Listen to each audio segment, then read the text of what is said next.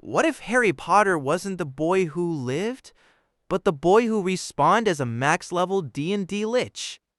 Voldemort pulled up with Avada Kedavra, and Harry's soul basically said, "Access denied, bro." This story is divided into 8 dark chapters, so stay tuned till the end. And before Harry starts filing your soul as paperwork, make sure to like, subscribe, and share. Chapter 1. The night the killing curse met its equal Godric's Hollow, October 1981, the scar becomes a phylactery. There are some nights history remembers incorrectly. Not because people lie, not always. Sometimes history is simply written by survivors who saw only the surface of the miracle and filled in the rest with hope. For years, the wizarding world would say that Lily Potter's love saved her son. They would say her sacrifice created a protection so pure that even Lord Voldemort, the darkest wizard in Britain, could not touch it. They would repeat the story in homes, in classrooms, in pubs, in whispers. A mother stood between death and her child. A curse rebounded. A dark lord fell. A baby survived. It was a beautiful story. It was also incomplete. Because when Voldemort raised his wand over Harry Potter's crib, he was not looking at an ordinary child. He was not even looking at a soul newly born. He was looking at a prison. And something inside that prison had been waiting for death to knock. The house in Godric's Hollow was already broken by the time Voldemort climbed the stairs. The front door hung open behind him. The air smelled of smoke, old wood, and panic. James Potter lay below, brave and wandless, a final obstacle removed from the path. Voldemort barely thought of him. James had been courageous. That was all. Courage was common, useful in stories, inconvenient in battle, and rarely enough to matter. Lily Potter was different only because she stood where Voldemort wanted to go. "Move aside," he said. His voice was high, cold, and patient in the way knives were patient. Lily did not move. The child in the crib stared upward through the bars. Small fists curled, green eyes open. Too quiet for an infant surrounded by shouting, splintered wood, and the pressure of violent magic. For the first time that evening, Voldemort noticed it. The child was not crying. That was wrong. Babies cried. They screamed. They reacted to fear before thought could shape it. But Harry Potter looked at him with a stillness that did not belong on a human face, much less a child's. Voldemort dismissed the thought almost instantly. Prophecies made men superstitious. He would not become one of them. Lily begged. Voldemort killed. The room filled with green light. For one impossible second, the magic of Lily Potter's sacrifice did flare. It rose bright and fierce, old in the way blood magic was old, simple in the way the deepest magic was simple. A mother's refusal, a life offered freely, a boundary drawn with no thought of reward. Under any other circumstance, it would have been enough to mark the child, protect him, shield him. But it was not the only magic in the room. Because beneath Harry Potter's skin, beneath bone, breath, heartbeat, and infant dreams, there was something folded into the scar that had not yet appeared. Something older than the Potters, older than Voldemort's fear of death, older than the school Voldemort once haunted as a brilliant, hungry boy. A soul anchor, not a Horcrux. A Horcrux was a crude thing, a hacked wound in the soul, a desperate little hiding place made by murder and arrogance. Voldemort had split himself into pieces and called it immortality. The thing bound to Harry Potter was not split, it was compressed.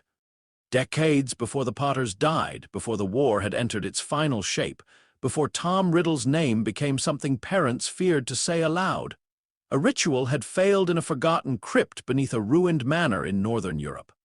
A Lich, ancient and patient, had attempted reincarnation.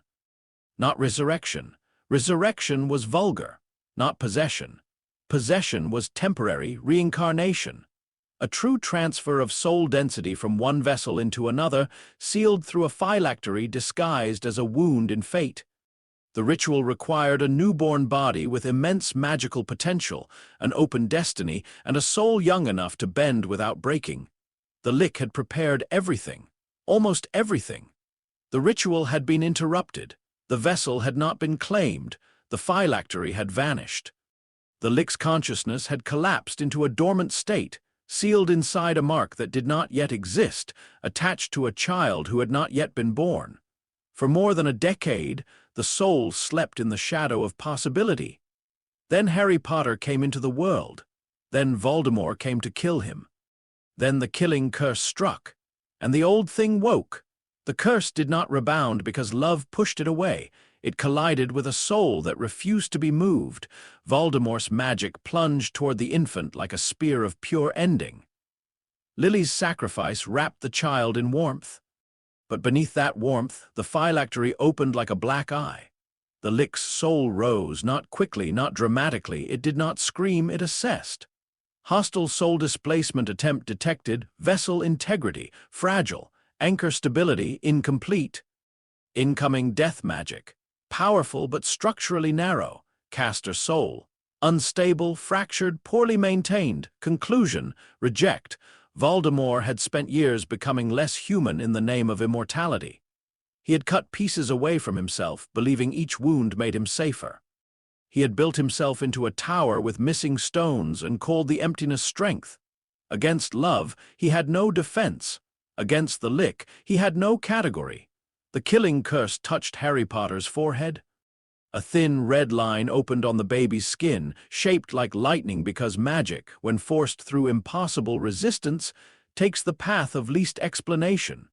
For the smallest fraction of time, the curse tried to kill the child. The phylactery answered, no. The room went silent, not quiet, silent.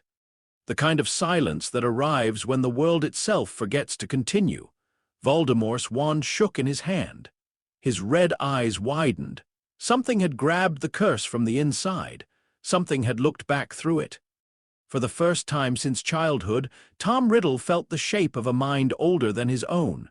Cold, vast, uninterested in his legend. The curse reversed, not as a reflection, as a rejection. Voldemort's body was not destroyed in a burst of heroic justice. There was no thunderous punishment, no divine judgment, no shining hand of fate. His body simply failed to remain attached to the thing pretending to be a soul. The force hurled him backward. His wand spun away. His scream was cut short before it became sound. What remained of Lord Voldemort tore loose from flesh and fled, wounded beyond understanding. Less a man than a shadow ripped from its owner. The house shook. Glass shattered. The crib cracked down one side. Harry Potter began to cry, not because he understood, not because he feared. Because the body was an infant body, and infant bodies screamed when lungs met shock. Inside him, the Lich became aware of pain. It was fascinating, small body, limited motor control, unstable vision, no prepared spell focus. No skeletal reinforcement. No defensive wards except maternal blood magic residue and accidental soul anchor response. The Lich tried to move a hand and instead produced a trembling fist. Disappointing. The infant cried louder. The Lich examined the sensation from within, pressure in chest, water from eyes, throat vibration, involuntary distress response. A biological alarm system with no tactical value beyond summoning caretakers. Crude, effective, footsteps sounded below some time later, large boots, heavy breathing. A male voice breaking on grief. Hagrid. The half-giant pushed through the ruins and found the child alive among the wreckage. He lifted Harry carefully, with hands large enough to crush stone but gentle enough to cradle a bird. The Lich, trapped behind infant nerves, observed the creature. Large humanoid, magical bloodline diluted or expanded through giant heritage, emotionally compromised, potentially useful. Hagrid wept openly. The Lich filed this under social behaviors. Grief.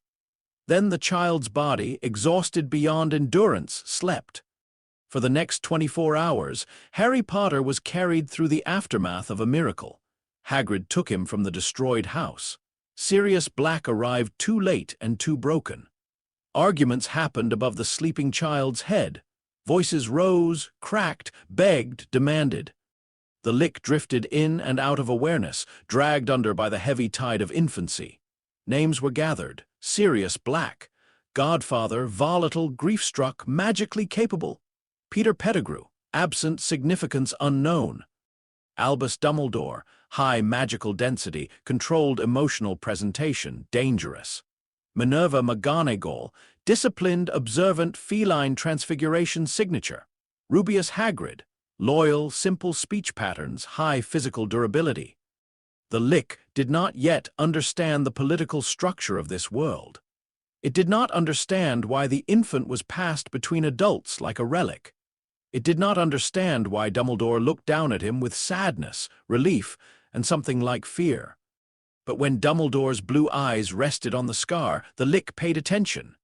The old wizard knew something was wrong, not enough, but something. Dumbledore stood beneath the night sky on Privet Drive, robes whispering in the cold air, and looked at the bundle in Hagrid's arms. "So this is where he must go," McGonagall said, her voice tight with disapproval. "For now," Dumbledore replied. "For now," she repeated. "Albus, these people are the worst sort of muggles. I watch them all day. They are narrow, proud, and deeply unpleasant." "Yes," Dumbledore said softly, "but they are his mother's blood." Blood, the Lich stirred. Blood meant lineage, binding, inheritance, protection, vulnerability. Dumbledore continued speaking, explaining wards, sacrifice, family connection. The Lich absorbed fragments. The infant brain could not hold the full structure of the explanation, but the phylactery could.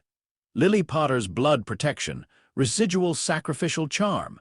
Activated through maternal relation, sustained by residence. Interesting, primitive, powerful. Dumbledore placed the baby on the doorstep with a letter. The Lich found this tactically absurd. Leaving a valuable vessel unattended in an exposed exterior location was inefficient. The temperature alone risked biological stress. The letter could be damaged by moisture. The household might fail to retrieve the child promptly. Then Dumbledore touched the scar with one long finger. A pulse of magic moved through the mark. Not a spell, a question.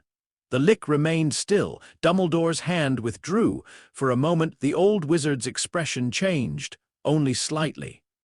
Only enough that McGonagall missed it. Hagrid certainly missed it, but inside the infant's skull, the Lich did not. Dumbledore had felt the edge of something, not the hole, not even close, but the edge. The old wizard looked troubled. "Good luck, Harry," Dumbledore whispered. The Lich had no use for luck. The door closed behind them. The night passed. Petunia Dursley found the child at dawn. She screamed. Vernon shouted. Dudley cried because everyone else was making noise and he disliked being excluded from noise. The letter was read. Petunia went pale at the name Potter. Vernon blustered, objected, paced, argued with the heir, and declared no nephew of his would bring weirdness into his house. Then Harry opened his eyes. The kitchen clock stopped, only for 3 seconds, but everyone noticed. Petunia clutched the letter so tightly it tore at one corner. Vernon stopped speaking. The baby looked at them with Lily's green eyes and something behind them that had never belonged to Lily at all. The Dursleys did not love Harry Potter. But in this version of the story, they did not hate him loudly either. They were afraid too early for cruelty to become casual. Fear changed the shape of the house, not into kindness, never that, but into caution. Harry was given the smallest bedroom, not the cupboard, because Petunia refused to keep him beneath the stairs after the first time she opened the cupboard door and found every spider inside hanging motionless in perfect rows, as if awaiting inspection. Vernon told himself it was coincidence. Petunia did not. Dudley learned before he could speak properly that biting his cousin made the lights flicker. By the time Harry Potter was 2, Privet Drive had adjusted around him like grass bending around a stone. The neighbors called him quiet. Petunia called him unnatural only when he was not in the room. Vernon called him the boy and avoided being alone with him after sunset. Harry grew slowly into his body. The Lich grew faster into Harry. At first, the infant mind was a fog. The body demanded sleep, food, warmth, and attention with humiliating regularity. The Lich found digestion particularly offensive. It had once spent 3 centuries without needing to consider teeth except as ritual components. Now it was trapped in a vessel that became distressed when fed mashed peas at the wrong temperature. It endured. Endurance was easy. It had survived burial beneath salt rock. It had survived paladins. It had survived its own apprentices. It could survive childhood. The first deliberate magical act came when Harry was 3. A houseplant died. That, by itself, was not remarkable. Petunia's plants were overwatered, overtrimmed, and arranged with the severe anxiety of a woman trying to impose order on the universe through begonias. But this plant did not wilt. It whitened. Every leaf lost color at once, veins showing pale and delicate against the green like a map of surrender. Then the soil dried in a perfect circle, exactly the width of Harry's small hand. Harry sat on the carpet in front of it, expression calm. Petunia stared from the doorway. "What did you do?" she whispered. Harry turned his head. The child's face was round, soft, almost ordinary, messy black hair, green eyes. A faint lightning scar partly hidden beneath his fringe. His voice, when it came, was still small. "Testing." Petunia did not ask what he was testing. That was the beginning of the experiments. They were not dramatic. Not at first. A dead fly twitched once on the windowsill. The kitchen tap ran cold no matter how far Vernon turned the handle. Milk spoiled in Harry's cup, but nowhere else. The neighbor's dog, a loud and confident animal named Brutus, refused to cross the boundary of the Dursleys' lawn after sniffing Harry's hand through the fence. It whined, tucked its tail, and pulled its owner halfway down the pavement. Harry watched it go with mild curiosity. Animals noticed. Plants responded, insects obeyed briefly and then expired. The Lich concluded that the vessel was currently operating at approximately 15% of former capacity, perhaps less. Output was unstable, unconscious when emotional, weak when deliberate. The body lacked magical endurance. Fine control was limited by undeveloped neural pathways. Vocal components were impossible in most higher workings because the mouth could not form the necessary sounds without attracting attention. Wandless magic remained accessible in principle. In practice, the vessel was a locked library with a toddler holding the key upside down. So the Lich learned. It learned English not as a child learned, but as an invading scholar reconstructed a local dialect. It listened to Petunia's gossip, Vernon's news programs, Dudley's cartoons, and the occasional strange word spat like poison when Petunia forgot herself. Wizard, freak, sister. Lily, boy, Potter, magic. By age 4, Harry could read. By age 5, he had read every book in the house and found most of them useless. Petunia discovered him with Vernon's tax documents one morning, carefully arranging the pages into categories. "What are you doing?" she demanded. Harry did not look up. "Your filing system is inefficient." Petunia took the papers away with shaking hands. Vernon tried to be stern that evening. He stood in Harry's doorway, large and red-faced, determined to reclaim authority in his own house. "You listen here, boy," Vernon began. Harry looked up from the floor where he had been arranging dead beetles into a circle. Vernon forgot the rest of his sentence. The beetles moved, not far, not naturally, just enough for their legs to tap once against the carpet in perfect unison. Vernon left. After that, rules were delivered through doors. Harry was not locked in rooms. Rooms had proven too unreliable once. Petunia shut him in the bedroom during a dinner party because his presence made guests uncomfortable. 10 minutes later, every photograph in the hallway turned face down. Not fell. Turned, one by one as if unseen hands had politely corrected their orientation. Petunia opened the bedroom door. Harry was sitting on the bed. "Do not confine the vessel," he said. He was 6. Petunia closed the door very gently and never locked it again. The Dursleys were not good guardians. They were not affectionate. They did not celebrate his birthday beyond a stiffly presented slice of cake. They did not hug him. They did not ask what he dreamed about, which was fortunate, because he dreamed in languages that would have made them ill to hear, but they fed him. They clothed him. They gave him space. Fear, the Lich discovered, was a functional substitute for respect in most domestic arrangements. Dudley was the easiest variable to manage. He was loud, greedy, and predictable. As a toddler, he had tried to take Harry's toys. The toys had become cold in his hands, not frozen. not visibly altered, just cold enough that Dudley dropped them and cried. By primary school age, Dudley had developed a simple rule. Do not touch Harry's things. This rule expanded over time. Do not wake Harry. Do not throw food at Harry. Do not bring friends too close to Harry. Do not ask why Harry sometimes stared at nothing and moved his fingers as if counting invisible strings. For his part, Harry did not torment Dudley. Torment implied emotional investment. Dudley was simply another organism in the house. Loud, soft, high maintenance, but not threatening. The Lich's attention turned outward. Privet Drive was a sterile place, magically speaking. Rows of houses, trimmed hedges, polished cars, and Muggle routines repeated with ritual precision. It was a community built on denial, which the Lich found mildly impressive. These people had created an entire social order around pretending anything unusual was offensive. Still, even here, death moved, small deaths, garden insects, birds beneath windows, flowers cut and placed in vases, mice caught by cats, old misses, figs, Kneazle-bred creatures watching from fences with too much intelligence in their eyes. The Lich sensed them all. Death was not an enemy. Death was a resource. By age 7, Harry could call a dead moth across a table. By age 8, he could preserve a wilted rose in perfect stillness for 17 days. By age 9, he could place 2 fingers against a sparrow that had struck the window and make it stand, only briefly, only poorly, its wings dragged, its head tilted wrong. The body responded to command but lacked spirit, lacked fire, lacked the elegant obedience of properly prepared undead. Harry dismissed it after 6 steps. It collapsed into the grass.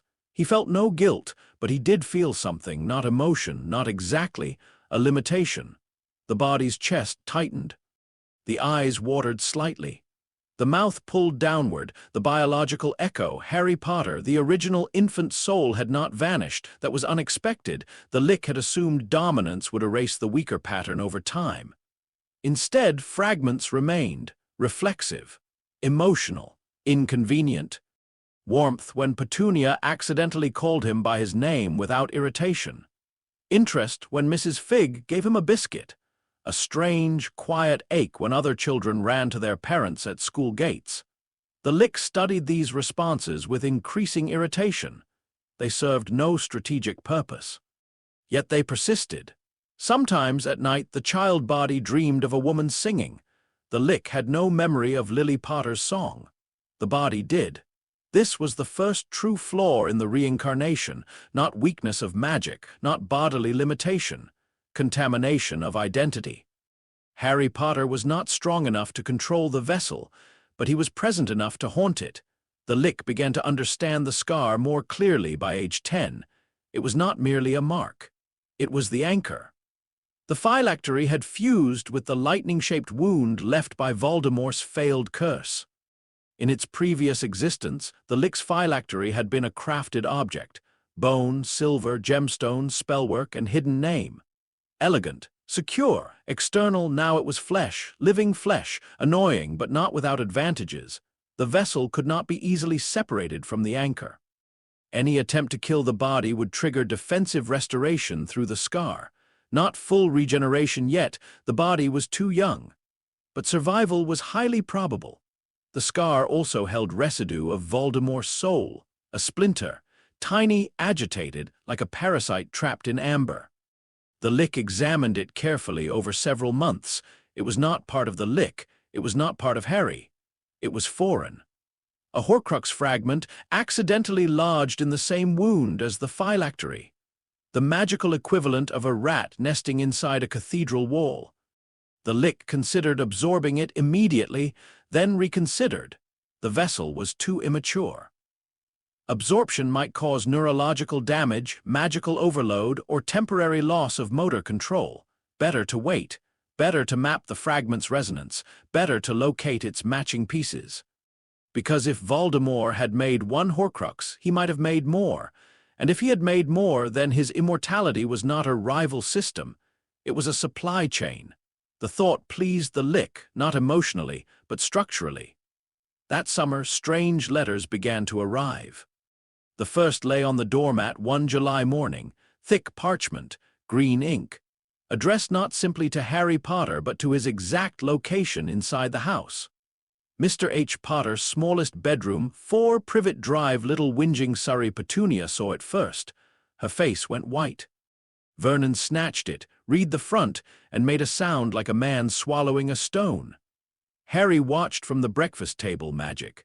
The letter smelled faintly of castle stone, owl feathers, and old wards. Hogwarts. The name unfolded inside the Lich's memory from Harry's inherited knowledge and the world's whispers. A school, a magical institution, ancient, warded, full of children, ghosts, artifacts, bloodlines, secrets, and abandoned chambers. Useful. Vernon burned the letter. More arrived. Through the letterbox under the door, inside eggs, down the chimney, the Dursleys panicked with increasing creativity. Vernon shouted at the ceiling. Petunia trembled. Dudley cried because the letters disrupted breakfast. Harry did not interfere. The school was demonstrating persistence. This was a valuable trait in an institution. When Vernon finally dragged the family to a hut on a rock in the sea, believing distance and weather could defeat magical bureaucracy, Harry allowed it. He wanted to observe the system's escalation protocol. It arrived at midnight. A giant knock shook the door, then the door fell inward. Rubeus Hagrid stepped into the hut, rain clinging to his enormous coat, hair wild, eyes bright with purpose. "Sorry about that," he said, lifting the door and propping it awkwardly back into place. "Couldn't make us heard." Harry looked up from the corner where he sat wrapped in a blanket. Recognition stirred, large humanoid, half-giant heritage, emotional temperament unchanged. Hagrid smiled at him. "Harry," he said, voice softening. "Last time I saw you, you was only a baby. Ye look a lot like your dad, but ye have got your mum's eyes." The biological echo reacted. A small pressure behind the ribs. The Lich noted it. Vernon shouted. Petunia whispered. Dudley hid. Hagrid gave Harry a cake and a letter. Harry accepted both. He opened the letter with care. Hogwarts School of Witchcraft and Wizardry. Term begins September 1st.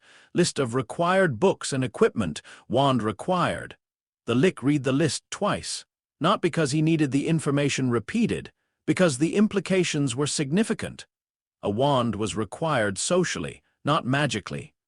A focus tool, a cultural marker, a license disguised as a school supply. Books would provide modern spell structure. Robes would provide camouflage. Hogwarts would provide access. Access to ghosts. Access to wards. Access to old magic layered under centuries of renovation and adolescent incompetence. Access, possibly, to the remaining fragments of Voldemort's fractured soul. Hagrid was speaking, explaining things to Harry in a warm rush. Parents, wizard, famous, you-know-who, survived, scar, school. Harry listened. When Hagrid finished, the hut was quiet except for rain. Vernon looked as though he might attempt one final objection. Harry turned to him. Vernon closed his mouth. "I will attend," Harry said. Hagrid beamed. Petunia looked away. For one brief moment, the lightning scar prickled.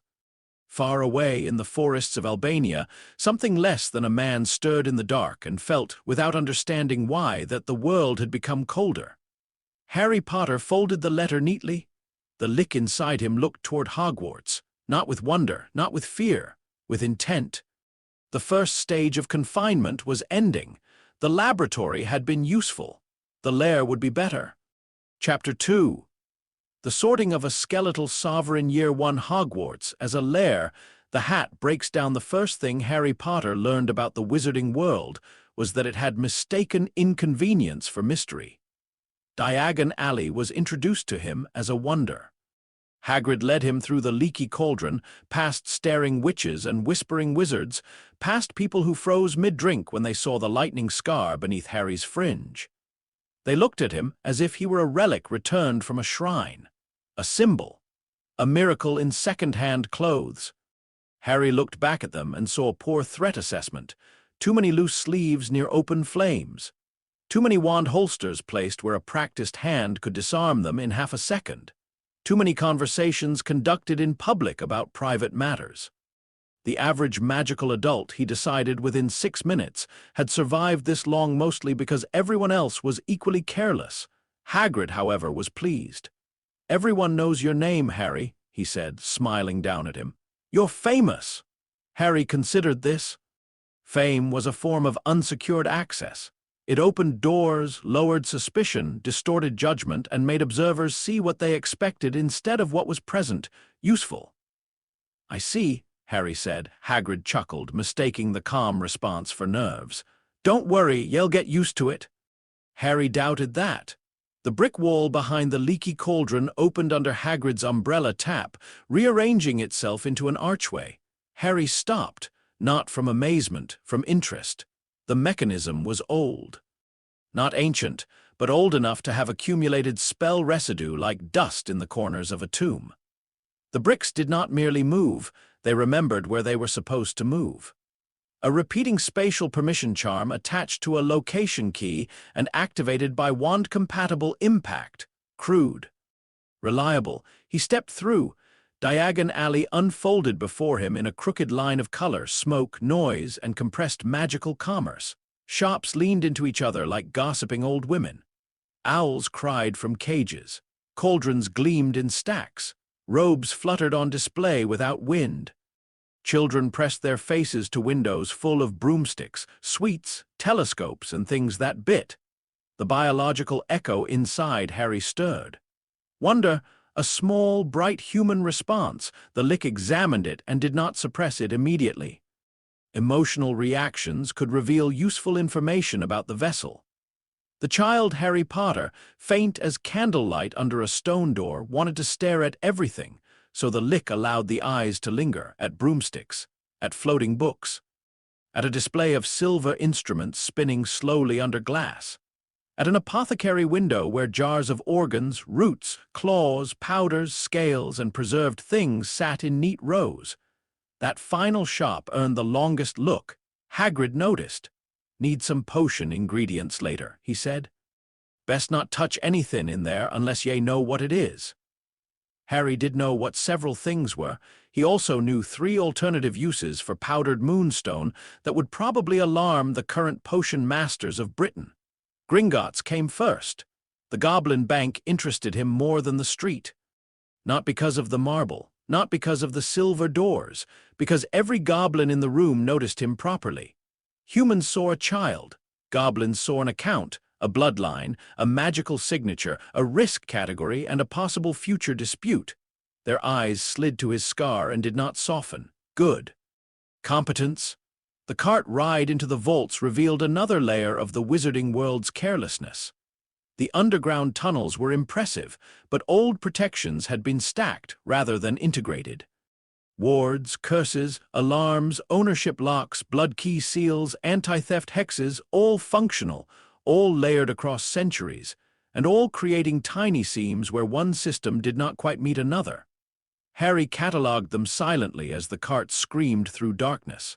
Hagrid laughed. Harry did not. Vault 687 opened, revealing piles of gold, silver, and bronze.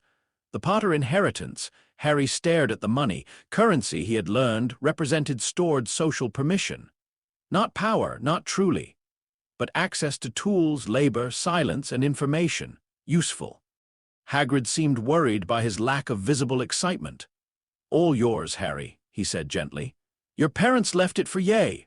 Parents, the word struck the biological echo again. This time the Lich felt a brief tightening in the throat. Annoying. Harry picked up 1 gold coin and studied the goblin markings. "How stable is the exchange rate?" he asked. Hagrid blinked. Stable enough, I reckon." The goblin beside them gave Harry a sharper look. Harry returned the coin to the pile. They visited another vault after that. One Hagrid did not explain clearly. One that required a note from Albus Dumbledore. One that contained a small, wrapped package that radiated old alchemical work. Harry felt it before he saw it. The object inside was not alive. Not dead either. It hummed with the stubborn shine of matter forced to disobey decay. Philosopher's Stone, not named yet, but recognizable in principle. A mortal attempt at permanence. Harry almost smiled. Almost. Hagrid hid the package inside his coat. "Top secret Hogwarts business," he muttered. Harry said nothing. The lick marked the object for later review, then came the shopping. Robes were simple. Books were more interesting. Flourish and blots was chaos disguised as a store. Books snapped, whispered, fluttered, sulked, and occasionally attempted escape. Harry moved through the aisles with his school list in hand and gathered the required texts. Standard Book of Spells, Grade 1. A Beginner's Guide to Transfiguration, Magical Theory, 1,000 Magical Herbs and Fungi, The Dark Forces, A Guide to Self-Protection. He opened each briefly. His conclusions formed quickly. Charms, inefficient but flexible. Transfiguration, fascinating conceptually, limited by ethical restrictions and student safety standards. Herbology, useful though the taxonomy was inconsistent. Defense, embarrassingly cautious. History, politically sanitized. Potions, promising. Modern British magical education, based on the first-year texts, appeared designed to prevent children from exploding before age 17. Reasonable, unambitious. He added 3 additional books when Hagrid was distracted. A warding primer, an introduction to magical law, and a thin volume on ghost classification from the 19th century. The clerk hesitated when ringing them up. "Bit advanced for first year, aren't they?" Harry looked at him. The clerk rang them up. At the apothecary, Harry breathed in deeply for the first time since entering the alley. The smell was layered.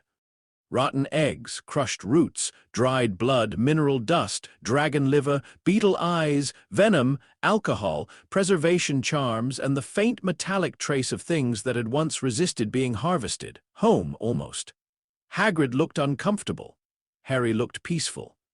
Their final major stop was Ollivander's. The wand shop was narrow, dim, and stacked from floor to ceiling with boxes. Dust lay on every surface, but it was not neglectful dust.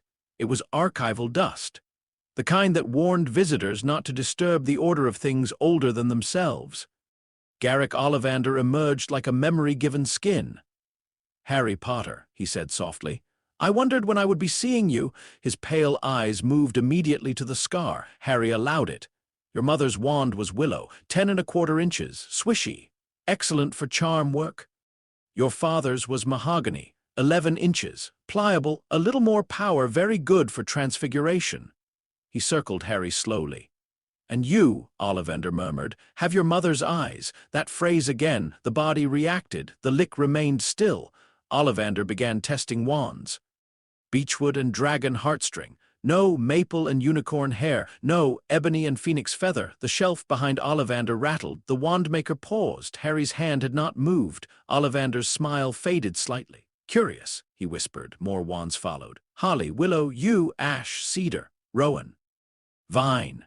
Each produced some reaction, but never the expected one. Sparks came late. Boxes shifted in response to Harry rather than the wand. One wand cracked down its length before his fingers closed fully around it.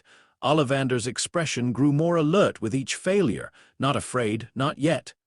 A craftsman encountering a material that refused classification.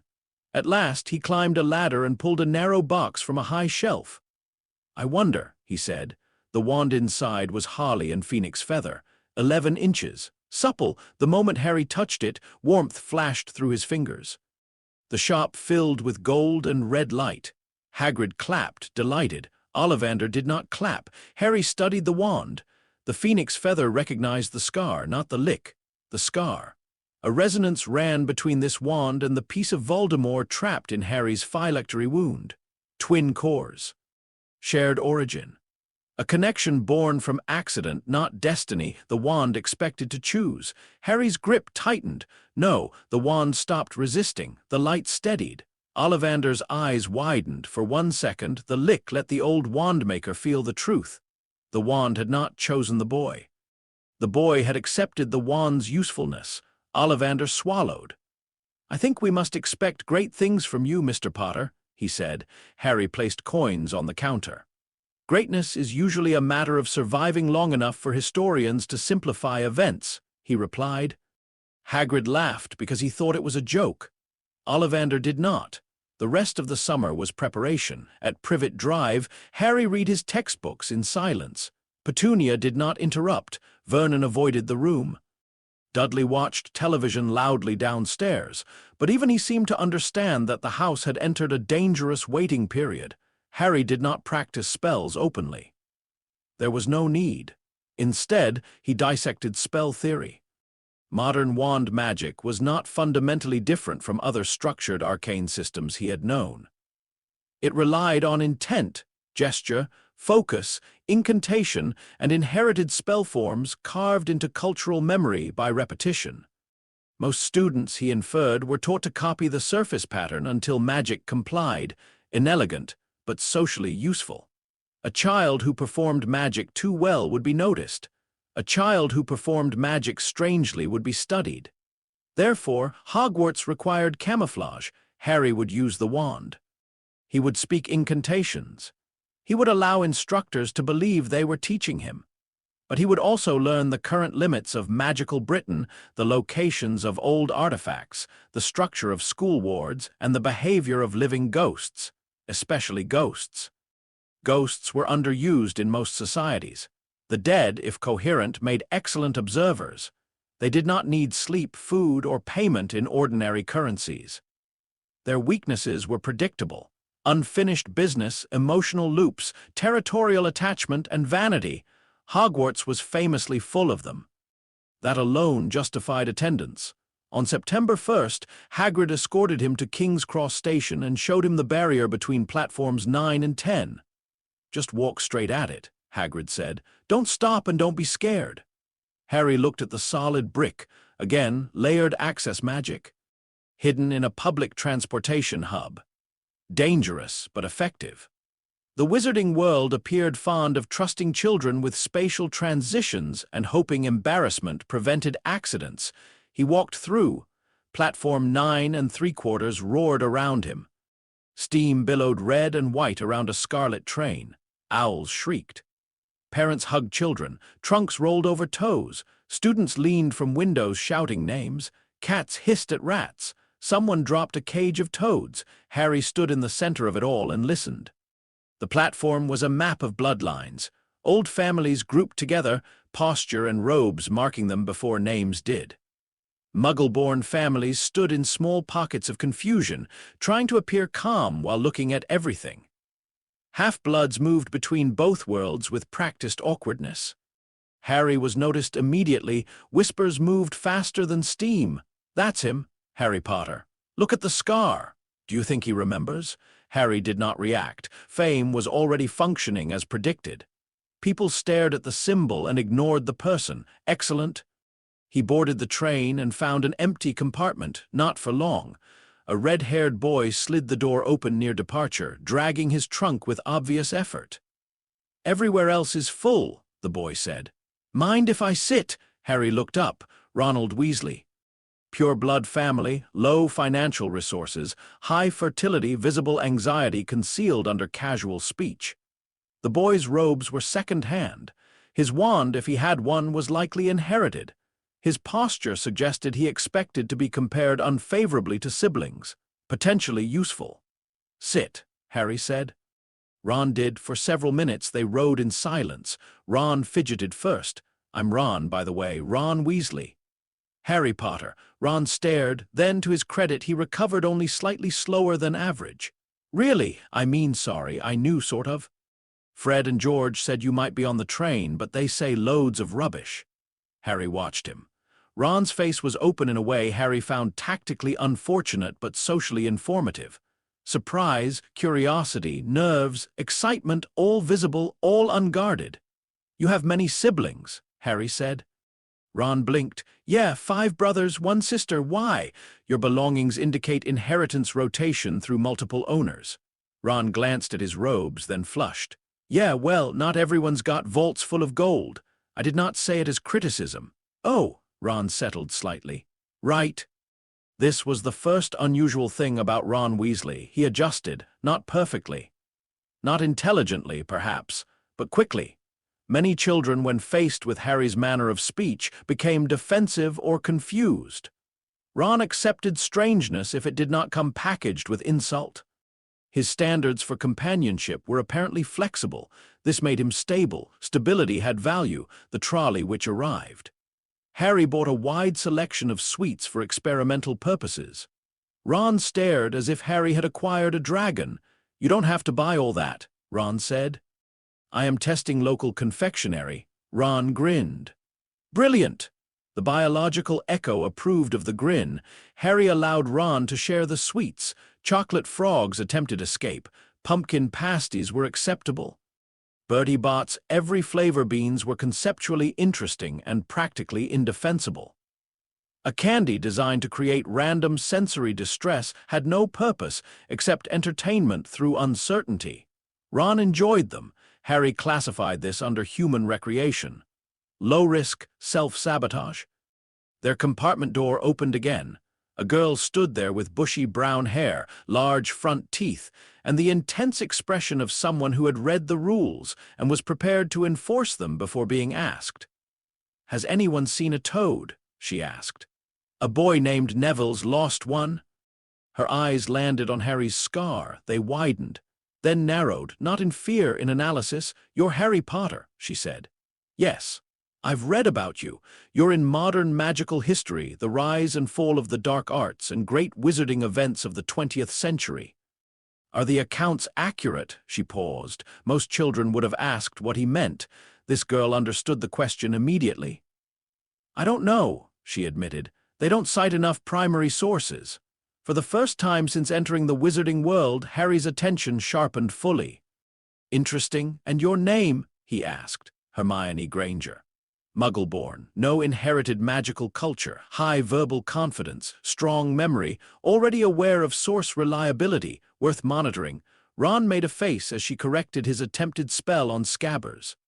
Hermione ignored the expression with the determination of someone already used to being disliked for being correct. Harry observed the rat, Peter Pettigrew, though Harry did not yet know the name, but the Lich knew concealment. The rat was wrong, too magically dense, too aware, too old in the eyes. Animagus then, unregistered, likely. Harry filed the information, not urgent. The train carried them north. Fields gave way to hills. Light faded. Students changed into robes. The biological echo grew quiet as Hogwarts drew closer, as if some deep part of Harry Potter knew he was approaching a place that should have been home. The Lich felt something else. The castle. Long before they saw it, he sensed the wards. They rose across the landscape like buried ribs beneath the earth. Old magic. Layered magic. Founder's work, teacher modifications, headmaster repairs, student accidents absorbed into structure, defensive charms grown strange from centuries of use. Hogwarts was not merely a building. It was an organism that had forgotten whether it was alive. Harry leaned closer to the window. There, across the Black Lake, high on a mountain, lit by hundreds of windows, stood Hogwarts Castle. The students gasped. Harry did not. But inside the phylactery, the Lich recognized the shape of a lair when he saw one. Stone, height, depth, water access, forest boundary, subterranean potential, resident spirits, defensive enchantments, political significance, acceptable, very acceptable. First years were taken across the lake in boats. Hagrid led them. "No more'n 4 to a boat," he called. Harry sat with Ron, Hermione, and Neville Longbottom, the round-faced boy still distressed over his missing toad. Neville's magic flickered around him in small, uncontrolled pulses. Not weak, poorly held. Like a sealed bottle under pressure. Harry noticed, Hermione noticed, Harry noticing, the boats glided across the water. Something large moved beneath the surface. The giant squid. Old, semi-intelligent, non-hostile. Harry looked down into the black water and briefly considered whether the lake connected to deeper tunnels beneath the castle foundations. It almost certainly did. Good. The first years entered through the great doors and were met by Professor McGonagall. She looked exactly as the Lich remembered from Privet Drive. Severe, controlled, observant. Her gaze touched Harry and paused. Not long, but long enough. She explained the houses, Gryffindor, Ravenclaw, Hufflepuff, Slytherin. The students reacted as expected, whispering, nervousness. Anxiety over the unknown ritual of sorting. Ron muttered about his brothers. Hermione recited facts under her breath. Neville looked as if he might faint. Harry considered the house system. Dividing children by traits at age 11 encouraged identity rigidity, rivalry, and predictable social clustering. It was inefficient for education, but useful for political mapping. Bloodline concentrations likely varied by house. Slytherin would contain old family access. Ravenclaw intellectual resources. Gryffindor reckless actors with high intervention tendencies. Hufflepuff broad loyalty networks, all useful. He had not yet decided where placement would be optimal when the doors opened. The great hall glittered under floating candles. 4 long tables stretched beneath a ceiling charmed to reflect the night sky. Hundreds of faces turned toward the first years. Again, the whispers began. Harry Potter, the scar, the boy who lived. The Lich allowed the image to exist. At the staff table, Albus Dumbledore watched him. The old wizard's eyes were bright behind half-moon spectacles. He smiled gently.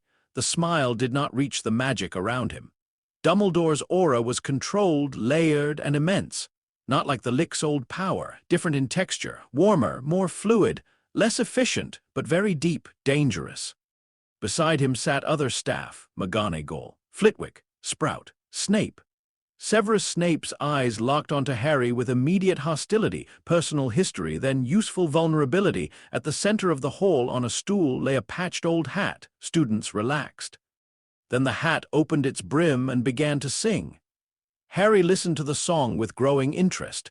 The artifact was sentient, not highly perhaps, but more than a recording charm. It retained personality, memory, judgment, and direct mental access to students. It had sorted generations. That made it one of the most valuable intelligence objects in the castle. The sorting began, names were called, students sat. The hat shouted houses, applause followed, social belonging was assigned publicly. Efficient for ritual bonding, vulnerable to trauma. Ron was sorted into Gryffindor after moderate hesitation. His brothers cheered. Hermione became Gryffindor almost immediately, though the hat appeared to consider Ravenclaw first. Neville also went to Gryffindor and nearly took the hat with him in panic. Then McGonagall's voice rang through the hall. Potter, Harry. Silence fell so sharply it became physical. Harry walked forward. Each step was measured. He sat on the stool. The hat dropped over his eyes, darkness. Then a voice spoke inside his mind. Ah, difficult, very difficult. The voice stopped. The Lich opened one mental eye. The sorting hat screamed, not aloud. Inside. A psychic shriek of fabric, memory, and ancient enchantment recoiling from a mind it had expected to be young. The hat plunged into Harry Potter and found a corridor that should have led to childhood memories. Instead, it found a mausoleum, endless black stone, shelves of bones, dead languages carved in lightless air. Memories stacked like sealed coffins. Wars from worlds the hat had never imagined. Ritual circles drawn beneath moons that did not exist above Earth. A tower of ash, a hand made of bone turning pages in a book bound in something that had once begged, centuries of patience, centuries of study, centuries of death treated not as tragedy but as material. The hat tried to retreat. The Lich did not allow it, not forcefully, not cruelly. He simply observed the artifact observing him. The hat froze. You are not 11, it whispered. No, you are not Harry Potter. That is imprecise, Harry replied within the mind space. The vessel is Harry Potter. The dominant consciousness is not. The hat trembled. What are you? A prior occupant. That is not an answer. It is the answer you can survive. For the first time in 1,000 years, the sorting hat did not know what to do. It searched for courage and found fearlessness, which was not the same thing. It searched for ambition and found inevitability, which was older and colder. It searched for intellect and found an archive large enough to drown Ravenclaw's tower.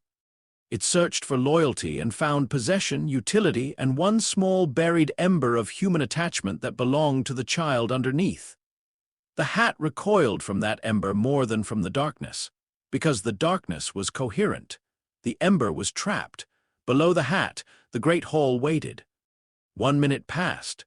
Then 2 students shifted uncomfortably. At 3 minutes, whispers began. At 4, McGonagall's mouth tightened. At 5, Snape leaned forward. At 7, Dumbledore stopped smiling.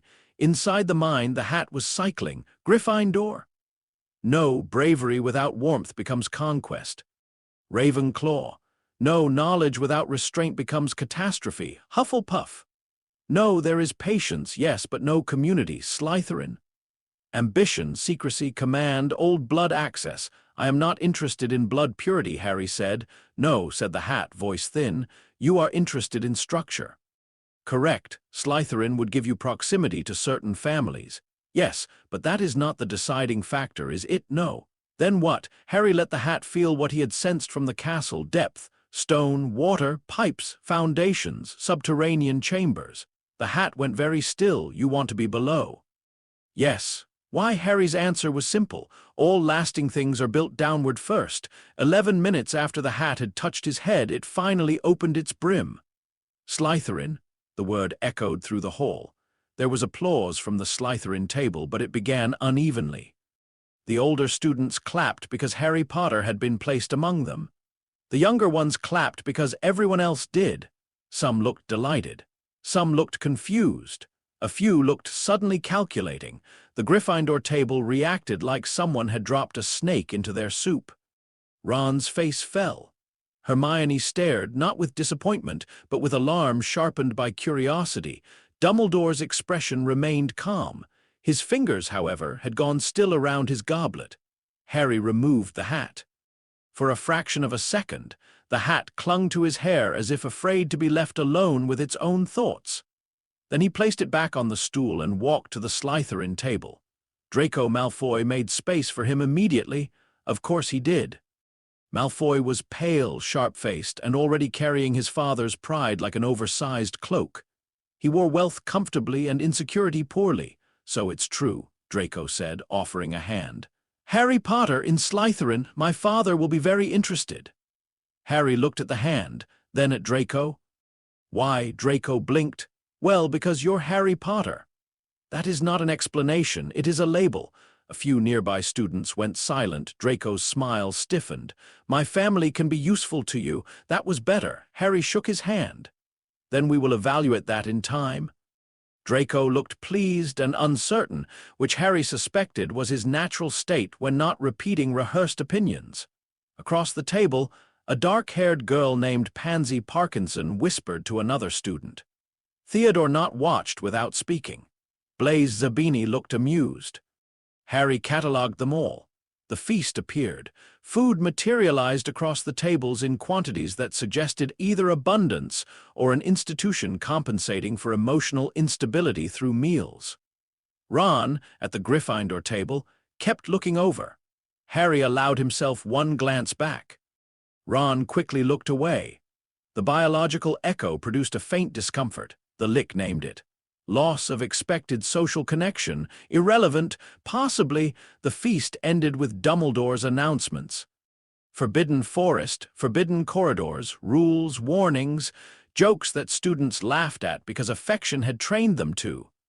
Then the houses were led away. The Slytherin common room lay beneath the lake, perfect. As the first years descended through stone corridors, Harry felt the castle change around him. Above, Hogwarts was loud, warm, torchlit, and full of human movement. Below, it became older. Moisture gathered between stones. The air cooled, sounds narrowed. The entrance to the Slytherin common room opened through a concealed wall after the prefect spoke the password. The room beyond glowed green under the lake water. Windows looked out into dark depths where shapes moved occasionally beyond the glass. Leather chairs, carved wood, silver lamps, serpentine decorations, old portraits, polished stone. A social lair for children raised to think themselves heirs. Harry approved of the location, not the Dacre, but the location. That night in the dormitory, the other first-year boys spoke in low voices. Draco talked the most about his father. About families, about how Slytherin would be better now that Potter was there, about how Gryffindor had wanted him, probably, and how funny it was that they had not got him. Harry listened while unpacking. He placed his books in order, required texts. Additional texts, notebook, wand, ingredients, coins, a small dead beetle in a folded handkerchief preserved from privet drive for calibration purposes. Draco noticed. What's that? A beetle. Why do you have a dead beetle to measure environmental magical responsiveness? Draco stared. Theodore Knott, from the next bed, quietly turned his head. That one understood enough to be cautious. Good. When the lights went out, Harry did not sleep immediately. He lay still and listened, to breathing, to pipes, to water pressing against glass, to the castle settling around them. And beneath it all, faint but present, the murmur of the dead. Hogwarts had ghosts, many ghosts, not all visible, not all named. Some were old impressions trapped in corridors. Some were proper spirits. Some were emotional stains. Some were fragments of events repeated so long that the castle itself had mistaken memory for architecture. Harry smiled in the dark. Barely. The next 48 hours confirmed his expectations. Classes began. Professors expected nerves, incompetence, and ordinary first-year mistakes. Harry gave them performance instead. In charms, Professor Flitwick demonstrated the simplest wand movements with enthusiasm. Harry copied the motion, spoke the incantation, and levitated the feather exactly as required. Then he lowered it. Then, when no one was looking except Hermione Granger 3 desks away, he levitated it again without speaking and rotated it along 3 axes.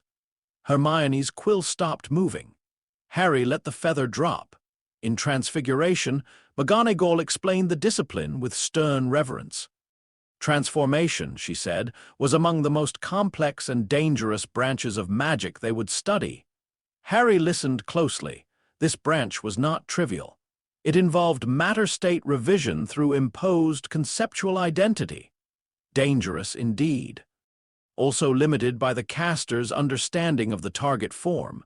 When asked to turn a matchstick into a needle, Harry did so on the first attempt. Not perfectly, deliberately not perfectly. He left a faint wooden texture under the silver surface. McGonagall noticed anyway, her eyes sharpened. "Very good, Mr. Potter," she said. Harry inclined his head. In potions, Snape swept into the classroom like a man who had weaponized disappointment. He took attendance, paused at Harry's name. "Ah, yes," Snape said softly, "our new celebrity." The room tensed. Harry looked at him with polite attention. Snape launched questions like knives. "What would I get if I added powdered root of asphodel to an infusion of wormwood?" "Draught of living death," Harry replied. Snape's eyes narrowed. "Where would you look if I asked you to find me a bezoar?" "The stomach of a goat, though I would recommend verifying authenticity before relying on it as an antidote." A few students turned. Snape's mouth tightened. "What is the difference between monkshood and wolfsbane?" "None in common potion classification. Both refer to aconite. However, regional harvesting conditions affect potency." Silence. Hermione's hand, halfway in the air, slowly lowered. Snape stared at Harry for a long moment. Harry stared back. There was history in Snape's hatred. Complicated, sour, personal. Directed at James Potter's face and Lily Potter's eyes, both of which the vessel carried without understanding the emotional burden. The Lich found Snape immediately more interesting than most adults. A man held together by bitterness and duty was often useful. 5 points to Slytherin. Snape said at last, as if the words tasted unpleasant. Draco looked thrilled. Harry did not.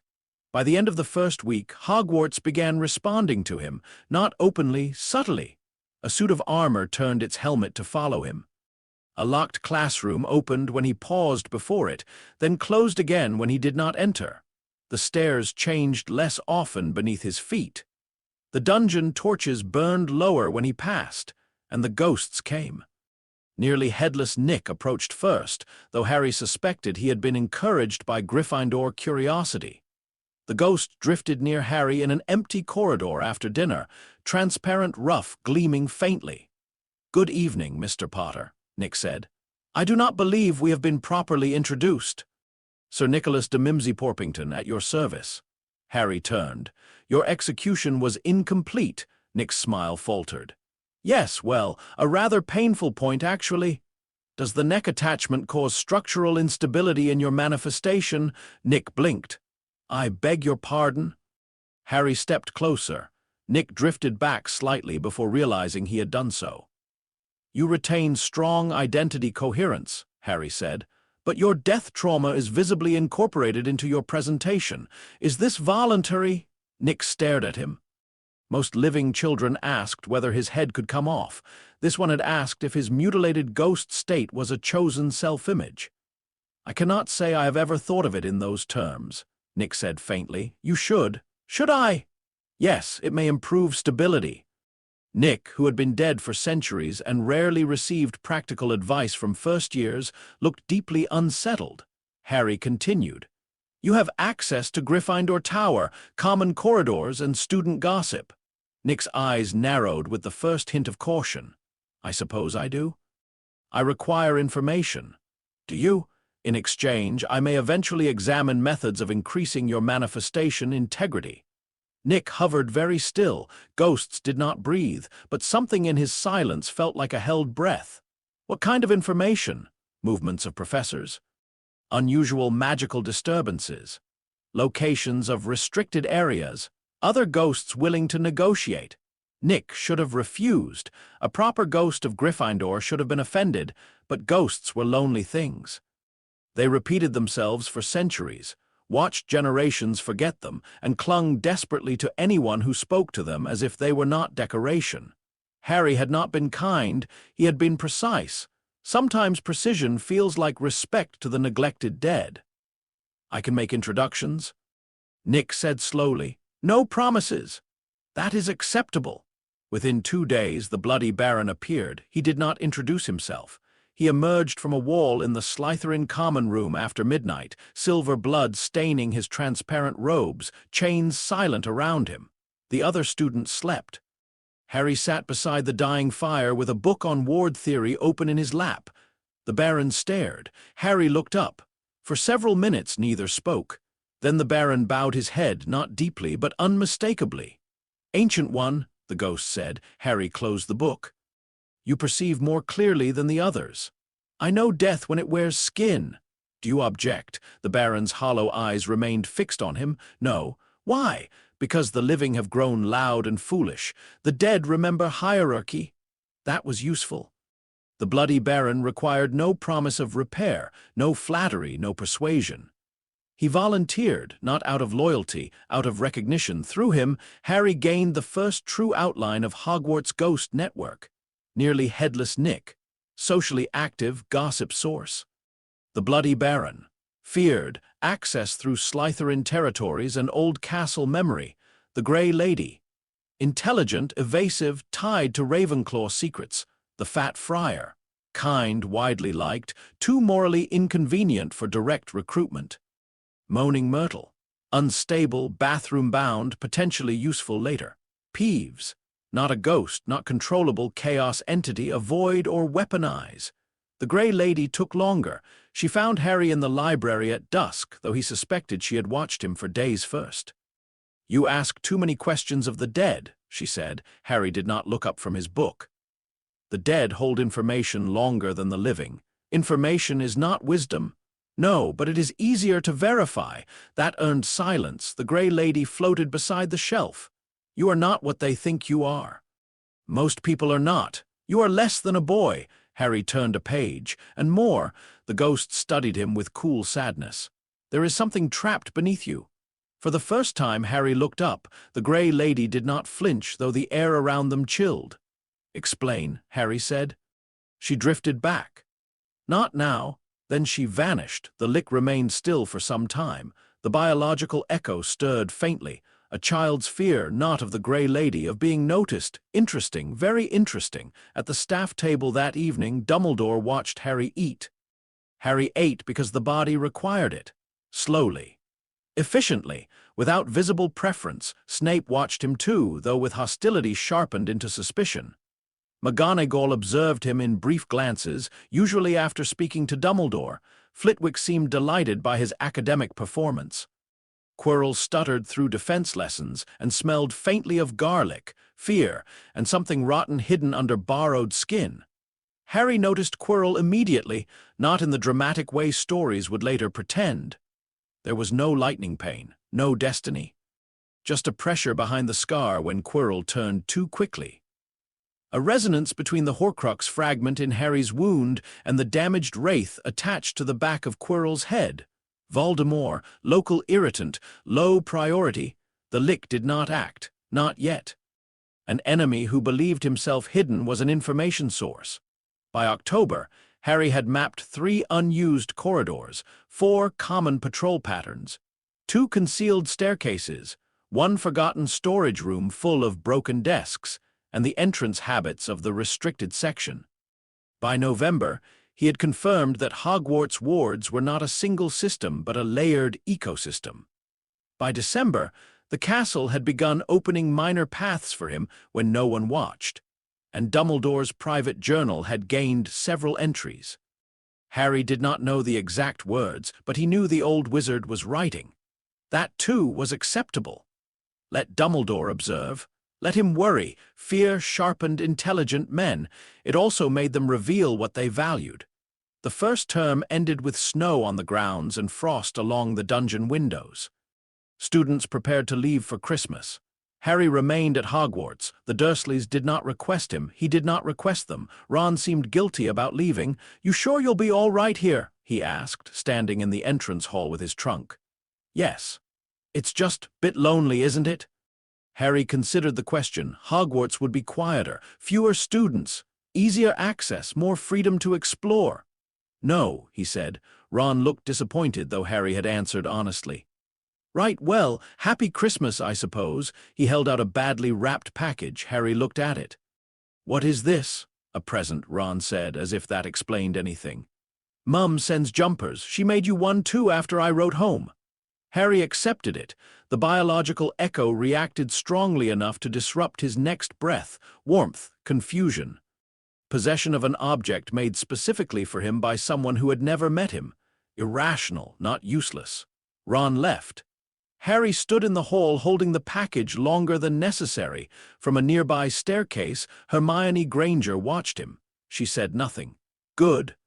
On Christmas morning, Harry opened the jumper. It was green, thick, slightly lumpy, and marked with a large H. He stared at it for nearly 4 minutes. Then he put it on. It was warm. The Lich disliked needing warmth. The body did not. That evening, beneath Hogwarts, the Bloody Baron found him standing before a blank stretch of dungeon wall. "You are searching," the Baron said. "Yes. For what?" "An old entrance." "To what?" Harry placed a hand against the stone. Deep below, something answered. Not words, not yet. A hollow space. A sleeping chamber. A serpent's memory. Harry's scar prickled. His mouth shaped a sound he had not been taught in this life. The stones did not open, but somewhere beneath the castle, very far down, something ancient shifted in its sleep. The Baron's chains trembled. Harry lowered his hand. Later, he said, the castle seemed to listen. And in the defense classroom, Quirinus Quirrell woke from a nightmare of cold hands closing around a broken soul. On the back of his head, hidden beneath his turban, the shadow of Voldemort whispered one command. "Watch the boy." But Harry Potter had been watching him since the second week of term. By the end of Christmas break, the Lich understood 3 things clearly. First, Hogwarts was not merely a school. It was a layered magical fortress with forgotten organs still functioning beneath its skin. Second, the wizarding world had placed children among ancient artifacts, unstable ghosts, political heirs, cursed objects, and incompetent security measures, then called this education. Third, Lord Voldemort, the terror of magical Britain, had returned to the castle as a parasite hiding behind a nervous professor. Harry sat alone in the Slytherin common room, green lakelight moving across his face. In his lap lay the Harley wand. Beside him sat the Weasley jumper, folded with unusual care. On the table lay a map he had drawn from memory, not of Hogwarts as students saw it, of Hogwarts as bones, foundations, pipes, old walls, dead spaces, possible chambers, potential lairs. The Lich inside Harry Potter looked over the map and made his first true decision since entering the castle. The school would be studied. The ghosts would be organized. The parasite would be monitored. And when the time came, Voldemort would learn that surviving death did not make him its master. It only made him overdue. Chapter 3. The Philosopher's Stone is beneath my standards year 1 and Quirrell the first confrontation by January. Harry Potter had divided Hogwarts into 3 categories. The first category was useful. This included the library, the restricted section, the dungeons, the ghost network, the castle's lower architecture, Professor Snape's potion stores, Professor Flitwick's charm demonstrations, and Hermione Granger's habit of correcting adults under her breath when they simplified things too much. The second category was unstable but potentially useful. This included Neville Longbottom's magic, Draco Malfoy's access to old family gossip, Peeves, the third-floor corridor, the moving staircases, Ron Weasley's emotional loyalty, and Albus Dumbledore's habit of knowing more than he said. The third category was irritating. This included most students, most rumors, Quidditch, school rivalries, Peeves when not weaponized, and Quirinus Quirrell. Quirrell had been irritating since the second week of term, not dangerous, not yet, merely irritating. He stuttered through lessons with the manner of a man afraid of his own shadow, which would have been unremarkable if his shadow had not occasionally moved half a breath later than his body. His classroom smelled of garlic because he wanted people to believe the garlic was hiding fear of vampires. In reality, the garlic was hiding the deeper stench of damaged soul magic clinging to the back of his skull. It did not hide it from Harry. Nothing about Quirrell hid from Harry. The man's magic was a trembling curtain stretched over a wound. Behind it, something hateful and thin whispered to itself in the dark. Voldemort. The name that made adult witches flinch, the terror of magical Britain, the monster who had shattered families, corrupted institutions, murdered without hesitation, and turned death itself into a project. Now he existed as a parasite beneath a turban, borrowing a coward's nervous system and pretending not to be noticed by children. Harry found this almost funny. Almost. The human echo inside him did not. That smaller part of Harry Potter, buried beneath the Lich's vast and cold awareness, reacted to Voldemort differently. It had no clear memories of Godric's Hollow, only fragments. Green light, a woman's voice, terror too old for language, and a sense of being left behind in the ruins of something warm. Whenever Quirrell passed too close, the scar prickled. The Lich registered resonance. The child echo registered fear. Both were useful data, so Harry watched. He watched Quirrell's walking routes. He watched who avoided him. He watched which portraits fell silent after Quirrell passed. He watched the defense professor's hands shake when Snape entered a room. He watched Quirrell pretend not to watch him, and more than anything, he watched the third-floor corridor. The corridor was forbidden. This, naturally, meant it contained something worth studying. Dumbledore had announced at the beginning of term that anyone entering it would die a painful death, which Harry considered an unusually direct warning for a school administrator. Most of the students had accepted the instruction with varying degrees of fear and curiosity. Harry had interpreted it as a signpost. He did not enter immediately. Immediate trespass was for Gryffindors, criminals, and people with no patience for proper observation. Instead, he sent ghosts. Nearly headless Nick drifted past the entrance on 3 separate evenings and reported that the corridor felt rather unpleasant. The Bloody Baron passed through the wall beside it once and returned with a colder expression than usual. "There is a beast," the Baron said. "Living?" Harry asked. "Yes. Intelligent, not significantly, magically modified. Very.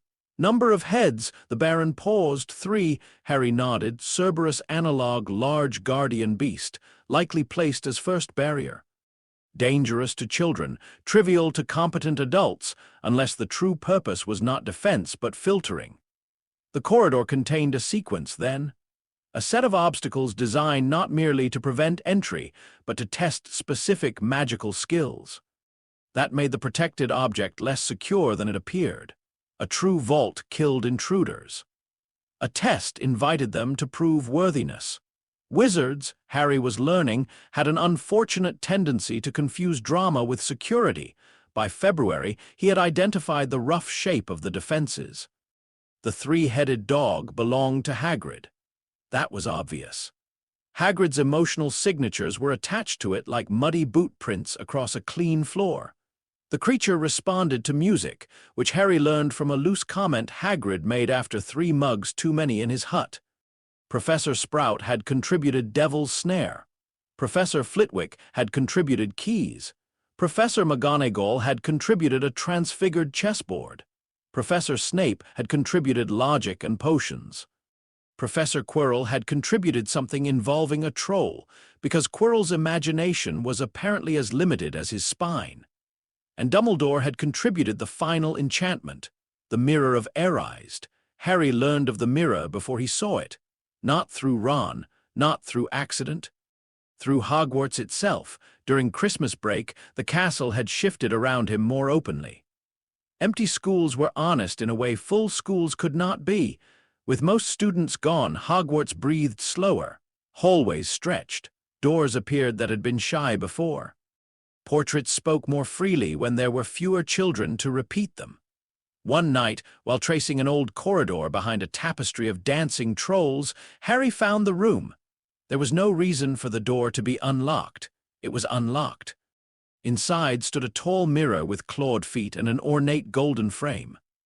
Words curved along the top in old lettering. Erised stra eru oit ub kafru oit on wosi. A simple reversal.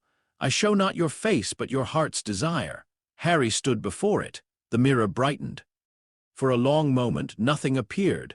Then the glass clouded. The Lich expected perhaps to see its former body, its old tower, its proper phylactery, its library, its full skeletal form crowned in black iron, wrapped in the deep robes of a sovereign of undeath. It saw none of these.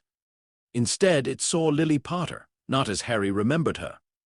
Harry did not remember her as the body imagined her from fragments. Red hair, green eyes, warmth, a song without words. She stood behind him in the mirror, one hand resting on his shoulder. Beside her stood James Potter, smiling with the easy confidence of a man the Lich would probably have found reckless. They looked at Harry, not at the Lich, at Harry. The biological echo surged upward so suddenly that the Lich almost lost motor control. The child inside wanted so fiercely that the body's hands trembled. Mother. Father, home. The Lich stared at the reflection. This was not desire in the strategic sense, not hunger for power, not need for security, not ambition. It was a wound pretending to be an image. The mirror had not shown the Lich's desire. It had found the buried child. That was concerning. Impressive artifact, Harry said aloud. His voice was steady. The reflection of Lily Potter smiled sadly. Harry turned away. He did not return to the mirror for 3 weeks. When he did, Dumbledore was waiting. The old wizard stood beside the mirror in deep purple robes, hands folded, blue eyes calm and sorrowful. "Back again, Harry?" Dumbledore asked softly. Harry stopped at the threshold.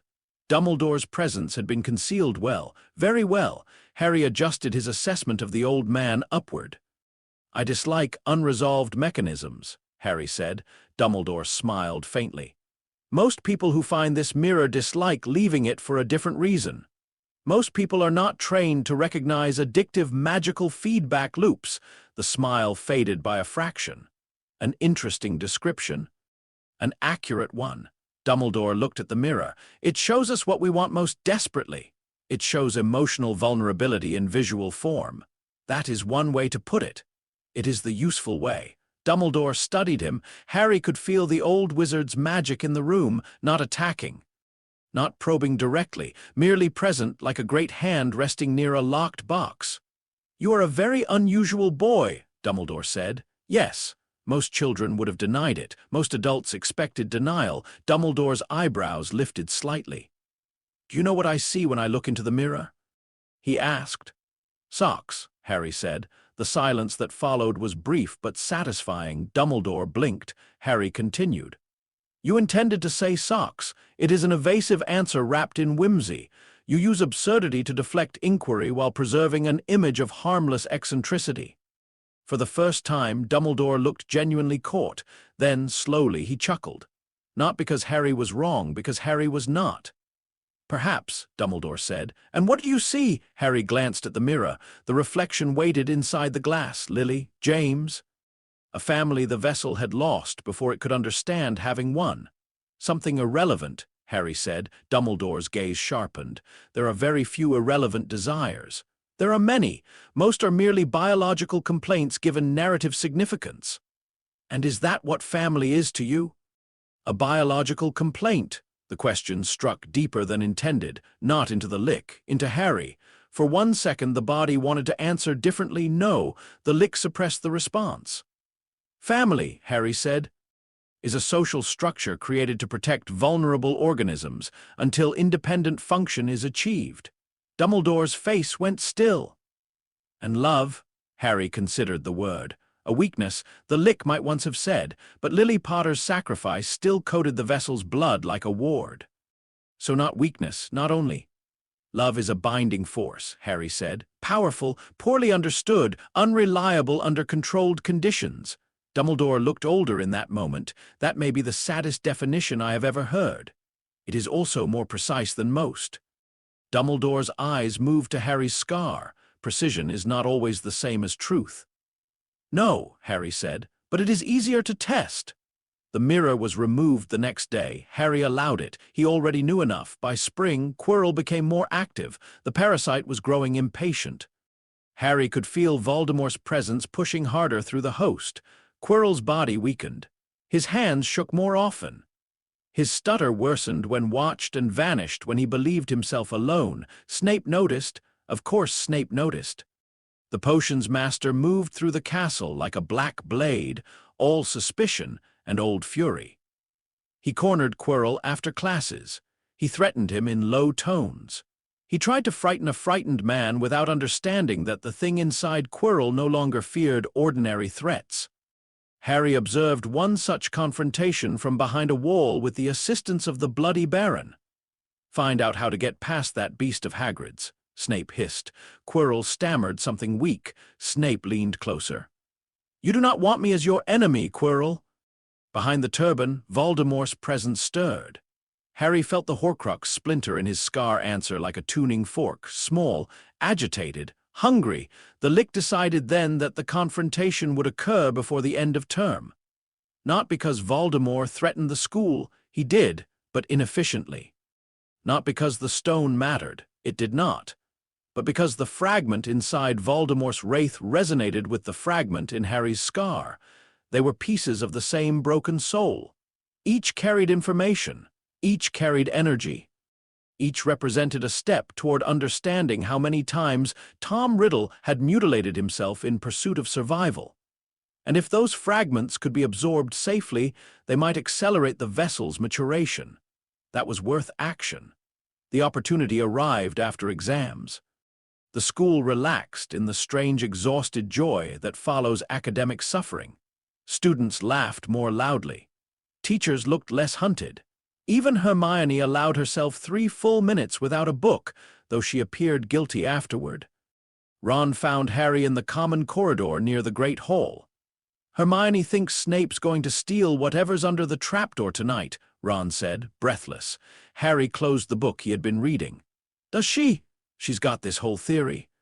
Snape wants the stone. Quirrell's scared of him. Dumbledore's gone. And the 3rd-floor corridor. Dumbledore is gone. Ron nodded. Urgent owl from the ministry. Hermione says it's suspicious. It is. Ron brightened with alarm. So you agree? Yes. Then we have to stop him. Harry looked at Ron. The boy's face was pale but determined. Fear and loyalty mixed openly across it. He believed he was standing at the edge of a heroic action. Harry considered correcting him. Snape was not stealing the stone. Quirrell was.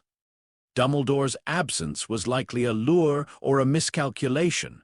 The defenses beneath the trapdoor were inadequate. Ron and Hermione would be liabilities, but the biological echo reacted to Ron's urgency. To the assumption that Harry would come with him. To the strange warmth of being included in danger by someone who did not understand the shape of it. Human friendship, Harry had learned, often involved shared poor decisions. I will handle it, Harry said. Ron frowned. You mean we'll handle it? No. What, Harry, you can't just— You lack the necessary resistance to several probable threats. Ron's ears reddened. That's a really annoying way of saying I'll get in the way. Yes, Ron looked hurt. The Lich felt nothing. The body did, a small pressure in the chest. Harry paused. You were correct to inform me, he said. Ron's expression shifted slightly. That's not the same as letting me help. No, it is the version least likely to result in your death. Ron stared at him. Then, because he was Ron, he muttered, Well, when you put it like that, it still sounds awful. Hermione arrived moments later, carrying a book, her wand, and an expression sharp enough to cut parchment. You're going after it alone, she said. Yes. That is reckless. No, bringing you would be reckless. Her mouth opened. Harry raised a hand. The first barrier is a three-headed dog pacified by music. The second is Devil's Snare. The third is winged keys. The fourth is a chessboard. The fifth is likely a troll or physical obstacle. The sixth is potion logic. The seventh is Dumbledore's mirror. I know the sequence. You do not need to be present. Hermione stared. Ron stared. How long have you known? Hermione whispered. Long enough. Why didn't you tell anyone? I am telling you now. That is not what I meant. I know. There it was again. That look Hermione sometimes gave him, not fear exactly, not yet. The look of a person standing before a closed door and realizing there might be something breathing on the other side. Harry turned away. Stay above. Harry, Hermione said. He stopped. If you're wrong, I am rarely wrong. That doesn't mean you can't be. The words landed harder than they should have, not because Hermione was wiser than him, because she was correct in principle. The Lich had been wrong before. Once, the failed reincarnation ritual proved that. Harry looked back at her. Then I will adjust. He left them in the corridor. The third-floor corridor was empty. The door opened for him before he touched it. Inside, the three-headed dog rose from the trapdoor, massive and drooling, three sets of eyes focusing on the small boy in Slytherin robes. It growled. The sound shook dust from the ceiling. Harry regarded it. Sit. The dog did not understand the word, but it understood the tone beneath it. A command layered with will. Not loud, not angry, simply absolute. The left head whined, the middle head lowered. The right head tried to growl again and stopped. Harry lifted one hand and hummed a single note, not music. A structural vibration, tuned to the creature's nervous system after weeks of observation and Hagrid's accidental disclosures. The dog's eyelids drooped. One enormous paw slid aside from the trapdoor. Within 30 seconds, it slept. Harry stepped over its leg and opened the trapdoor. He descended. Devil's Snare caught him immediately, thick tendrils wrapped around his arms, legs, and torso, tightening with eager botanical malice. The plant preferred panic. Struggle fed its instinct. Warmth and movement encouraged constriction. Harry did not panic. The plant tightened. Harry exhaled. The air around him cooled, not froze. Cooling would damage the plant unpredictably. Instead, he withdrew the impression of life from his surface. Skin temperature lowered. Breath slowed. Pulse reduced. The vessel became, for a few moments, something the plant did not understand as prey. The tendrils loosened. Harry dropped through. He landed lightly in the chamber below. Winged keys filled the next room, glittering like metallic insects beneath the ceiling. A broom waited nearby. Harry ignored it. The correct key was damaged. He identified it in under 4 seconds by flight pattern and wing irregularity. He raised his wand because the performance of ordinary magic remained useful even when unobserved. A Keo. The key jerked out of formation, fought for half a breath, then flew into his hand. Harry unlocked the door. The chessboard chamber beyond was large and dramatic, McGonagall's work. Life-sized pieces stood ready across black and white squares, armed and silent. The magic in them was elegant. Not merely animation, tactical response enchantments, rule-bound aggression, self-repair capacity, and a strict win condition requirement. Harry appreciated the craftsmanship. He did not play. He placed 2 fingers against the edge of the board and whispered a word in a language no Hogwarts professor had taught for 8 centuries. The board hesitated. Game systems, like all rule systems, were vulnerable to superior authority if one knew where the rule had been anchored. The pieces lowered their weapons. Harry crossed the board. Behind him, the Black Queen turned her stone head and watched him go. The troll chamber stank. The troll itself lay unconscious already, presumably dealt with by Quirrell. Harry stepped around it. It snored loud enough to stir dust. Then came Snape's protection. A table, 7 bottles, a logic puzzle, purple fire behind, black fire ahead, a roll of parchment. Harry read the riddle once, then again out of respect.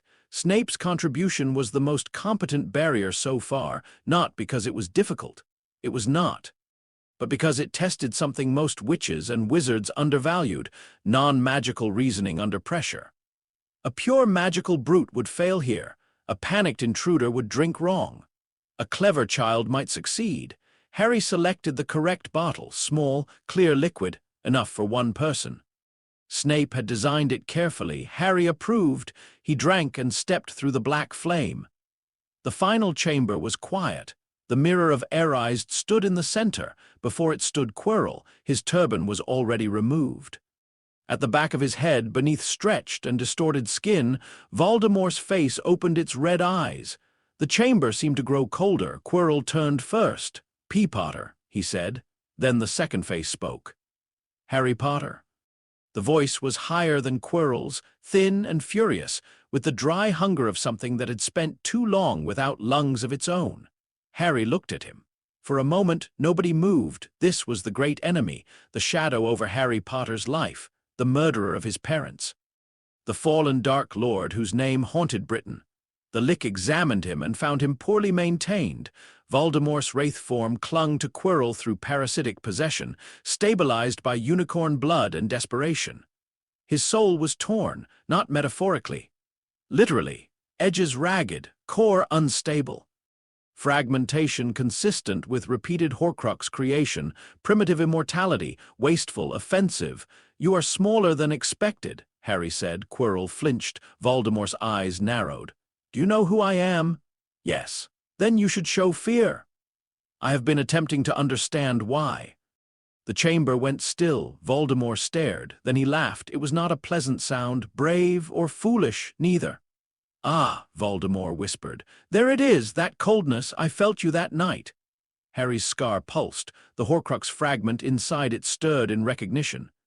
Voldemort continued, voice softer. "I thought it was old magic, your mother's protection, Dumbledore's interference, something hidden in the blood, but it was you, wasn't it?" "Partially."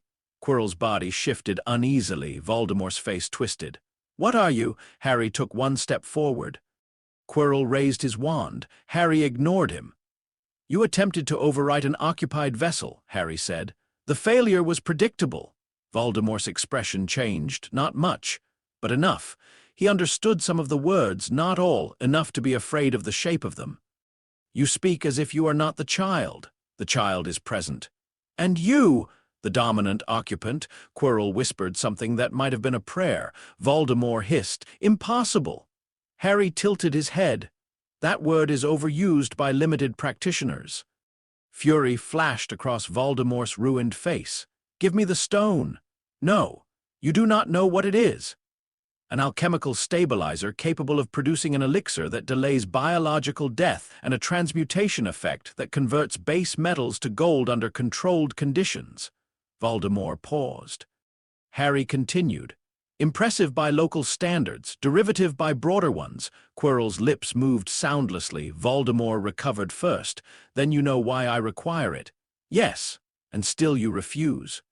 "Yes. Why? To protect Dumbledore's prize, to play hero." Harry looked at the mirror. The glass showed him nothing now. Dumbledore's enchantment was active. The stone would appear only to one who wanted to find it but not use it. Clever. Harry did not want to use the stone. He did not need it. The mirror brightened. A weight appeared in his pocket. Small, hard, warm. Quirrell saw the shift in fabric. Voldemort's eyes widened. "He has it! Seize him!" Quirrell lunged. Harry allowed him to touch his wrist. The reaction was immediate. Lily Potter's protection flared. But beneath it, something darker opened. Quirrell screamed, not because his skin burned. That happened, yes, but Harry paid little attention to the physical effect. What mattered was the connection. Skin contact completed a circuit. Lily's sacrificial protection rejected Voldemort. The phylactery recognized Voldemort's soul fragment. The Lich reached through both. There. A shard of Tom Riddle's broken soul, lodged within the wraith like a poisonous jewel, not the main soul, not all of it, but enough. Harry's fingers tightened on Quirrell's arm. Voldemort stopped, laughing. "What are you doing?" he hissed, recovering material. Quirrell tried to pull away. Harry did not let go. The chamber darkened at the edges. The contact became more than touch. It became extraction, not crude draining, not murder for pleasure. A precise necromantic operation performed through living tissue, sacrificial blood ward residue, and the shared resonance of Horcrux magic. Voldemort fought. His will was strong, stronger than most. Hatred gave him shape. Fear of death gave him claws, but his soul was damaged, and the Lich had spent centuries handling damaged souls. Harry pulled. The fragment came loose. Voldemort screamed then. Not loudly, not in a way the walls would remember as sound, but through the scar, through the chamber, through the thin places between life and death. The Horcrux shard tore free of the wraith. For 1 second, Harry saw flashes. A boy in an orphanage, smiling without warmth. A cave by the sea, a stolen locket. A diary opened by candlelight. A ring in a ruined house. A cup in a vault. A diadem hidden among junk. A snake's eyes. 7 anchors. 7 mistakes. Then the fragment entered the phylactery. The pain was immediate. The vessel was too young. Harry's knees weakened. His vision split. The biological echo cried out without sound. The Lich compressed the absorbed fragment, sealing it before it could contaminate the anchor. Quirrell collapsed backward, smoking faintly where Lily's protection had rejected him. Voldemort's wraith tore itself free for a moment. The shadow hovered above Quirrell like a ragged cloak with eyes. It looked at Harry, not with hatred alone now, with fear, true fear. "You," Voldemort whispered. Harry, half kneeling, looked up. "Your immortality is inefficient," he said. The wraith fled. It passed through Harry as it went, cold and furious and wounded. The child Echo recoiled. The Lich endured. Quirrell lay on the stone floor, dying. His eyes found Harry. Without Voldemort inside him, he looked smaller. Younger. A man who had wanted importance and found possession instead. "Please," Quirrell whispered. Harry studied him. There were options. Preserve the body. Question him. Attempt partial restoration. Let him expire. Quirrell had chosen poorly, but he had also been used. The Lich understood use. He understood domination.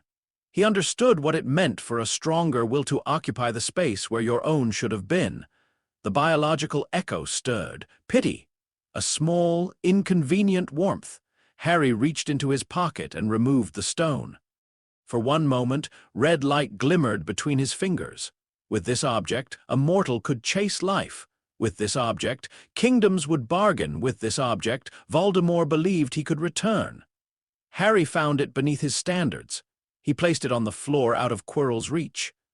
Then he touched 2 fingers to Quirrell's forehead. Not healing. He was not good at healing, not in the way wizards meant it, but he could quiet pain. Quirrell's breathing eased, his eyes closed. "Poorly chosen, master," Harry said. Quirrell did not answer. By the time Dumbledore arrived, Harry was unconscious, not dramatically, not sprawled like a defeated hero. He was seated against the wall, head tilted slightly, one hand over his scar. The stone rested beside him. Quirrell's body lay several feet away. The chamber was cold enough that Dumbledore's breath misted in front of his face. Dumbledore stopped at the entrance. He saw Quirrell. He saw the stone. He saw Harry. Then he saw the mark burned into the floor around the boy. Not a symbol, a residue. A circle of frost shaped by magic that did not belong to Hogwarts, Britain, or any tradition Dumbledore knew cleanly. For the first time in many years, Albus Dumbledore did not move immediately. Then he crossed the room and knelt beside Harry. The boy's pulse was slow. Too slow. His skin was cold. Too cold. But alive, Dumbledore reached toward the scar. The moment his fingers neared it, the Elder Wand hidden within his sleeve vibrated once. A warning. Dumbledore withdrew his hand. His face became unreadable. "Harry," he whispered. The boy did not wake. In the hospital wing, Madame Pomfrey declared Harry exhausted, magically drained, and in need of rest. Dumbledore did not contradict her. He allowed the school to believe a simple version of events. Harry had gone after the stone. Quirrell had tried to steal it. Voldemort had been involved. Harry's mother's protection had saved him. The stone was safe. The danger had passed. It was, in the broadest and least useful sense, true. Ron and Hermione visited as soon as they were allowed. Ron looked pale with guilt. Hermione looked pale with fury. "You said to stay above," Ron said. "Yes." Harry replied from the bed. His voice was weaker than he preferred. The absorption had drained the vessel significantly. Not permanently, but enough to reduce fine control. His hands trembled when he lifted a cup. His scar ached with the pressure of newly contained soul energy. He estimated recovery would take several weeks. Ron swallowed. "You look awful." "Temporary." Hermione stepped closer. "What happened down there?" Quirrell attempted to retrieve the stone. "That is not what I asked." "I know," her eyes flashed. "Harry," the name struck strangely, not Potter. "Not you, Harry." The biological echo stirred. He looked at her. Hermione's hands were clenched around the strap of her book bag. She was frightened, not of danger, of not knowing, of having enough evidence to understand that the story being told was incomplete and not enough power to force the truth out of anyone. Harry understood that frustration. "Voldemort was attached to Quirrell," he said. Ron went rigid. Hermione's face tightened. "He fled," Harry continued.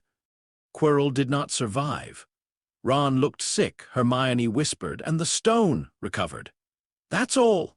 No, she waited. Harry considered telling her more, not everything, but something. Then Dumbledore entered. The conversation ended.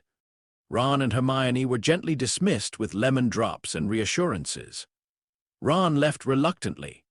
Hermione looked back once at Harry before passing through the door. She knew, not the truth, but the presence of one. Dumbledore sat beside the bed. For a while neither spoke.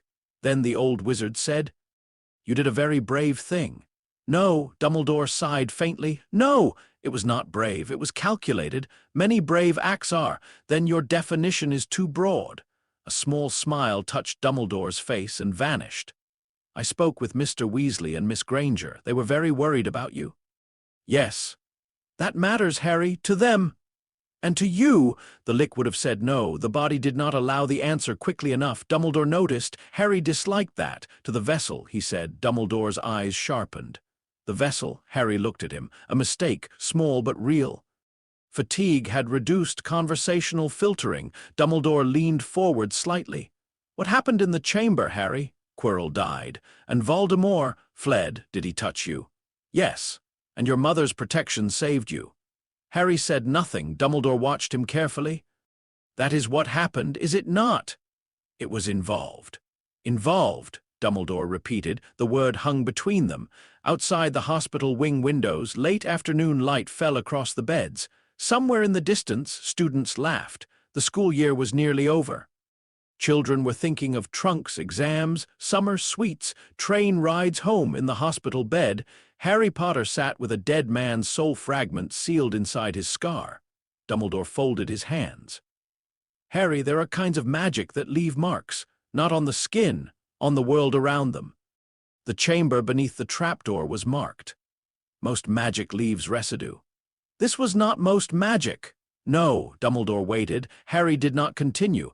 At last, the old wizard said quietly, "Should I be afraid?" It was an excellent question, better than most adults could have managed. Harry considered it seriously. "Yes," he said. Dumbledore's face did not change. "But not of Voldemort?" he asked. "Voldemort is afraid enough for both of you." For one moment, Dumbledore's eyes showed something almost like sorrow. "I had hoped," he said, "that you might have been spared this darkness." Harry tilted his head. "I am the darkness that spared him."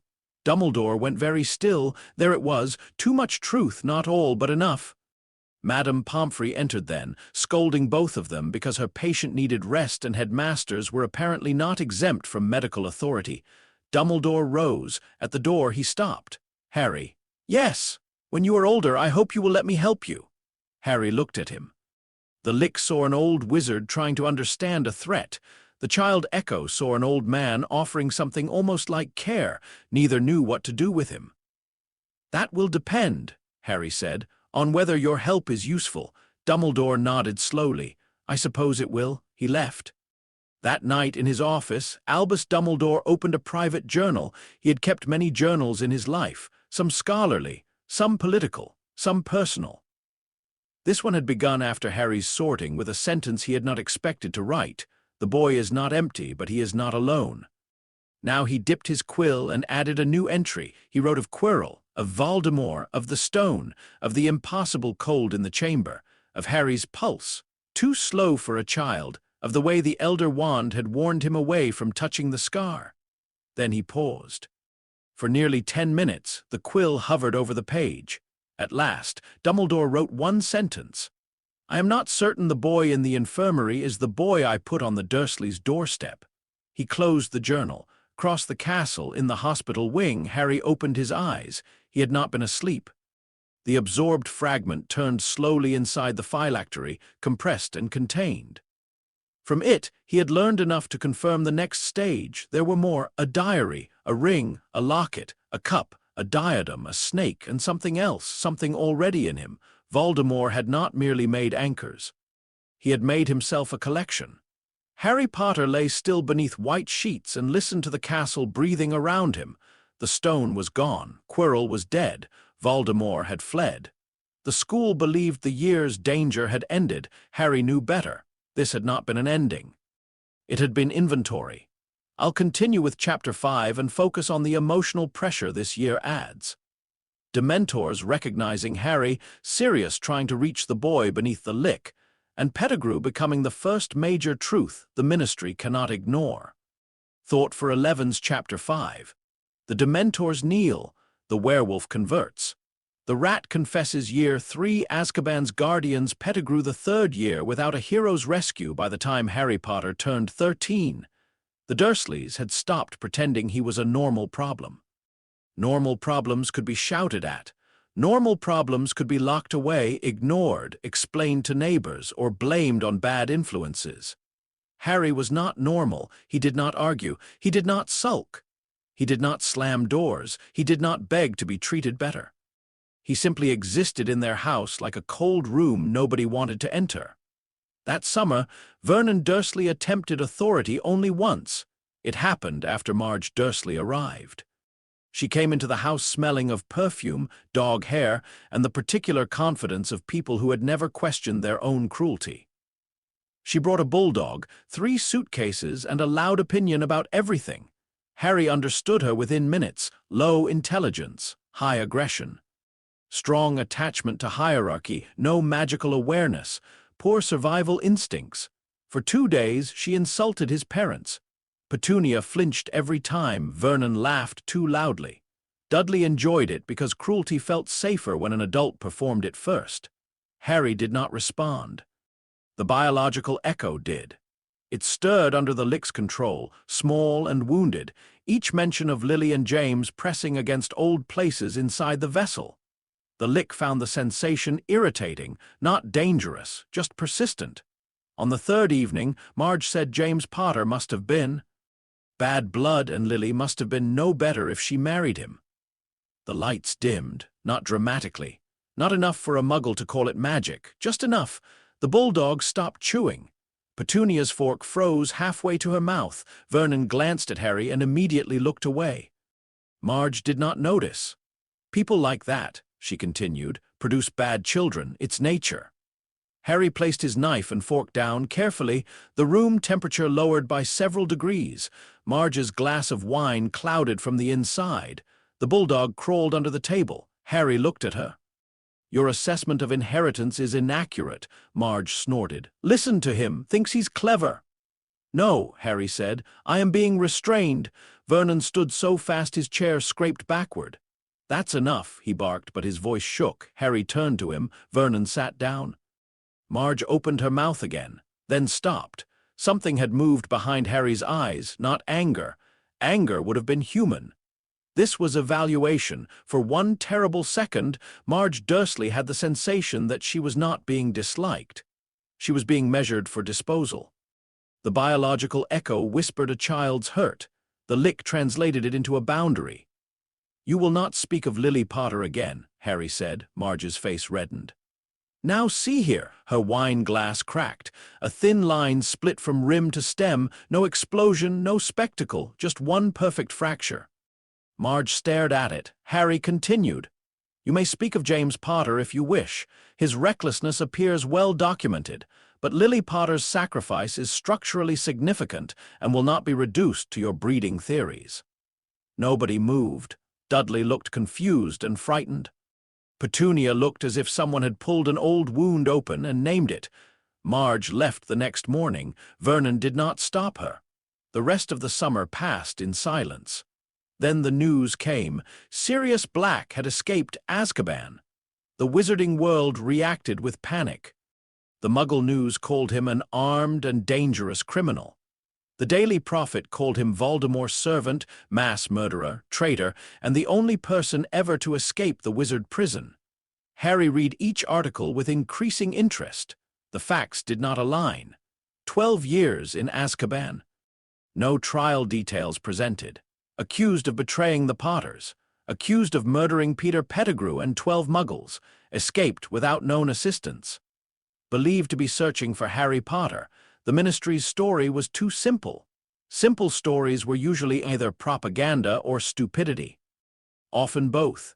Harry clipped the articles and placed them in a file. At the bottom of the file he wrote, "Sirius Black, Godfather, emotional variable, legal status uncertain. Investigate." The word Godfather created a reaction in the vessel, not strong, but present. A godfather was a designated guardian. A connection to James and Lily. A person who, in another arrangement, might have taken Harry from Privet Drive. The Lich treated this as historical data. The child Echo did not. On September 1st, Harry boarded the Hogwarts Express under a sky that looked bruised with rain. Ron found him before the train departed. He was taller now, though still all elbows, freckles, and poorly concealed worry. The past year had changed him.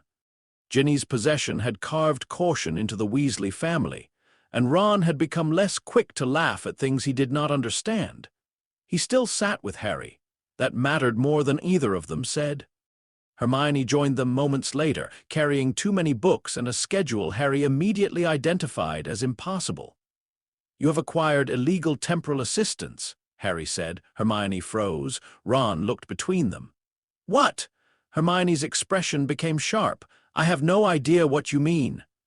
"You are carrying 12 core texts, 3 electives worth of notes, and your timetable contains overlapping class blocks. Either Hogwarts has abandoned linear scheduling, or you have been given access to a time turner." Ron stared at her. "A what?" Hermione's jaw tightened. "You are not supposed to know about that." "I know many things I'm not supposed to know." "That does not make it better." "No, merely consistent." Ron rubbed his face. "Can we have one normal train ride?" "No," Harry and Hermione said together. Ron sighed. "Brilliant." For a while it almost resembled peace. Then the train stopped, not slowed, stopped. Hard, the lights went out. The temperature dropped so quickly that frost began creeping across the compartment window. Ron's breath misted. Hermione gripped her wand. Somewhere down the corridor, a student whimpered. Harry went still, not because he was afraid, because something in the air had recognized him. The door slid open. A Dementor entered, tall, hooded, rotting hands visible beneath ragged black fabric, not alive, not fully dead. A hunger wearing authority. Ron went pale. Hermione made a small sound and clutched the seat. The creature drew in a slow, rattling breath. The biological echo inside Harry reacted violently. Cold, green light. A woman screaming, not memory as thought, memory as wound. For half a second, the child Harry Potter surged upward in terror. The Lich seized control before the body could collapse. The Dementor leaned closer. It expected prey. It expected warmth, fear, joy, memory, all the fragile little fires living beings carried. Instead, it found winter with a throne in it. The Dementor stopped. Its hood tilted. Harry looked up. The air in the compartment changed, not warmer, colder, but ordered. The Dementor's hunger folded inward. Its rattling breath caught. It sensed the phylactery. It sensed the Lich's authority over death. It sensed an undead will vast enough to make its own existence feel like a minor administrative category. Harry did not cast a Patronus. A Patronus was positive emotion weaponized as protection. Harry could not produce one in any traditional sense. He had no clean well of joy, no uncomplicated warmth, no memory bright enough to take shape against despair. He did not need one. He spoke. The sound was below ordinary hearing. Ron did not understand it. Hermione did not understand it. Lupin, standing unseen in the corridor outside, felt it in his bones and nearly dropped his wand. The Dementor understood. Withdraw. The creature recoiled, not from pain, from command. It bowed, only slightly. Then it retreated from the compartment. The cold remained after it left. For several seconds, nobody spoke. Ron's teeth chattered. "What was that?" "A Dementor," Hermione whispered. "I know what it was," Ron said. "I meant, what did Harry do?" Harry's hand rested over his scar. The biological echo was still shaking beneath the Lich's control, caught in the aftermath of Lily's final scream. "Nothing difficult," Harry said. Hermione stared at him. Ron looked disturbed. From the corridor, Remus Lupin stepped into the compartment.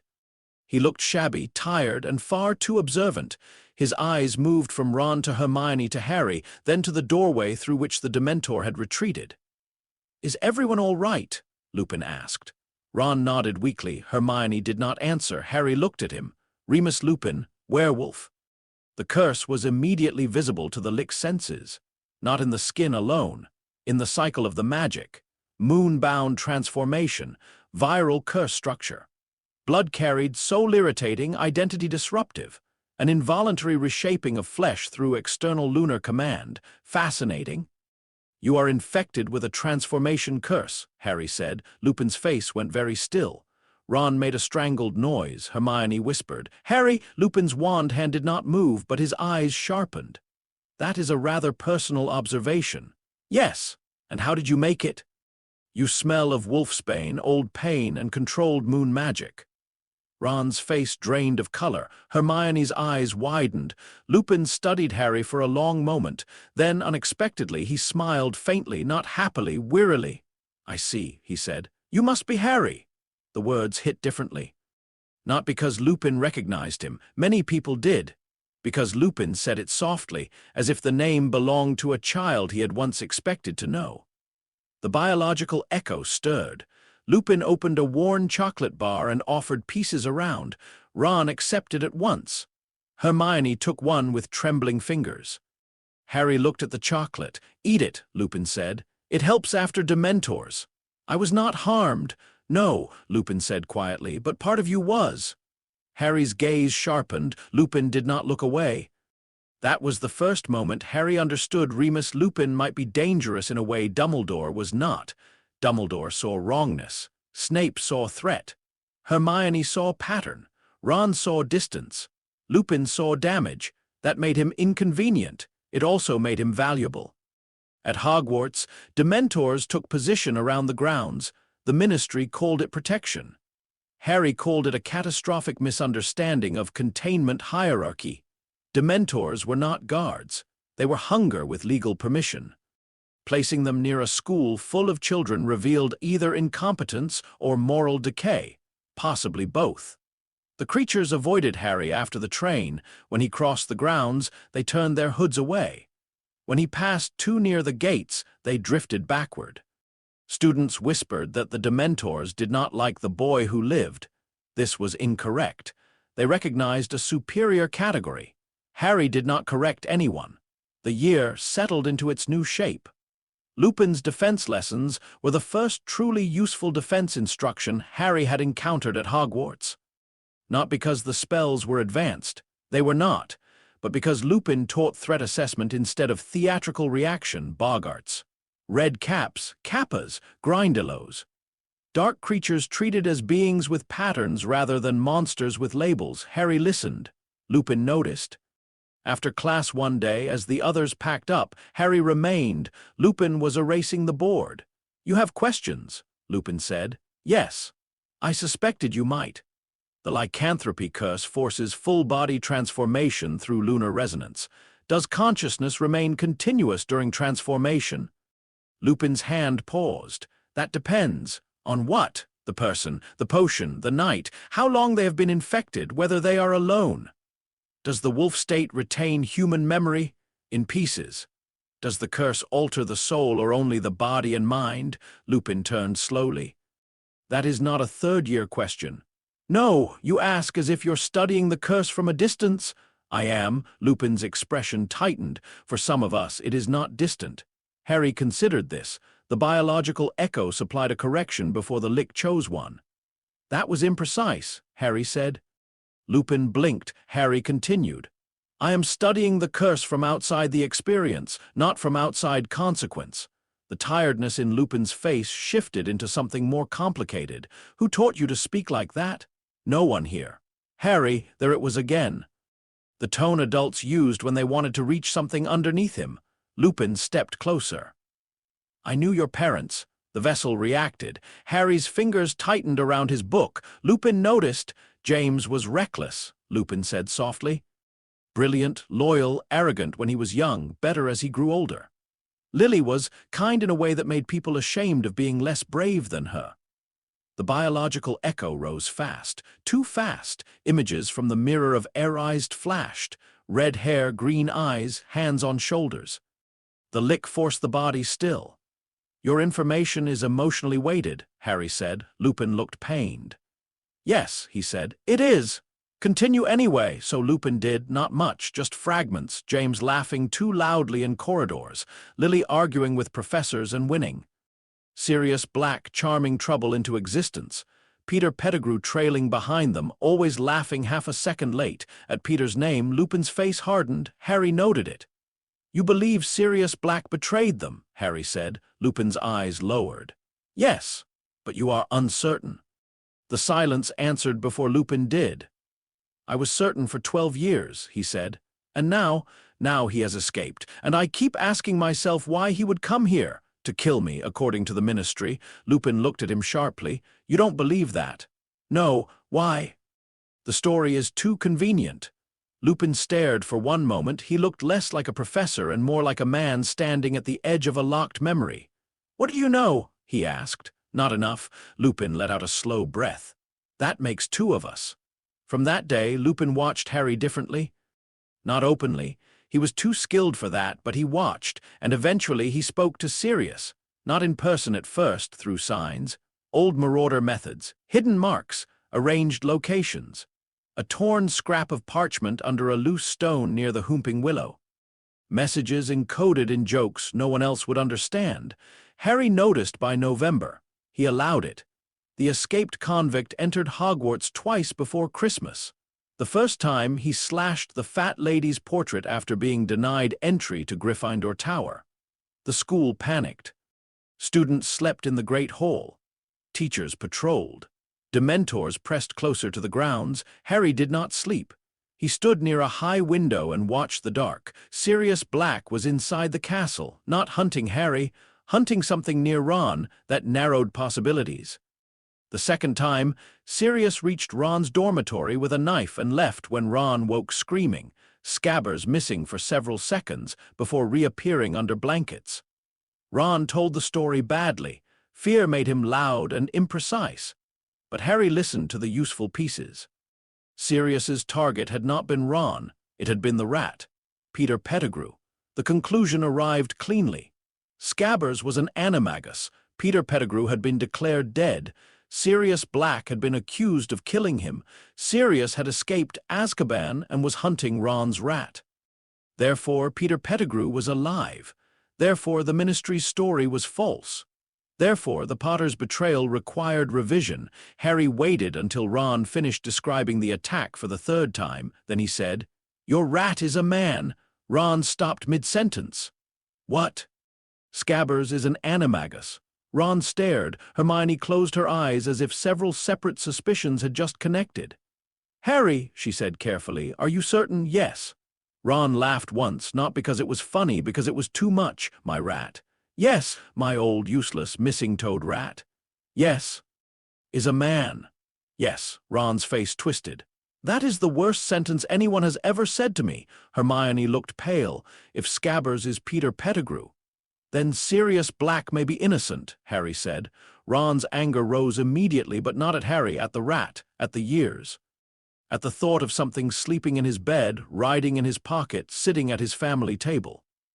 I'm going to be sick, Ron said. Later, Harry said. First, containment. They did not wait for the shrieking shack by accident, they engineered it. Hermione wanted to tell McGonagall. Ron wanted to throw Scabbers into a locked box and possibly set the box on fire. Harry chose a third option. Pettigrew needed to be exposed in a location where Sirius Black and Remus Lupin would both appear, but where Dumbledore and the Ministry could not control the first telling. The Shrieking Shack was ideal. Old Marauder site, isolated, associated with Lupin's transformations, accessible through the Whomping Willow. Emotionally significant to all relevant parties, so Harry arranged a chase, not difficult. He let Scabbers see the bloody Baron. The rat panicked. Ron grabbed him, Scabbers bit him and fled. Harry, Ron, and Hermione followed. The Whomping Willow attacked. Harry spoke a command through the root system. The tree froze. Hermione stared at him. Ron, clutching his bleeding finger, shouted, "You can talk to trees now." No. Then what was that? Applied authority through old injury memory. That is not better. They entered the tunnel. The Shrieking Shack waited at the end, dusty and broken, still carrying the echoes of old transformations. Harry felt claw marks in the walls like handwriting. Sirius Black was already inside. He looked nothing like the newspaper photograph, yet exactly like it, gaunt, wild-haired, hollow-eyed. A man made of hunger, grief, and 12 years of Dementor damage, but his mind was still there. Fractured around the edges, yes. Burned and starved and haunted, coherent, remarkably coherent. His wand pointed at Ron, no, at the rat clutched in Ron's hand. "Give him to me," Sirius rasped. Ron backed away. No, Hermione raised her wand. Harry stepped between them. Sirius froze. The room changed, not magically, emotionally. Sirius Black looked at Harry Potter and broke in a way no curse could have managed. James's face. Lily's eyes. A child he had once promised to protect, his wand lowered by an inch. "Harry," Sirius whispered. The biological echo surged. Godfather, guardian, family. The Lich held control, but not easily. "You are Sirius Black," Harry said. Sirius flinched at the coldness. "Yes. You did not betray the Potters." Sirius's eyes widened. Behind them, Hermione made a sharp sound. Ron whispered, "You knew." "I suspected." Sirius stared at Harry like a starving man shown food and not allowed to touch it. "You believe me?" "No, I believe the structure of events makes your guilt unlikely." The answer hurt him. Harry saw it. The child echo felt it. Before Sirius could respond, Lupin burst into the room. He was breathless, wand raised, face pale. His eyes went first to Sirius, then to Harry, then to Ron's rat. For a moment, 12 years stood between the two surviving marauders like a wall. "Sirius," Lupin said. "Remus?" The names carried too much. Hermione stepped forward, voice shaking. "Professor Lupin, he's a werewolf." Ron looked betrayed. "You knew that too," Harry said. "Yes." Ron made a sound of exhausted despair. Lupin did not deny it. Sirius looked at Harry again. "What are you?" he whispered. Harry almost answered. Then Scabbers squealed. Priorities returned. Harry turned to Ron. "Place him on the floor." Ron's face twisted with disgust. "Gladly." He dropped the rat. Scabbers tried to run. Harry lifted one hand. The rat stopped mid-sprint, not frozen by a standard binding charm. Stopped, as if its body had remembered it was borrowed. Harry spoke a word. Peter Pettigrew unfolded from the rat shape, screaming. He landed on the floor as a small, balding man with watery eyes, trembling hands, and a missing finger. Ron stumbled backward and made a noise that would have been funny under different circumstances. Hermione covered her mouth. Lupin went white. Sirius lunged. Harry moved faster, not physically, magically. Bone-white restraints rose from the floorboards, thin and smooth as polished ivory, wrapping Pettigrew's wrists and ankles before Sirius reached him. Sirius crashed to a stop. "Move," he snarled. No, he betrayed them. Yes, he got James and Lily killed. Yes, he let me rot. Yes. Harry's calm made Sirius shake harder. Then move! No, Sirius's wand hand trembled. Lupin placed a hand on his shoulder. Sirius. Don't! Sirius snapped, but he did not pull away. Pettigrew began babbling, excuses, fear. Voldemort was powerful. He would have killed me. What could I have done? Sirius would have done the same. James would understand. Lily would forgive. Please, Harry, your parents wouldn't want. The temperature plunged. Pettigrew stopped. Harry stepped closer. Do not invoke Lily Potter. Pettigrew sobbed. Harry placed 2 fingers against Pettigrew's forehead. Lupin tensed. Harry, what are you doing? Retrieving admissible truth. Pettigrew screamed once, not from physical pain, from memory being forced open. Harry did not tear randomly. That would damage the evidence. He extracted carefully. Images, sounds, sequence, secret keeper switch, Voldemort, Godric's Hollow, explosion in the street, Pettigrew cutting off his own finger, Sirius laughing in horror because grief had broken the sound inside him, Pettigrew becoming a rat, years in the Weasley household. Harry pulled the memories into visible form. Silver strands emerged from Pettigrew's temple and coiled in the air. Hermione whispered, like a pensive. Similar, Harry said.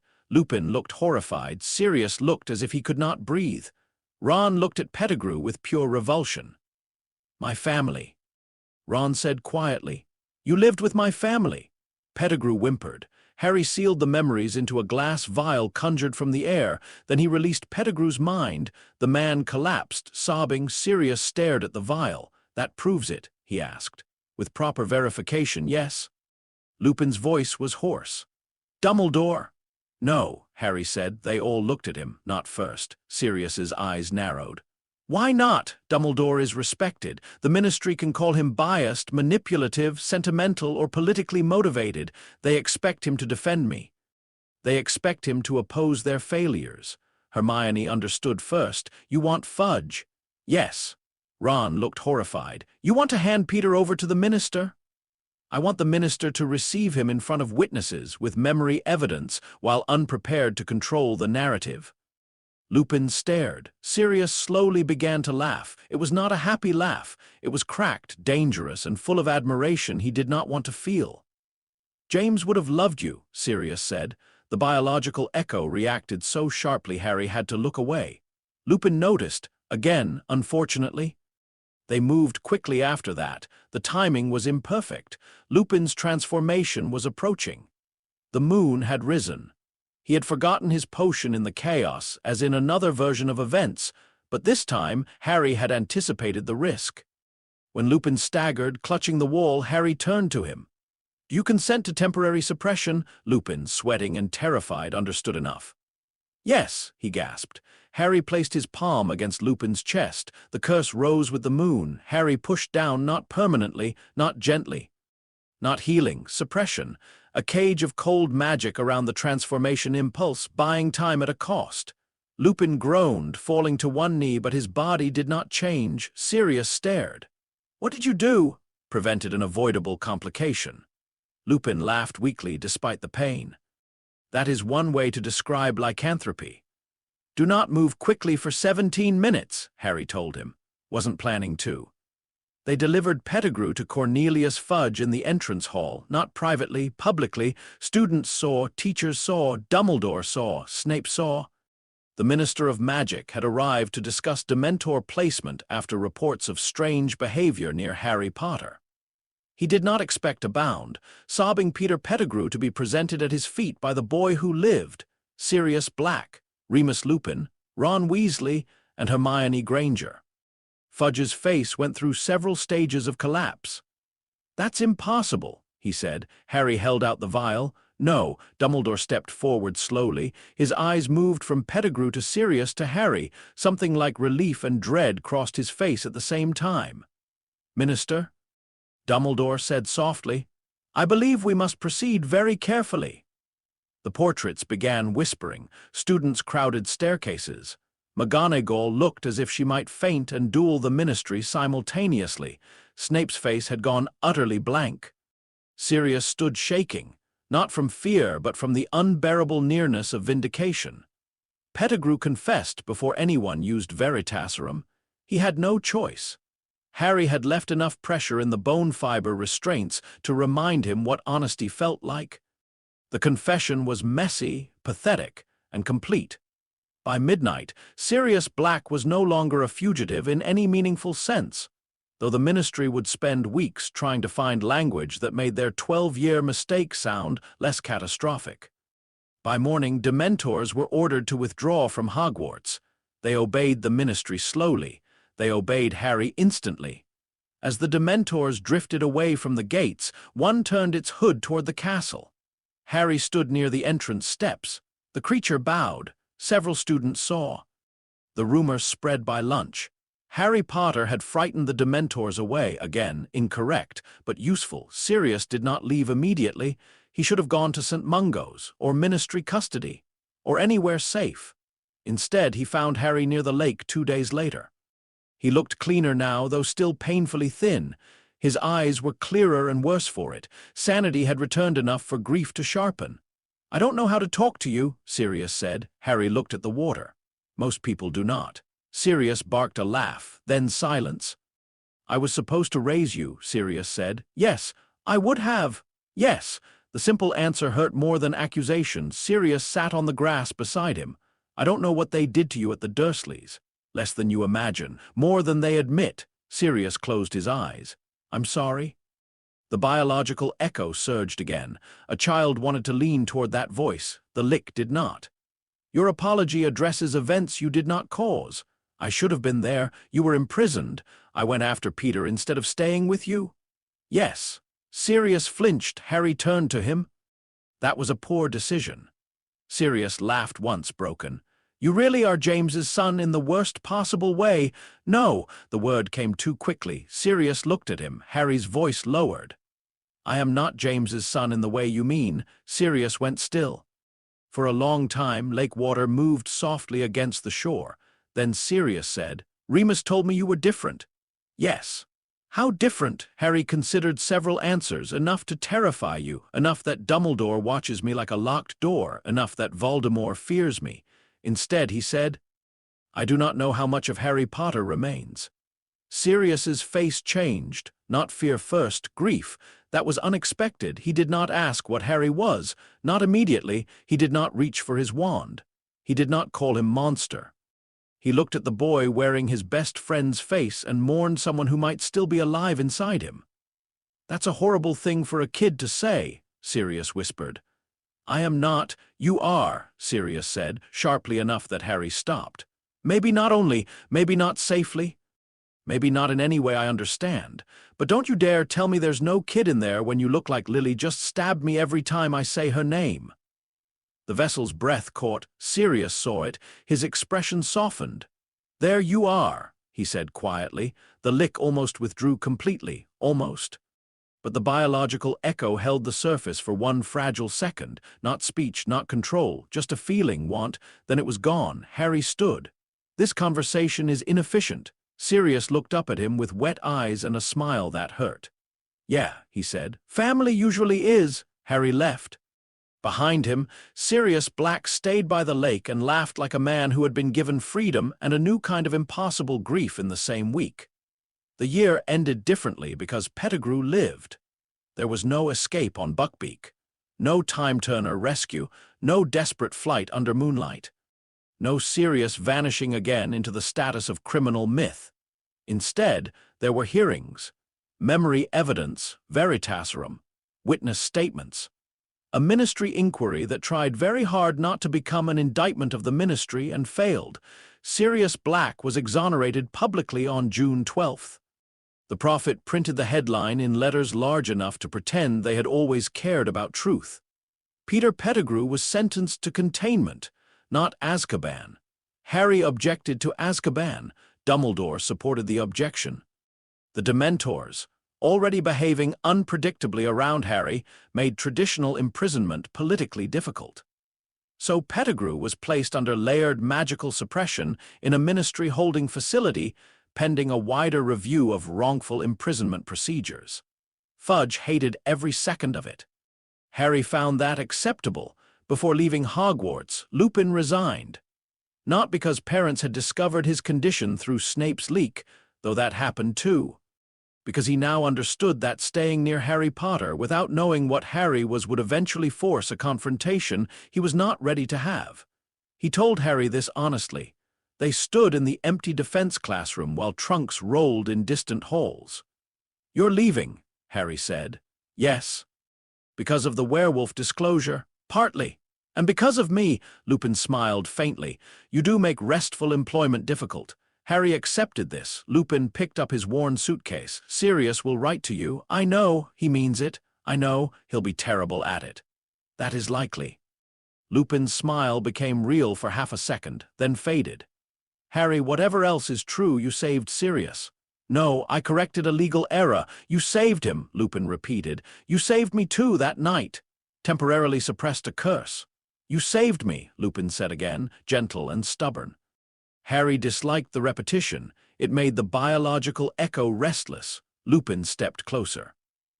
"I don't know what you are. I don't know what happened to you, but I know this. Monsters don't ask consent." Harry looked at him. The words stayed longer than expected.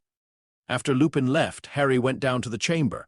The basilisk opened one eye as he entered. "The wolf-man is gone," it said. "Yes, the dog-man free," the rat-man contained. The basilisk's tongue flickered. "Small year, many mammals." Harry almost smiled. He went to his work table and opened the Horcrux file. The events of the year had not included absorption of a true anchor. That was acceptable. Not every year needed harvesting, but Pettigrew's memories had provided something nearly as useful: confirmation. Voldemort had gone to Albania. Wormtail had known enough old hiding patterns to reveal likely routes. More importantly, Pettigrew's fear had brushed against names and locations Voldemort had once valued. Little Hangleton, Gaunt, Lestrange Vault. Hepzibah Smith, a locket, a cup, Nagini. Harry had already seen flashes from absorbed fragments. Now those flashes had structure. He wrote known anchors: Scar, active phylactery overlap. Internal, diary, absorbed, ring, Gaunt ruin, Little Hangleton. Likely cursed. Locket, black family line, later displaced. Track through Mundungus Fletcher or related theft networks. Cup, Hufflepuff artifact. Lestrange Vault probable. Requires Gringotts strategy. Diadem, Hogwarts. Lost object. Search room of requirement. Nagini mobile vessel. Albania connection. Retrieval deferred. Then he added, Wraith residue from Quirrell absorbed. Not a stable anchor. Useful data only. That corrected the count. Precision mattered. The Lich reviewed the file. Voldemort's immortality network was no longer mysterious. It was merely distributed, and distributed systems could be dismantled. One by one. Above him, Hogwarts prepared for summer.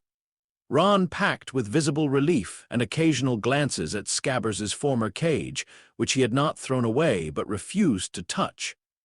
Hermione packed 3 times more books than she had brought and pretended not to be worried about next year. Ginny walked past Harry once in the corridor, stopped, opened her mouth as if to speak, then changed her mind and continued walking. Dumbledore watched them all from a distance. The old wizard knew now that Harry had solved 3 problems Hogwarts itself had failed to contain: Quirrell, the diary, Pettigrew. Each solution had saved lives. Each solution had also revealed something colder beneath the boy's skin. That night, Dumbledore opened his journal. He wrote, "Harry Potter has done good again. I must not ignore this." Then, beneath it, "Harry Potter has done good without needing goodness as a motive. I must not ignore this either." Far away, under Ministry Guard, Peter Pettigrew slept poorly and dreamed of cold fingers touching his mind. In an undisclosed safe house, Sirius Black began his first letter to Harry 17 times before settling on, "Dear Harry, I am very bad at this, but I'm trying." In a train compartment the next day, Ron sat across from Harry and said, "I'm getting an owl." Harry looked up from his notes. "Why?" "Because if another family pet turns out to be a grown man, I'm leaving Britain." Hermione laughed before she could stop herself. Ron smiled, pleased. Harry looked between them. The biological echo warmed. The Lich did not understand why this moment mattered, but he recorded it anyway. Outside the window, Hogwarts disappeared behind hills and mist. The third year ended without a heroic rescue, without a false criminal fleeing on a hippogriff, and without the ministry preserving its comfortable lie. The rat had confessed, the dog was free, the wolf had chosen distance, and the Dementors had learned to kneel. Harry Potter returned to Privet Drive with a godfather alive, a file full of soul anchors, and the growing certainty that Voldemort was not a dark lord to be feared. He was an unfinished collection, and collections, eventually, were meant to be completed. Chapter 6. The tournament is a Larder Year 4 Triwizard Tournament. Voldemort's resurrection, the counter-ritual Harry Potter, did not accidentally enter the Triwizard Tournament. That was the version the school believed for approximately 7 minutes. Then Hermione Granger looked at him across the Great Hall, watched the complete absence of surprise on his face, and quietly abandoned that theory. Ron took longer. "You didn't," he said later, standing in an empty corridor with his arms folded and his ears red. "Tell me you didn't." Harry looked at him. "I did." Ron stared. Hermione closed her eyes. Ron opened his mouth, closed it, opened it again, and finally managed, "Why?" The tournament provides 3 controlled high-risk magical environments: international magical observers, rare creature access, foreign magical data, and extended movement permissions with reduced staff scrutiny. Ron blinked. Hermione said, "You entered a deadly tournament because it was convenient?" "Yes. That is deranged. It is efficient." Ron pointed at him. No, don't do that. Don't say efficient like it fixes everything. You are 14. The vessel is 14. Hermione's expression tightened. Ron's anger faltered for half a second, then came back stronger. "You know, every time you say that, it makes me want to shake you and also hide behind something." Harry considered this. That is a conflicted response. "Good, I'm glad you're analyzing my panic." Hermione stepped closer. "Harry, the age line was placed by Dumbledore." "The goblet is an ancient magical contract artifact. How did you put your name in?" "I did not cross the age line." "Then how?" "I convinced the goblet the line was irrelevant to contract eligibility." Hermione stared. Ron looked pained. "That sounds worse than cheating." "It was not cheating. It was jurisdictional correction." Hermione rubbed her forehead. "That is absolutely cheating." "No, cheating implies violation of agreed rules. The goblet's rules predate the ministry's imposed age restriction. I appealed to the older authority." Ron looked at Hermione. "Did that make sense?" "Yes," Hermione said. "Unfortunately. And is it still mental?" "Yes." Harry did not respond. The Goblet of Fire had been more interesting than expected, not intelligent in the way the Sorting Hat was intelligent, not conversational, not emotional, but aware in a deep, ritual-bound manner. It did not think like a person. It weighed names, magical signatures, oaths, blood, risk, and glory according to old tournament law. Dumbledore's age line had been elegant but external, a modern restraint placed around an ancient object. Harry had not broken it. He had spoken to the goblet beneath it.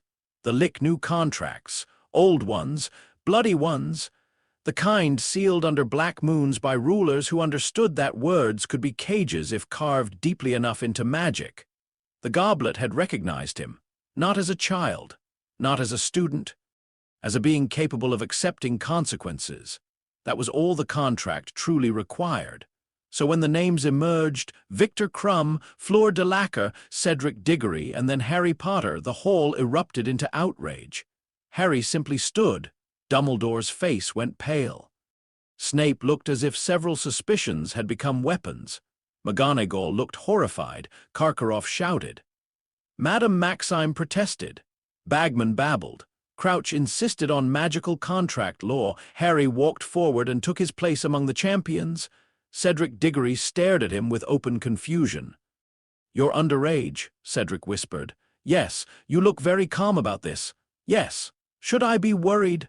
"Not about me," Cedric swallowed. "That is not reassuring. It was not designed to be." From the staff table, Dumbledore watched Harry with the expression of a man seeing a door open in a wall he had spent years trying not to touch. The Triwizard Tournament changed Hogwarts. Foreign students filled the corridors. Durmstrang brought discipline, suspicion, and old northern spellcraft tucked beneath fur cloaks. Beauxbatons brought elegance, precision, and enchantment traditions that treated beauty as a functional magical structure rather than decoration. Harry observed both. He spoke rarely. He listened constantly. Victor Crumb was physically efficient, socially uncomfortable, and far more observant than people assumed. Fleur de Lacre carried Vila heritage like a blade hidden under silk. Cedric Diggory was the least complex and perhaps the most stable of the champions. Decent, brave, well-liked, and tragically inclined to fairness. Harry did not dislike him. This was unusual enough to note. The first task was announced as dragons, not officially, of course. Officially, the champions were not supposed to know. And officially, everyone knew except those who valued rules over survival. Hagrid showed Harry the dragons, believing he was helping. Moody, or the person wearing Moody's face, also ensured Harry knew. Harry found that more interesting. Alastor Moody's magical signature had been wrong from the beginning. The body was real enough. The scars were real enough. The eye moved with convincing, independent paranoia. The limp was accurate. The voice carried the texture of a man who had spent decades expecting betrayal and usually being correct. But the soul pressure did not match the body. Polyjuice, then. Long-term. The impostor was skilled but not perfect. He carried an old family curse signature, a flicker of fanatic devotion, and the nervous rhythm of someone pretending to be madder than he was. Barty Crouch Jr. Harry identified him by November. He did not expose him. An undiscovered spy was an information channel. A discovered spy was only an arrest. Barty wanted Harry in the graveyard. Good. Harry wanted Voldemort embodied. Better. The dragon task arrived under a cold sky and louder than necessary crowd excitement.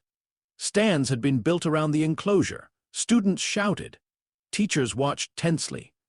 Ministry officials smiled for appearances. The dragon handlers looked like the only sensible adults present. Harry drew the Hungarian horntail. The crowd murmured. Ron looked physically ill in the stands. Hermione sat beside him, hands clenched in her lap, lips moving as if silently organizing every possible disaster into categories. Cedric had already survived his dragon. Fleur had survived hers. Crumb had survived his, though with unnecessary injury to the eggs. Harry walked into the arena holding his wand. The horntail turned. It was magnificent, black scales, bronze horns, spiked tail, smoke curling from nostrils. A creature of heat, hunger, possession, and ancient violence restrained by chains and human arrogance. The golden egg rested near its clutch. The dragon saw Harry and roared. The sound hit the stands like a physical wave. Students screamed. Harry stopped walking. Then he spoke. Not Parseltongue, older, rougher, a language built for scaled throats, mountain caves, hoarded gold, and commands issued across volcanic stone. Draconic. The Lich had not used it in centuries. The horntail froze. The crowd did not understand the words. The dragon did. Your eggs are not threatened. The gold object is not yours. Sit. The horntail's head lowered. Smoke spilled from between its teeth. Its eyes narrowed. Small cold thing speaks like old ash. Harry inclined his head. Accurate enough. Why should I obey? Harry let the edge of the phylactery show, not enough to harm, enough to communicate category. The horntail stepped back. Then slowly it sat. The stadium went silent, not quiet, silent. Even Bagman stopped talking. Harry walked across the arena, picked up the golden egg, and turned to leave. The horntail watched him go. Its tail did not move. From the stands, Ron whispered. He told the dragon to sit. Hermione whispered back. I noticed. I'm happy he's alive, but that was extremely weird. Yes, Dumbledore, seated among the judges, did not clap at first. His eyes were fixed on Harry. Snape's expression was unreadable. Fake Moody laughed, not loudly, but with fierce, private satisfaction. The second task required breathing underwater and retrieving a hostage from the lake. Harry spent exactly 14 minutes modifying the bubblehead charm. The standard charm was functional but inelegant. It created an air pocket around the head. Vulnerable to pressure distortion, sight obstruction, and long-duration inefficiency. Harry stripped the spell to its concept: gas exchange, pressure tolerance, water filtration, temporary gill adaptation. Hermione watched him test calculations on parchment in the library with growing alarm. You cannot rewrite a charm into a biological alteration 2 days before a task. I can. That was not permission. I know. Ron leaned over the table. Can't you just use gillyweed like a normal insane champion? No. Why not? I dislike relying on plant transformation without full metabolic review. Ron stared. You keep making your reasons sound clever when really you just enjoy being terrifying. Harry continued writing. Hermione lowered her voice. Who is your hostage? You. Her quill slipped. Ron looked up sharply. How do you know? Pattern. Ron is obvious leverage, but was already used socially last year through Pettigrew. Hermione is academically and emotionally significant, but not family. The organizers likely consider her important enough to motivate me without creating Weasley overuse. Hermione stared at the parchment. I am not sure whether to be offended by academically and emotionally significant. It was a compliment. Was it? Yes, Ron muttered. For him, definitely. On the morning of the second task, the lake looked black under the winter sky. The champions stood at the edge. When the signal sounded, Cedric dove in. Fleur followed. Crumb transformed partially, shark-like. Harry walked forward and kept walking. The water closed over his head. The crowd saw only ripples. Below the surface, Harry's modified charm unfolded through the vessel. Pain first, then adaptation. Slits opened faintly along his neck, not wounds, not permanent, but magical structures shaped from skin and breath. Pressure settled around him. Cold pressed against his bones and failed to matter. He walked along the lake bottom, not swam, walked. Silt rose around his shoes. Grindylows scattered before him.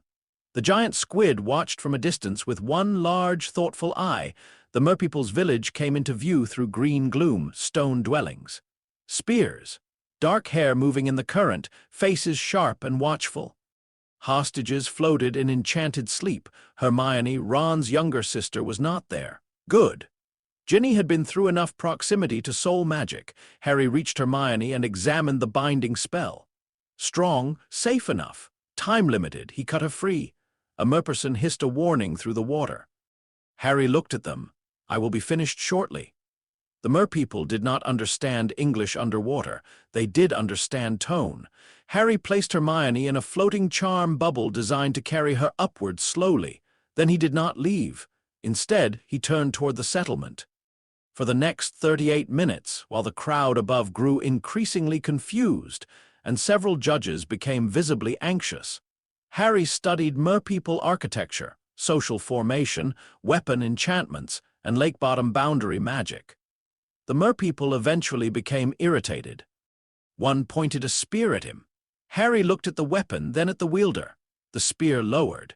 When Harry finally emerged from the lake, walking out through the shallows with water streaming from his robes, Hermione had already been revived and was wrapped in blankets.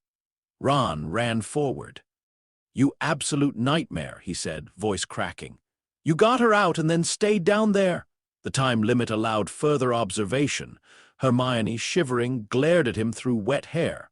"I was unconscious, and I still somehow knew you were doing something unnecessary. It was necessary. To win, to learn." She closed her eyes. "Of course." Fleur thanked him anyway because her sister had also been retrieved when Fleur failed to reach the village in time. Cedric looked at him with a mixture of admiration and concern. Crumb said very little, but his eyes followed Harry for the rest of the day.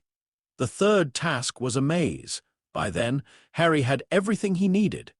He knew Barty Crouch Jr. had placed his name in the goblet under a false school entry after Harry's own contract had already been accepted. An attempted manipulation layered on top of a voluntary one, amateurish but useful. He knew the maze would be altered to ensure he reached the center. He knew the cup would be a portkey.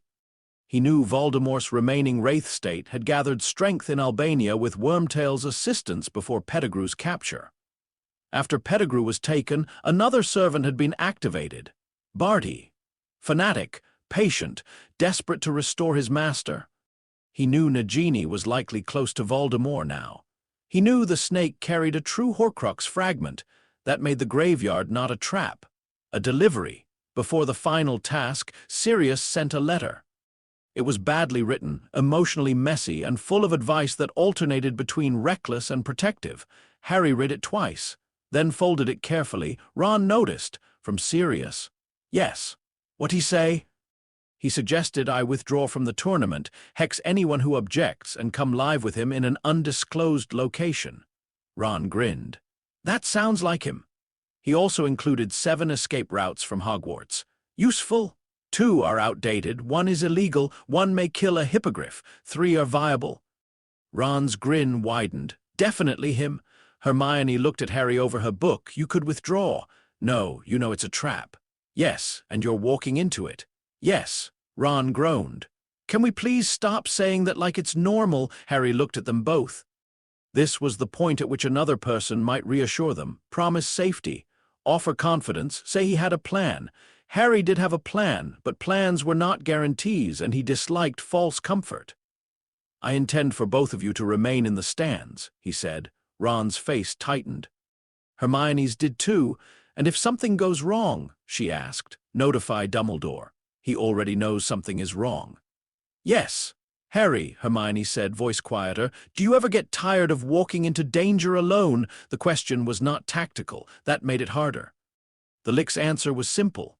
No, the vessel's answer was not. Harry looked away first. I am not alone, he said. Ron blinked. Hermione went very still. Harry continued because precision mattered. I have a ghost network, a basilisk partial castle cooperation, several mapped escape routes, knowledge of the enemy's ritual structure, and— Ron interrupted, you are ruining the moment. What moment? Hermione smiled faintly despite herself. Ron sighed. You nearly said something normal. Harry considered this. Unfortunate. Tragic, Ron said. The maze rose around the Quidditch pitch on the evening of the 3rd task, towering hedges under a darkening sky. Crowds cheered. The champions entered one by one. Harry stepped into green shadow and listened. The maze was full of spells, creatures, false paths, and manipulated routes. It wanted to confuse, to frighten, to isolate. Harry placed a hand against the hedge. Move. The hedge resisted. Harry opened the phylactery slightly. The hedge relocated. He walked in a straight line. A blast-ended Scroot emerged from a side path, steaming and furious. Harry redirected it into another corridor where it encountered a Sphinx and made the Sphinx reconsider several life choices. A fog charm attempted to invert his sense of direction. He walked through it, unaffected. A boggart rose before him and tried to become something terrifying. It became Lily Potter's corpse. The vessel stopped. For one dangerous second, the biological echo seized the body's breath. The Lick looked at the image, false, crude, but effective against the child. The boggart smiled with a dead woman's mouth. Harry raised his wand. Ridiculous was the standard counter. He did not use it.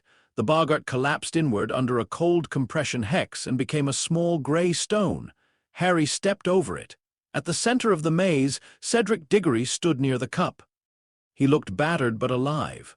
Harry, Cedric called, you made it? Yes, we should take it together. No, Cedric frowned. What? Harry lifted his wand. Cedric reacted too slowly. A stunning spell struck him in the chest. He collapsed. Harry caught him with a levitation charm before his head hit the ground. Sorry, Harry said. He meant it, which was inconvenient. Then he touched the cup. The portkey activated, the world twisted. Harry arrived in a graveyard with Cedric unconscious beside him. Little Hangleton, old stones. Dead grass. A ruined church in the distance. The Riddle family grave rising nearby like a punchline written by fate. The air smelled of ritual preparation, blood, bone, venom, fear, and snake. Nagini moved near the edge of the graveyard, large and watchful. Harry felt the Horcrux fragment inside her immediately. There. Wormtail was not present. Pettigrew's capture had altered events. Instead, Barty Crouch Jr. stood near a cauldron, still wearing Moody's stolen form, but with the illusion beginning to peel under stress. Beside him, small and terrible, lay the wraith body of Voldemort, a twisted infant-like shape, wrapped and weak, eyes burning with hatred. "Kill the spare," Voldemort hissed. Barty raised his wand toward Cedric. Harry had anticipated this. The killing curse flashed green.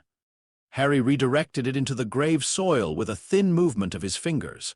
The ground blackened. Cedric remained unconscious. Barty froze. Voldemort's red eyes widened. Harry looked at the wraith. "You remain predictable." Barty snarled and raised his wand again. Harry broke it, not physically. Not yet. He broke the spell forming inside it, causing sparks to explode backward over Barty's hand. The disguised Death Eater cried out and stumbled. Voldemort hissed in fury. "No, the ritual first. He must live for the blood." "Correct," Harry said. The answer stopped everyone. Voldemort stared at him. Harry moved Cedric's unconscious body to the side with a charm and placed a ward over him. Then he stepped toward the cauldron. Barty looked confused. "My lord," Voldemort's face twisted. Harry removed a small vial from inside his robes and tossed it at Barty's feet. "My blood, collected earlier, sufficient for ritual use." Barty stared down at it. Voldemort went very still. "You came prepared," he whispered. "Yes." "Why? An embodied target is easier to process than a wraith." The graveyard seemed to darken. Barty did not understand. Voldemort did not fully. Enough. For the first time since the graveyard ritual had been planned, Lord Voldemort hesitated. Harry looked at the cauldron. "Proceed." Barty's devotion overcame his fear. The ritual began: bone of the father, flesh of the servant, blood of the enemy. Harry observed clinically, making corrections under his breath when Barty's wand angle became sloppy. Voldemort noticed. His hatred grew. The cauldron burned white. Steam rose. The thing inside unfolded. Tall, pale, red-eyed, serpentine. Lord Voldemort returned to flesh beneath the dark sky of Little Hangleton for a moment. Magic shook the graveyard. Then Voldemort stepped from the cauldron, reborn and terrible, wand extended. Barty fell to his knees, weeping. "My lord." Voldemort ignored him. His eyes were on Harry. "Now." Voldemort whispered, "We finish what began." Harry looked at the newly restored body, stable, powerful, Horcrux-supported, soul still damaged, but far more accessible than before. "Not yet," Harry said. Voldemort smiled coldly. "You think yourself in control?" "Yes." A flash of rage. "Crucio?" The curse struck Harry. Pain exploded through the vessel. The body fell to one knee. The biological echo screamed. The Lich counted 1 second. 2, enough. Harry stood. Voldemort's smile faded. Around the graveyard, summoned Death Eaters began apparating into a circle. Masks, robes, fear. Excitement, old loyalty. Rot wrapped in ceremony. They expected to see Harry Potter broken. They saw him brushing dirt from his sleeve. "The performance of pain," Harry said, voice even, "is useful for encouraging opponent overconfidence. Yours lasted approximately 2 seconds. Voldemort's wand hand tightened. Barty looked up from the ground, horrified. "Impossible," someone whispered. Harry turned his gaze briefly toward the Death Eaters. Again that word. Voldemort attacked, not with one spell, with many: killing curse, bone-breaking hex, binding curse, cutting curse. Possession attempt. Legilimency thrust. Harry moved through the assault with increasing irritation. The vessel was still not at full maturity. Direct prolonged combat with a restored Voldemort was non-trivial. Power output was around 70% of former potential, perhaps slightly less under stress. The graveyard ritual had created magical turbulence. Nagini's Horcrux fragment pressed against his senses like a bright wound. Still, Voldemort was fighting like a wizard. Harry was not limited to that category. When Voldemort raised his wand for another curse, Harry spoke a compression hex from a dead language older than the Ministry, older than Hogwarts' current curriculum, older than Voldemort's understanding of wandcraft. Voldemort's wand twisted, not snapped. Compressed, the U lost its shape, its channeling structure collapsing inward until it became a useless length of dark wood. Voldemort stared at it. For 1 perfect second, the Dark Lord looked offended, then afraid. Harry stepped forward. The Death Eaters broke formation. Some fled immediately. Some raised wands. The first one who tried to curse Harry found his own shadow binding his feet to the grave soil. The second lost all feeling in his wand hand. The third began confessing unrelated crimes in panic because Harry's passing glance had brushed the guilt centers of his mind. Barty Crouch Jr. lunged. Harry turned. Barty froze mid-step, trapped in bone-white restraints rising from the ground. "You were useful," Harry said. Barty spat at him. It froze before reaching the ground. Nagini struck then, fast, silent, huge. Harry had been waiting. He caught the serpent not with hands, but with a ring of necromantic force that closed around her body without crushing it. Nagini thrashed, jaws open, eyes bright with animal fury and soul fragment corruption. Voldemort shouted something in Parseltongue. Harry answered in the same language, formal. "Cold, perfect. You placed part of yourself in a beast and called it immortality." Voldemort's face changed. Nagini convulsed. The Horcrux inside her recognized the phylactery. Harry reached. This absorption was worse. The diary had been stable. Quirrell's residue had been damaged. Nagini's fragment was alive adjacent, wrapped in a living creature's instincts, sustained by Voldemort's renewed body nearby. Pulling it free required separating soul parasite from animal without destroying the host. Harry did not care about Nagini emotionally, but he wanted the vessel. A living Horcrux removed cleanly could provide important data. He extracted. Nagini screamed in a serpent's voice. Voldemort screamed too, not aloud at first, through the Horcrux network. A piece of him was being taken while he watched. The fragment tore free. Harry's scar burned white cold. His vision blurred. For a moment, he saw through Nagini's eyes. Forests, blood, Voldemort's hand, whispers in Albania. A murder used to make her into an anchor. Then the fragment entered the phylactery and sealed. Harry staggered. Voldemort seized the moment. He lunged without a wand, hands like claws, magic roar around him. Harry looked up. "Enough!" The words struck the graveyard, not loud, final. Voldemort stopped as if the air had become stone, not permanently, only for a breath. "Enough!" Harry summoned the Triwizard Cup with one hand and Cedric's floating body with the other. He bound Barty Crouch Jr. in a compression loop, leaving him alive but unable to move. Then he looked at Voldemort one last time. "You have fewer anchors than you believe." Voldemort's expression twisted into something beyond rage. Harry touched the cup. The portkey activated. He returned to Hogwarts with Cedric Diggory unconscious beside him, Barty Crouch Jr. bound at his feet, and blood on his sleeve that was not meaningfully his. The stands erupted. At first, cheers, then confusion, then screams. Cedric's father ran forward, face white. "He is alive," Harry said before the man could speak. Amos Diggory dropped to his knees beside his son, sobbing with relief. Dumbledore reached Harry first. His wand was already in hand. His eyes took in everything. Cedric alive, Barty bound, Harry pale, scar bleeding a thin black line, the cup smoking with portkey residue. "What happened?" Dumbledore asked. "Voldemort has returned." The words crossed the pitch like winter. Fudge, who had been approaching with forced official dignity, stopped dead. "That is not funny," the minister said weakly. "No," Harry looked at him. "It is not." Barty Crouch Jr. began laughing inside his restraints. The sound was high, cracked, and devoted. "The Dark Lord has risen," he whispered. "He has risen." Fudge backed away as if madness were contagious. Dumbledore's face hardened. "Severus," he said. Snape appeared at his side, pale beneath his usual mask. "Fetch Veritaserum." Fudge sputtered. "Now see here." Harry turned his head. "Minister, if you interfere, I will provide the press with Pettigrew's hearing record, your Dementor authorization trail, and an exact timeline of your office's failure to detect an escaped Death Eater impersonating a Hogwarts professor for an entire school year." Fudge's mouth opened. No sound came out. Hermione, standing near the front of the crowd, whispered. Oh, Ron whispered back. "He's getting better at politics." Hermione said, "That was blackmail." Ron nodded. "Yeah, but neat blackmail." Harry swayed. Only slightly. Dumbledore noticed, so did Snape, so did Hermione. Madame Pomfrey arrived and began shouting at everyone with the authority of a battlefield commander. Harry was taken to the hospital wing. Cedric woke 2 hours later with a headache, no memory after the maze, and the rare distinction of being the only Triwizard champion saved from death by being stunned by Harry Potter. He did not know whether to be grateful or offended. He chose grateful, mostly. Barty Crouch Jr. confessed under Veritasrum before dawn.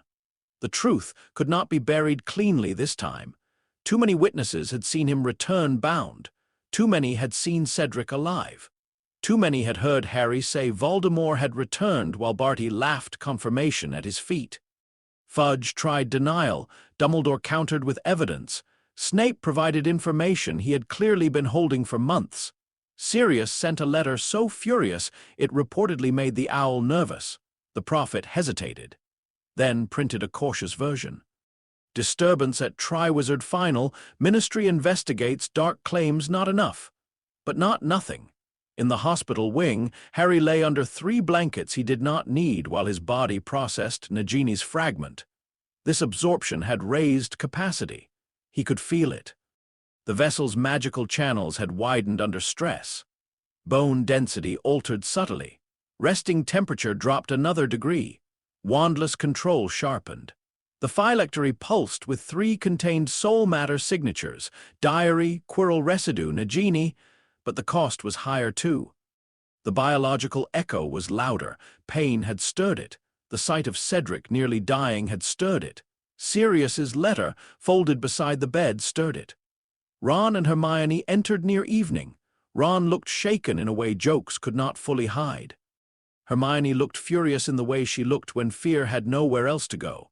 "You stunned Cedric," Ron said. "Yes. Good call, honestly." Hermione glared at him. Ron lifted both hands. "What? He lived!" Hermione turned back to Harry. "You let Voldemort come back." "Yes." Ron stopped moving. Hermione's voice shook. "You allowed the ritual?" "Yes." "People could have died." "Yes." "Cedric almost did." "Yes." "Do you care?" The room went very quiet. Harry looked at her. The correct answer from the Lich was complicated. Care was not necessary for correct action. Cedric's survival had been strategically preferable. Allowing Voldemort embodiment enabled future containment and Horcrux mapping. Barty's capture exposed the plot. Nagini's fragment had been absorbed. The outcome was favorable. The biological echo had a simpler answer. Cedric falling, green light. A body almost left behind. Harry's voice was quieter when he spoke.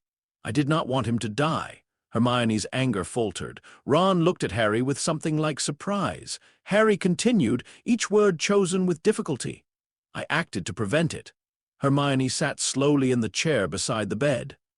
"That is not the same as care," she said. "No, but it is closer than you usually get." Harry considered this. "Possibly." Ron exhaled. "That's practically a speech." Hermione did not laugh, but her face softened slightly. "Voldemort is back," she said. "Yes, and you made him afraid of you."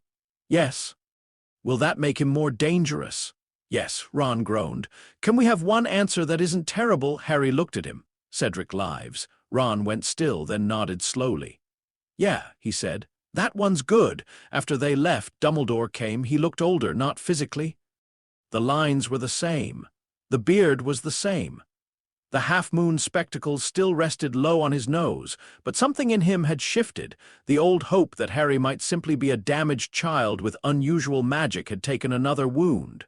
"Barty has confessed," Dumbledore said. "Yes." "Voldemort has returned." "Yes." "You knew he would." "Yes." Dumbledore closed his eyes briefly. "You allowed it." "Yes." When he opened his eyes, there was grief there, and anger, quiet anger. "You gambled with a student's life." "I preserved Cedric Diggory." "After placing him in danger." "He was already in danger from Barty's manipulation." "Harry!" The name struck like a plea. Dumbledore stepped closer. "You cannot treat people as pieces on a board." The Lich would have rejected the statement. The world was boards upon boards. People moved, threatened, protected, sacrificed, promoted, restrained. Refusing to see the board did not free anyone from it, but the biological echo remembered Ron's face, Hermione's voice, Ginny recoiling in the hospital wing, Sirius saying, "Family usually is." Harry looked down at his hands. "I know," he said. Dumbledore stopped. He had expected resistance. Not that. The silence changed. Harry continued because the truth had shape and he could not yet soften it. "I am not good at remembering before consequence occurs." Dumbledore's anger faded into something sadder. "No," he said softly. "I imagine you are not." Harry looked up. "Nagini's Horcrux fragment has been removed." Dumbledore went still. "You encountered Nagini?" "Yes, and she lives?" "Yes, the old wizard absorbed this. How many remain? Ring, locket, cup, diadem, scar." Dumbledore's gaze moved to Harry's forehead. "And the scar?" "Not yet." "Why?" "The phylactery and Horcrux fragment overlap. Extraction requires adult vessel stability or external intervention of extreme precision. Premature removal may destroy Harry Potter's remaining echo." Dumbledore's face changed. "There." Harry realized too late what he had said. Not the vessel, not himself. Harry Potter remaining echo. Dumbledore's voice became very quiet. "He is still there." Harry said nothing. Dumbledore gripped the back of a chair. "All this time," he whispered, "there is still a child in there. The pattern persists." "The boy persists," Dumbledore said with sudden force. Harry looked at him. The room warmed slightly as Fawkes, perched near the window, stirred in his sleep. Dumbledore sat down slowly. For once, he did not look like a strategist. He looked like a very old man facing a failure he did not yet know how to name. "Then we must save him," Dumbledore said. Harry's scar pulsed. The Lich recoiled internally at the word save. The child echo reached toward it. Harry's voice came out colder than intended. "From me." Dumbledore did not answer quickly. That was wise. Finally, he said, "If necessary." The hospital wing grew colder. Harry looked at him for a long time, then he nodded once. "Acceptable." Dumbledore's eyes filled with pain. "No, Harry," he said softly. "It is not." The year ended with the wizarding world half awake and half denying. Cedric Diggory returned home alive, carrying nightmares he did not fully understand and gratitude he could not comfortably express. Barty Crouch Jr. was imprisoned under extreme magical suppression, not given to Dementors, despite Fudge's private preference. Dumbledore opposed it. Harry did too. The Dementors were no longer politically convenient around matters involving him. Fudge began to fear the political consequences of Voldemort's return more than Voldemort himself. That would become useful. Sirius offered again to take Harry for the summer. This time, the request nearly succeeded. Dumbledore hesitated. Petunia's blood protection still mattered, but less than before. The phylactery complicated everything. Voldemort had Harry's blood now, but not Harry's full protection. Lily's magic had changed shape through ritual contact. Dumbledore sent Harry back to Privet Drive anyway. But not without argument. Sirius's letter afterward contained several insults directed at Dumbledore, 3 directed at the Ministry, and 1 apology for the handwriting. Harry folded it carefully beside the previous one. At Privet Drive, the Dursleys received him with the brittle silence of people who sensed the thing in their house had become more dangerous elsewhere. Harry went upstairs, opened his trunk, removed the Horcrux file, and updated the record, diary, absorbed. Quirrell Wraith residue, absorbed non-anchor, Nagini, fragment removed, host alive, remaining, ring, locket, cup, diadem, scar, Voldemort, embodied, wand temporarily neutralized. Psychological status, unstable, fearful, enraged, Cedric Diggory, alive. Social consequence, significant. Dumbledore, now aware Harry Potter echo persists. Risk increased. Assistance potential increased. He paused, then added one final line. Hermione asked whether I care. Current answer incomplete. Outside, summer insects moved through the dark. Far away, Voldemort stood in a hidden place, restored body trembling with fury as he stared at his ruined wand and felt the missing absence where Nagini's soul anchor had been. He had returned. He had flesh, he had followers, he had fear. But the boy had not screamed. The boy had not begged.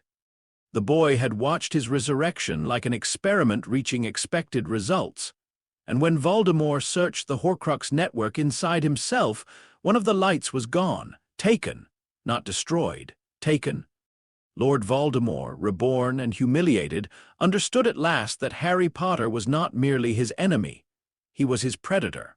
Chapter 7. The Predator surfaces years 5-7 compressed the final absorptions battle of Hogwarts. The Ministry's first mistake was denial. Its second mistake was assuming denial would inconvenience Harry Potter.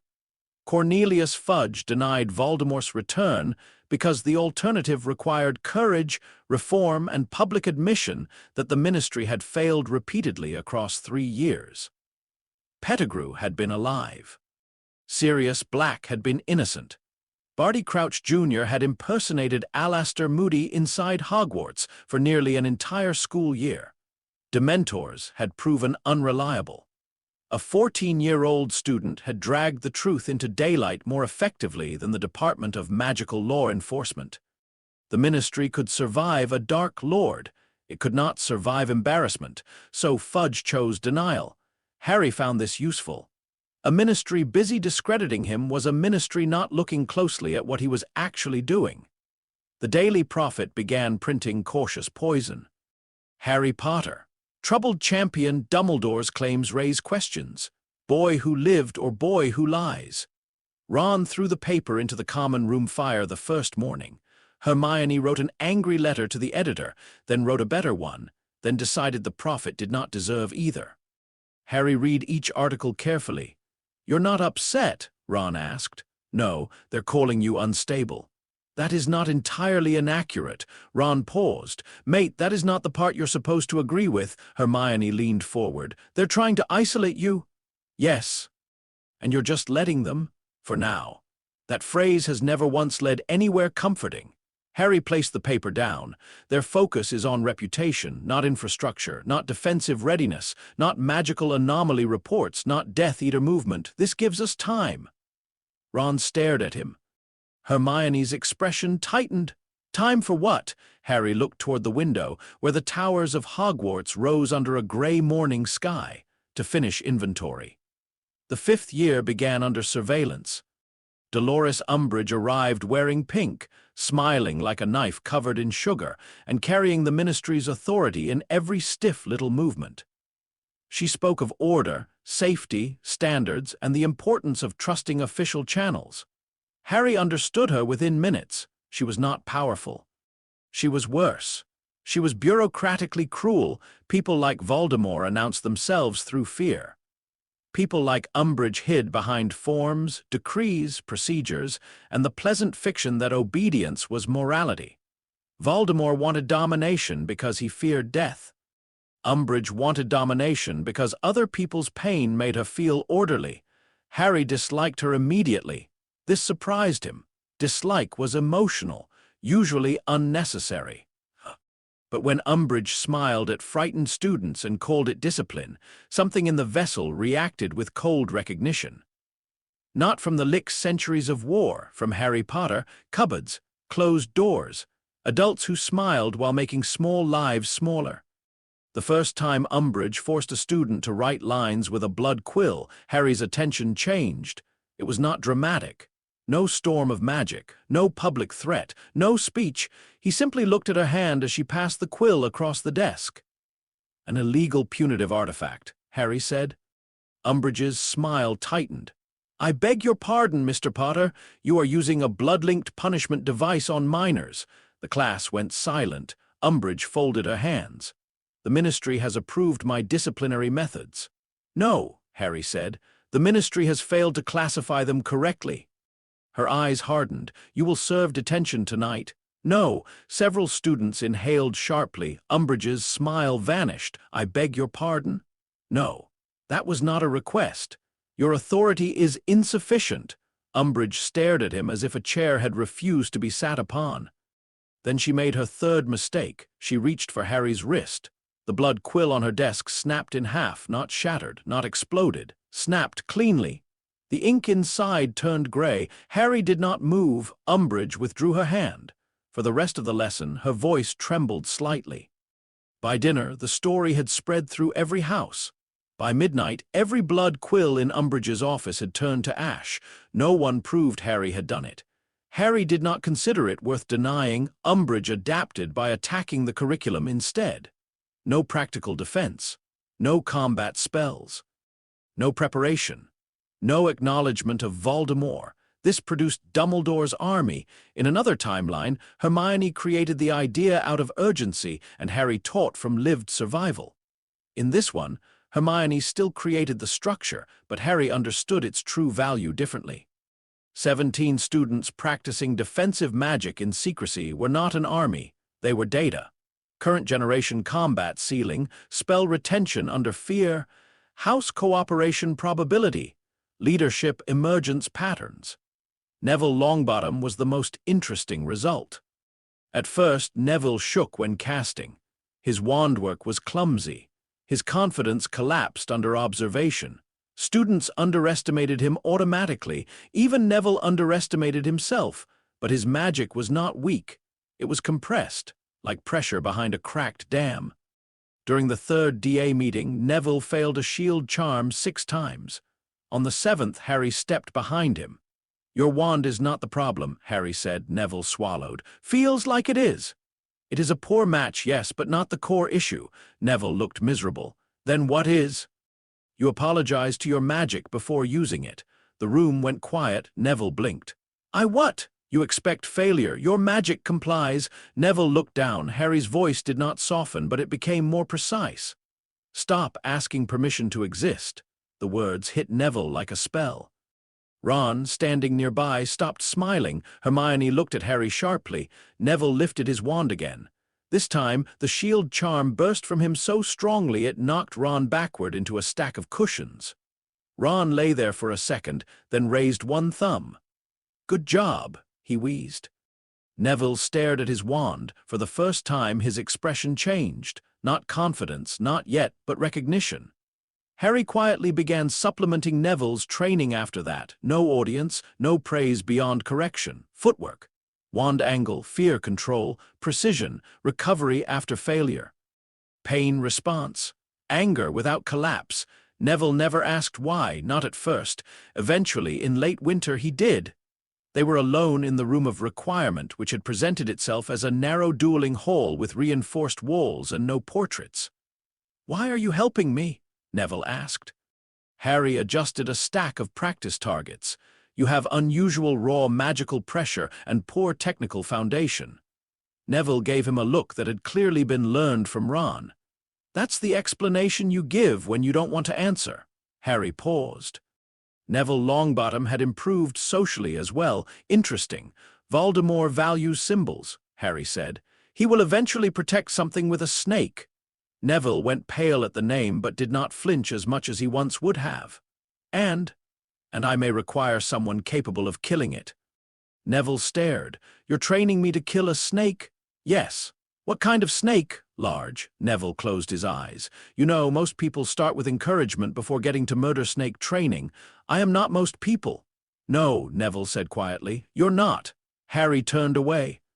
Neville's voice followed him. "But you are helping me." Harry did not answer. That year, Umbridge tried to break Hogwarts through rules. Hogwarts hated her. The castle did not think like a human, but it had preferences. It preferred mischief to stagnation, learning to obedience, danger to suffocation, and Harry Potter to Dolores Umbridge by an increasingly wide margin. Doors stuck for her. Stairs moved slowly. Ink spilled, portraits forgot messages. The room of requirement opened for Harry whenever he needed it. And eventually, it opened as something else. A cathedral of lost things, the room of hidden things. Harry entered alone one night under a disillusionment charm and found mountains of abandoned furniture, broken cabinets, cracked busts, banned books, cursed objects, old student projects, empty bottles, rusted cauldrons, and secrets piled by generations. The diadem called to him, not loudly. Horcruxes rarely shouted unless desperate. They whispered through wrongness. A tarnished tiara sat on a bust wearing an old wig, hidden among junk by a boy who had believed himself clever. Ravenclaw's diadem. Harry stood before it. The fragment inside was sharper than Nagini's, colder than the diaries, more intellectual. It had been alone for decades, feeding on nothing but dust, arrogance, and the room's vast collection of forgotten ambitions. It recognized him. A voice brushed his mind, knowledge. Power. Completion. Harry lifted the diadem. No. The Horcrux tried to open memories, tried to flatter, tried to offer insight into Hogwarts, into magic, into the mind of Tom Riddle when he had still been beautiful enough to be trusted. Harry did not need its cooperation. Extraction took 18 minutes. He prepared better this time, a containment circle beneath the room's dust, cooling runes, a stabilizing charm adapted from Snape's potion theory, a phoenix feather ash sample stolen from Dumbledore's office with the bird's silent permission, which Harry chose not to analyze emotionally. The diadem cracked silently. The fragment entered the phylactery.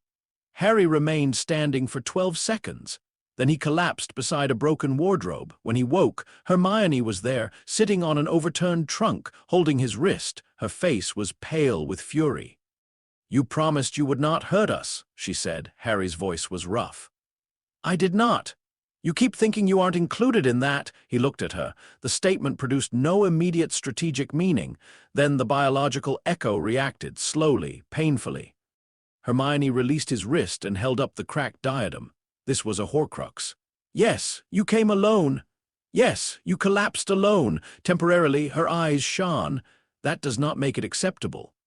Harry tried to sit up. The room tilted. Hermione pushed him back down with one hand. "You are impossible," she whispered. "Yes." "No, Harry, not as a compliment." She stayed until he could walk. She did not ask for thanks. He did not know how to give it. But later, in his private record, he added a line under social consequences. Hermione Granger includes the vessel in protected category. Implications unclear. The locket was next. Slytherin's locket had moved through theft, inheritance, arrogance, and neglect. The Black family house had held it once. Creature had tried to protect it. Mundungus Fletcher had stolen it. From there, it entered the gray market of desperate men who sold history for pocket money. Harry found Mundungus in Knockturn Alley during a Hogsmeade weekend by using 3 ghosts, 1 bribed portrait, and Draco Malfoy's unwilling knowledge of shady family contacts. Mundungus tried to lie. Harry let him finish. Then he said, "You stole a locket from number 12, Grimmauld Place." Mundungus looked around for an escape.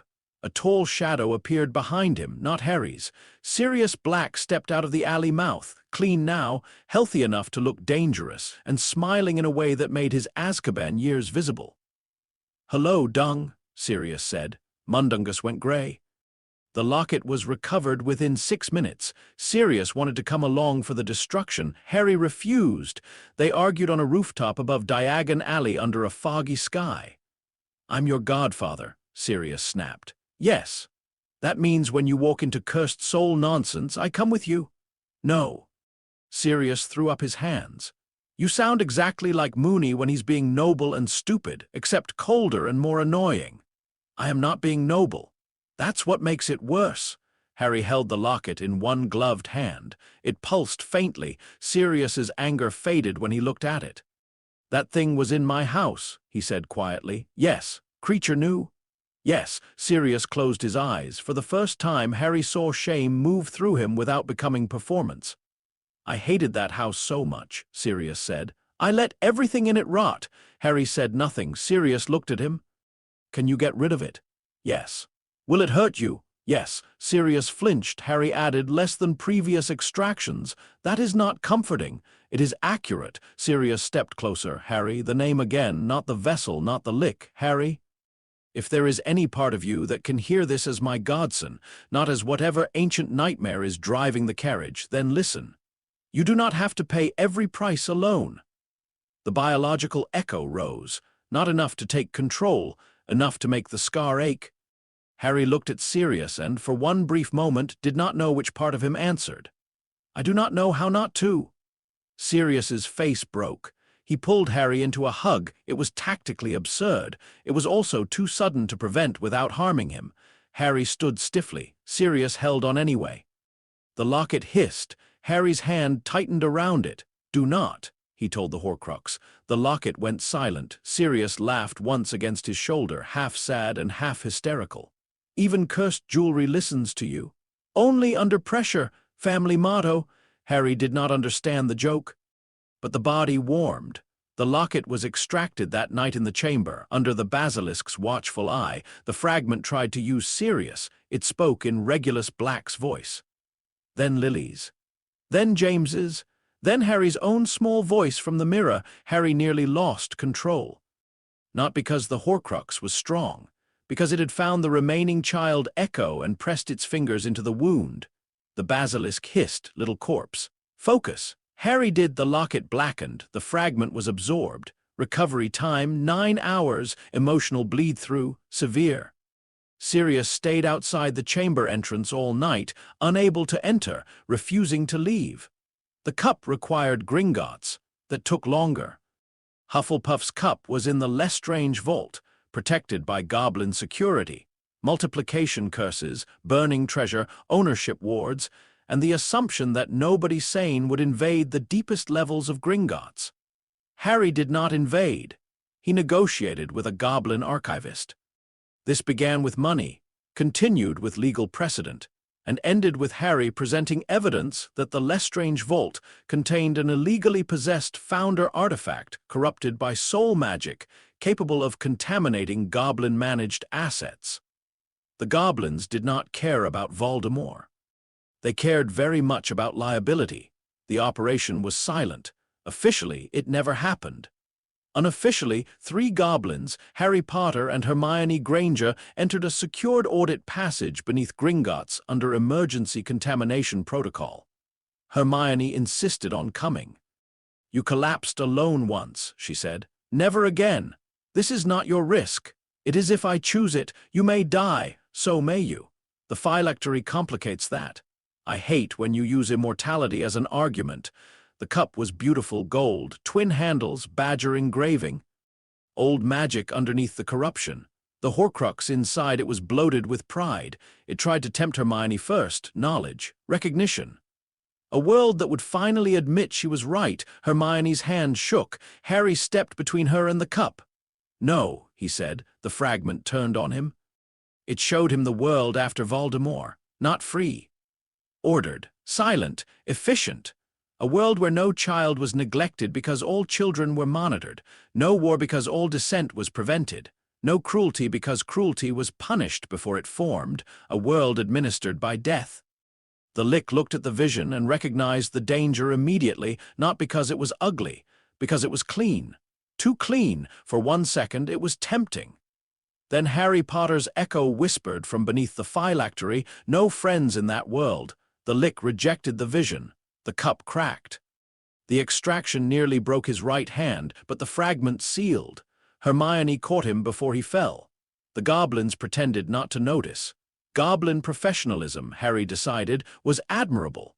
By the beginning of 6th year, only 2 anchors remained: the ring and the scar. The ring was in Little Hangleton. Dumbledore came for that one.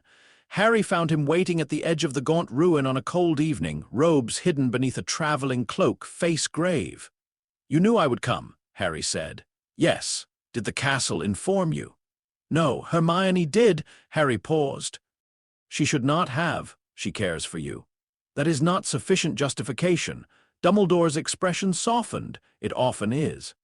The gaunt shack smelled of rot, dust, and old violence. The ring was hidden beneath layered curses, protections, and ugly family magic. Voldemort had wrapped it in spite. The resurrection stone sat inside it, older than the Horcrux, older than the Gaunts, older than all their pride. Dumbledore stared at the ring too long. Harry noticed, "You desire the stone."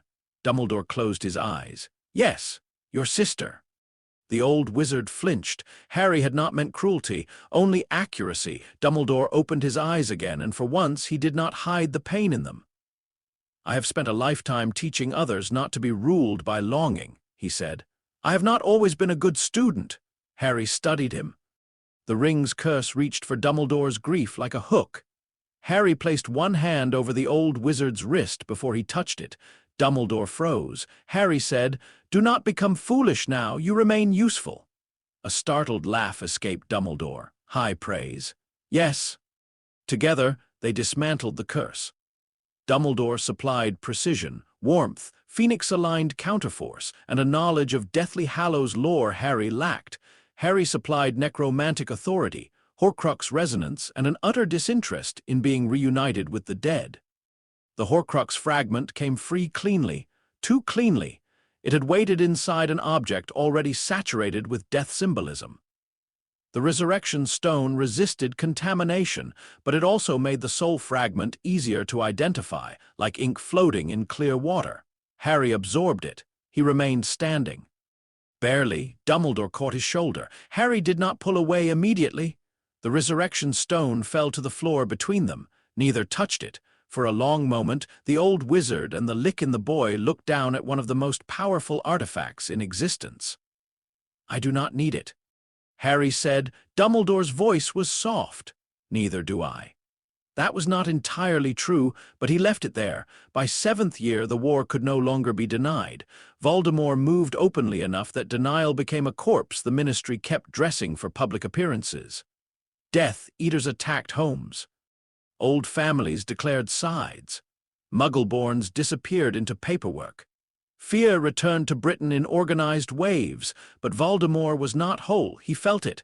Harry knew he felt it. Each missing Horcrux changed him, made him sharper in some ways, more unstable in others. He no longer trusted immortality. He no longer trusted his followers. He no longer trusted the silence inside his own soul. Only the scar remained. The scar was the hardest, not because the fragment was strongest, because it was tangled with the phylactery and the child. Dumbledore proposed sacrifice once, only once. In another kind of magic, Dumbledore said in his office, there may be a path through voluntary death. Harry looked at him. No, Dumbledore's face tightened. You do not know what I am suggesting. Yes, I do. Sacrificial love magic, vessel death. Fragment destruction through self-offering. Dumbledore was silent. Harry continued, I cannot perform it. Cannot. Alignment block. The Lich consciousness cannot enact love sacrifice sincerely. The Harry echo is insufficiently dominant to consent. Any attempt would be magical fraud and likely fail. Dumbledore looked as if the words had cut him, and if we could bring Harry forward, the room grew colder. That risks vessel instability. It might save him or destroy him. Is that why you resist? Harry did not answer. Dumbledore leaned forward. Is some part of you afraid that if Harry Potter is saved, you will end? The Lich had no breath. The body did. It stopped. Fawkes stirred on his perch. Harry stood very still. Then he said, Fear is not the relevant variable. Dumbledore's voice gentled, isn't it? The final extraction required all of them.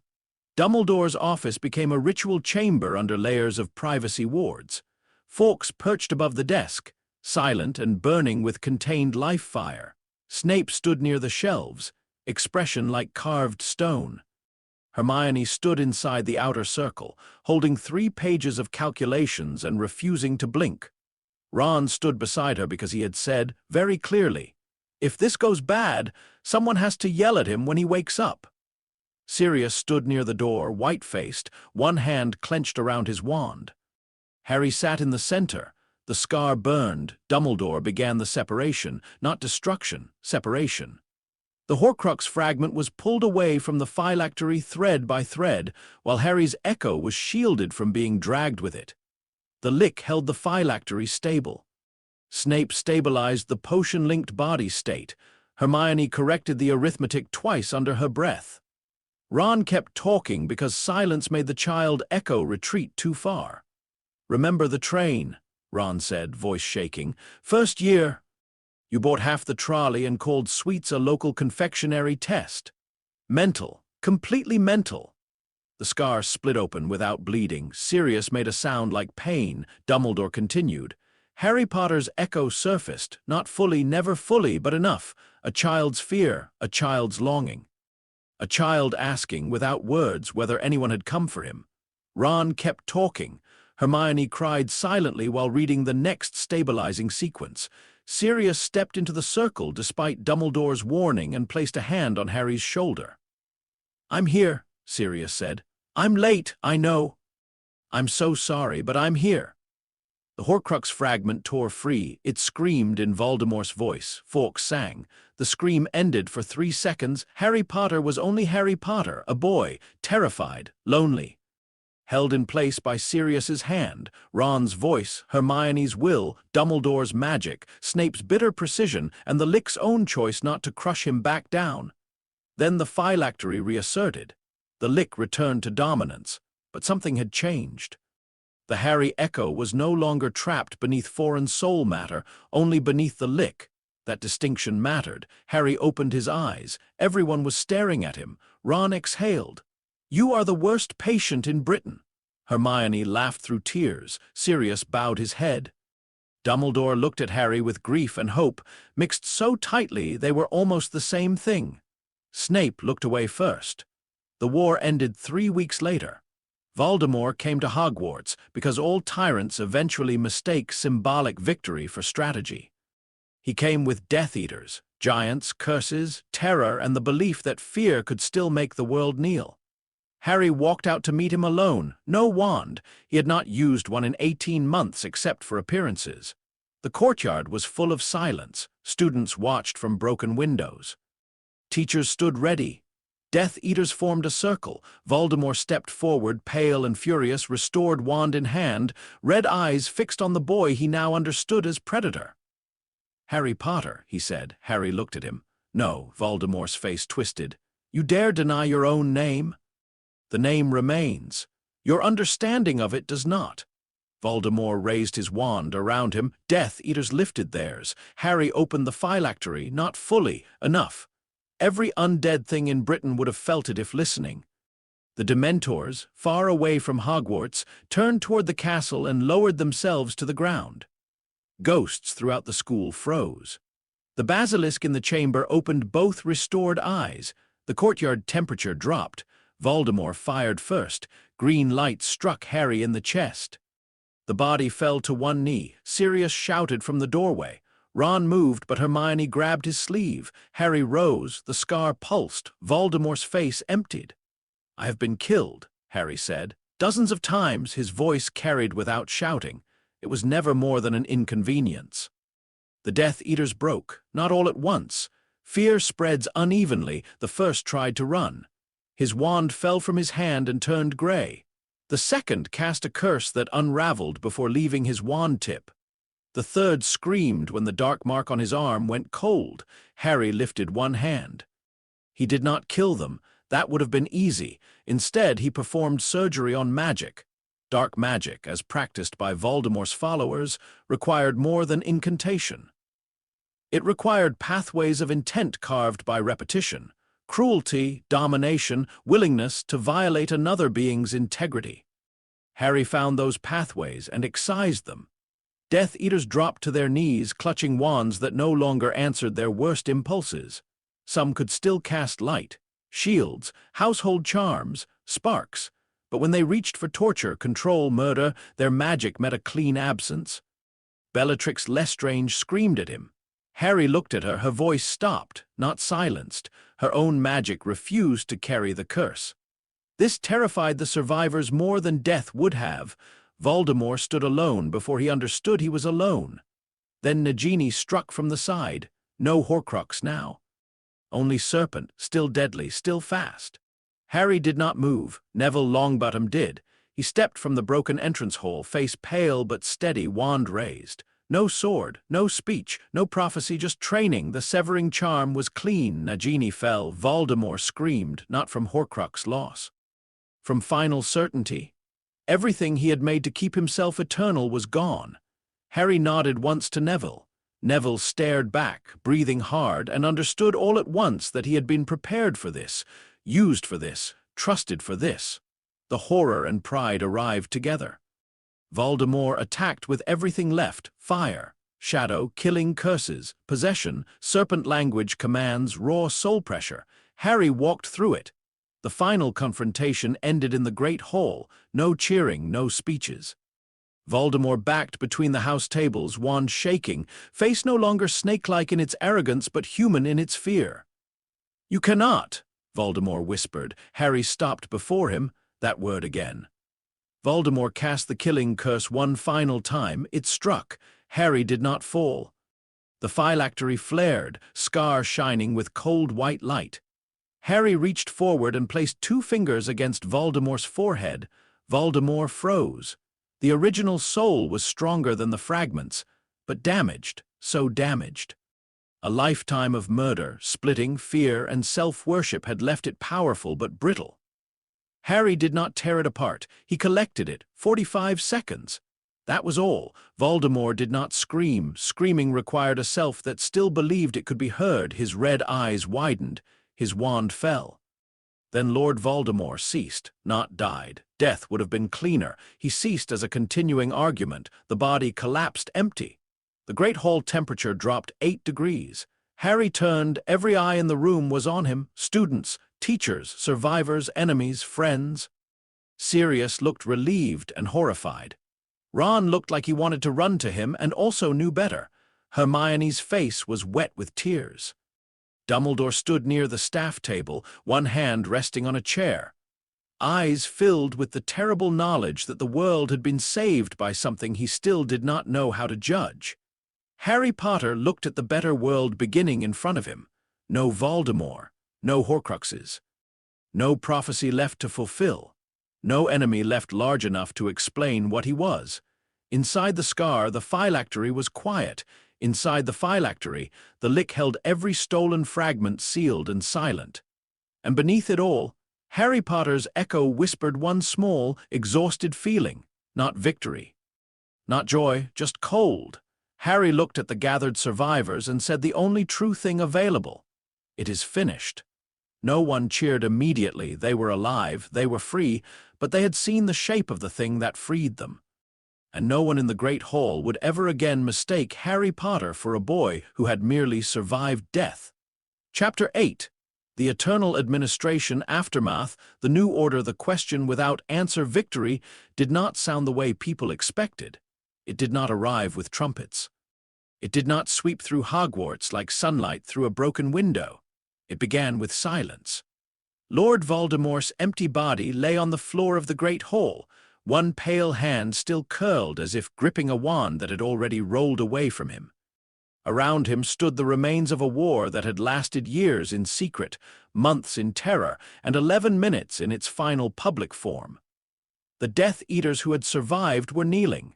Not because they had surrendered, not exactly. Surrender implied choice. Their wands lay useless beside them. Their dark marks had faded from black to a dull gray, like old bruises on skin. Some wept. Some stared at their hands as if expecting their cruelty to return if they concentrated hard enough. Bellatrix Lestrange sat on the floor, silent for the first time anyone could remember, her lips moving without sound. Harry Potter stood in the center of the hall, no wand, no blood, no visible triumph. His scar was pale now, almost silver under the torchlight. The lightning shape no longer looked like a wound. It looked like a seal. Nobody knew what to do. That was understandable. The story they had prepared for did not exist anymore. There was no heroic duel, no final Expelliarmus, no noble corpse. No neat proof that love alone had burned away evil in one perfect flash. Instead, the wizarding world had watched Harry Potter survive the killing curse again, remove the Dark Lord's followers' ability to perform dark magic, and then touch Voldemort's forehead as if closing a book. Voldemort had not fallen dramatically. He had simply stopped being a person. That was harder to celebrate. Ron was the first of Harry's friends to move. He took 3 steps forward, stopped, looked at Voldemort's body, looked at Harry, then said, voice unsteady, "Please tell me that's properly finished and not your version of temporarily handled." A laugh broke out somewhere, small, terrified, human. It spread unevenly through the hall, not because anything was funny, but because Ron Weasley had given the survivors permission to breathe. Harry looked at him. It is finished. Ron exhaled. Good, great, excellent, hate the delivery, love the result. Hermione crossed the distance next. She did not run. Hermione rarely ran unless chased by something with teeth or exams. But she moved quickly, robes torn, face pale, eyes bright with tears she had stopped trying to hide. She stopped just outside arm's reach, not because she feared him, because she understood boundaries better than most. "Harry," she asked. The name was a question. The Lich could have answered as the dominant occupant. The phylactery could have pulsed with authority. The ancient thing wearing Harry Potter's body could have said something precise and useless. Instead, for one brief second, the newly freed echo inside him stirred. Tired, cold, present. Harry blinked. "Yes," he said. Hermione's face crumpled. Then she stepped forward and hugged him. The great hall went even quieter. Harry did not move. He had been hugged before now. Sirius had hugged him. Mrs. Weasley had tried twice and succeeded once through surprise. Ron had grabbed him after the final Horcrux extraction and then pretended it was a tactical restraint. But Hermione's hug was different, not because it was warmer, because it contained accusation, relief, fury, grief, and refusal all at once. It said, "You are not allowed to become only what saved us." Harry's arms remained at his sides. Then, slowly, one hand lifted and rested awkwardly against her back. Ron saw it and stared. Sirius, standing near the entrance to the hall, covered his mouth with one shaking hand. Dumbledore closed his eyes. For a moment, victory almost became understandable. Then Harry lowered his hand and stepped back. The moment ended, reality returned, bodies needed to be moved. Prisoners needed to be secured. Families needed answers. The injured needed treatment. The dead needed names. The Ministry needed to be prevented from turning survival into propaganda before breakfast. Harry turned toward Dumbledore. "Headmaster." Dumbledore opened his eyes. "Yes, Harry." "Containment first. Explanation later." Dumbledore's mouth tightened in something almost like a smile. "Practical as ever." "Yes." That became the first rule of the aftermath. Containment first. Explanation later. The surviving Death Eaters were not sent to Azkaban. Harry refused. This created the first political crisis of the New World less than 1 hour after Voldemort ceased to exist. Kingsley Shacklebolt, who became acting minister by necessity before any official vote could be organized, argued from law. McGonagall argued from security. Several Aurors argued from exhaustion. Sirius argued from personal experience and nearly started a duel with a Ministry official who suggested Dementors were still the traditional option. Harry ended the discussion. "No Dementors." The aura stiffened. "With respect, Potter, that is not your decision." The room became colder. Ron, standing behind Harry, whispered, "Oh, bad sentence." Harry looked at the aura. "The Dementors no longer recognize Ministry authority above mine." The aura swallowed. Kingsley's eyes sharpened. Dumbledore said nothing. Harry continued, calm and precise. "If you send prisoners to Azkaban, the Dementors will either abandon their posts or attempt to present the prisoners to me for judgment. Neither outcome supports institutional stability." Someone muttered, "Judgment!" Harry turned his head. The muttering stopped. Kingsley folded his hands. "What do you propose?" "Layered magical suppression, wand separation, rotating guard duty by mixed house aura teams, memory-sealed testimony collection, no soul-feeding entities." "That facility does not exist." "Then build it." "With what authority?" Harry looked at Voldemort's empty body, then back at Kingsley. "The authority of an emergency government that wishes to survive the weak." Kingsley stared at him. Then, slowly, he nodded. It was not obedience, not quite, it was recognition. The wizarding world had entered the phase after myth, and Harry Potter was already writing procedures. By dawn, the prisoners were moved into temporary containment beneath Hogwarts under joint supervision from Aurors, Order members, and Goblin Curse consultants. Harry contacted through channels no one asked about, because everyone was too tired to survive the answer. By noon, the first official Ministry statement was drafted. Hermione rejected it in full. "This is cowardly," she said, reading the parchment in the staff room. "It says you know who was defeated by combined defensive efforts." "That is technically true in the same way saying the ocean is damp is technically true." Ron leaned over her shoulder. "Does it mention Harry?" "Barely." "Does it mention Voldemort?" "It says the Dark Aggressor." Ron looked at Kingsley. "Mate, that sounds like a dramatic weather pattern." Kingsley sighed. "I am trying to prevent mass panic." Harry, seated at the far end of the table, said, "Panic is already present. Mislabeling it reduces trust." Hermione pointed at him without looking up. "That, exactly." Kingsley looked between them. I am surrounded by children correcting statecraft. Dumbledore, standing by the fireplace, murmured, "One grows used to it." The second statement was clearer. It named Voldemort. It named the Death Eaters. It confirmed the Dark Lord's defeat. It confirmed that Harry Potter survived and that the remaining threat was under containment.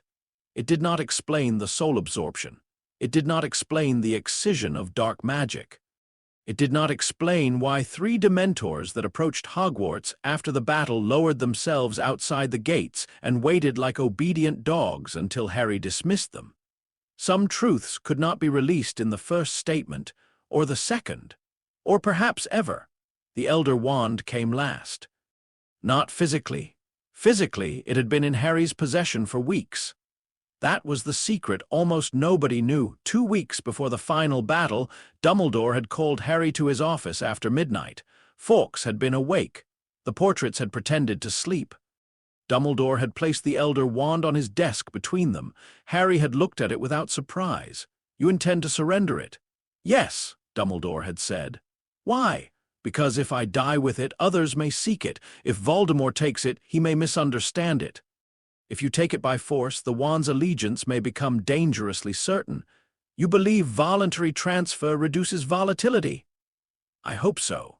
Harry studied the wand. It was old, older than many countries, not alive like the Sorting Hat, not merely enchanted like a school wand. It carried the accumulated violence of centuries. Duels, murders, victories, thefts, betrayals, legends. The wand was not evil. Objects rarely were, but it was shaped by conquest. It knew masters through defeat. Dumbledore's hand rested near it, not touching.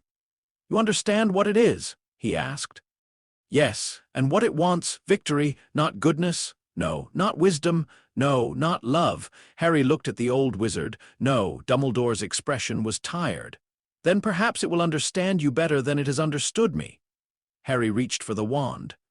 The moment his fingers closed around it, the room changed. The Elder Wand did not welcome him. It did not sing. It did not flare with loyalty. It recognized. That was worse. It recognized a thing that had been killed and remained. A thing that carried death as office, not event. A being undefeated by the one force every wand, every duel, every master eventually served. The Elder Wand did not choose Harry Potter. It resigned itself to him. Fawkes spread his wings. Dumbledore closed his eyes. "What does it feel like?" he asked quietly. Harry held the wand. "Administrative?" Dumbledore opened his eyes. For one startled second, he almost laughed. Then he did, softly, sadly. Of all the reactions Harry might have expected, grief laughter had not been highest. "No one," Dumbledore said, "has ever described the most dangerous wand in history as administrative." They lacked perspective. "Yes," Dumbledore said, "I suppose they did." Neither recorded the exchange. After the battle, when rumors began spreading that Harry had claimed the Elder Wand from Voldemort, Dumbledore allowed the misunderstanding to exist. It was simpler, cleaner, more myth-compatible. Harry did not care. He rarely used the wand. It remained locked in a warded case in Dumbledore's office for 3 days, then moved to a secure chamber beneath Hogwarts that had not existed until the castle decided it should. The castle was becoming more cooperative. Hermione called that concerning. Harry called it efficient. Ron called it the building picking favorites, then immediately apologized to the wall when a staircase moved him 3 floors in the wrong direction. The summer after Voldemort's defeat did not become peaceful. Peace, Harry learned, was not the absence of enemies. Peace was paperwork.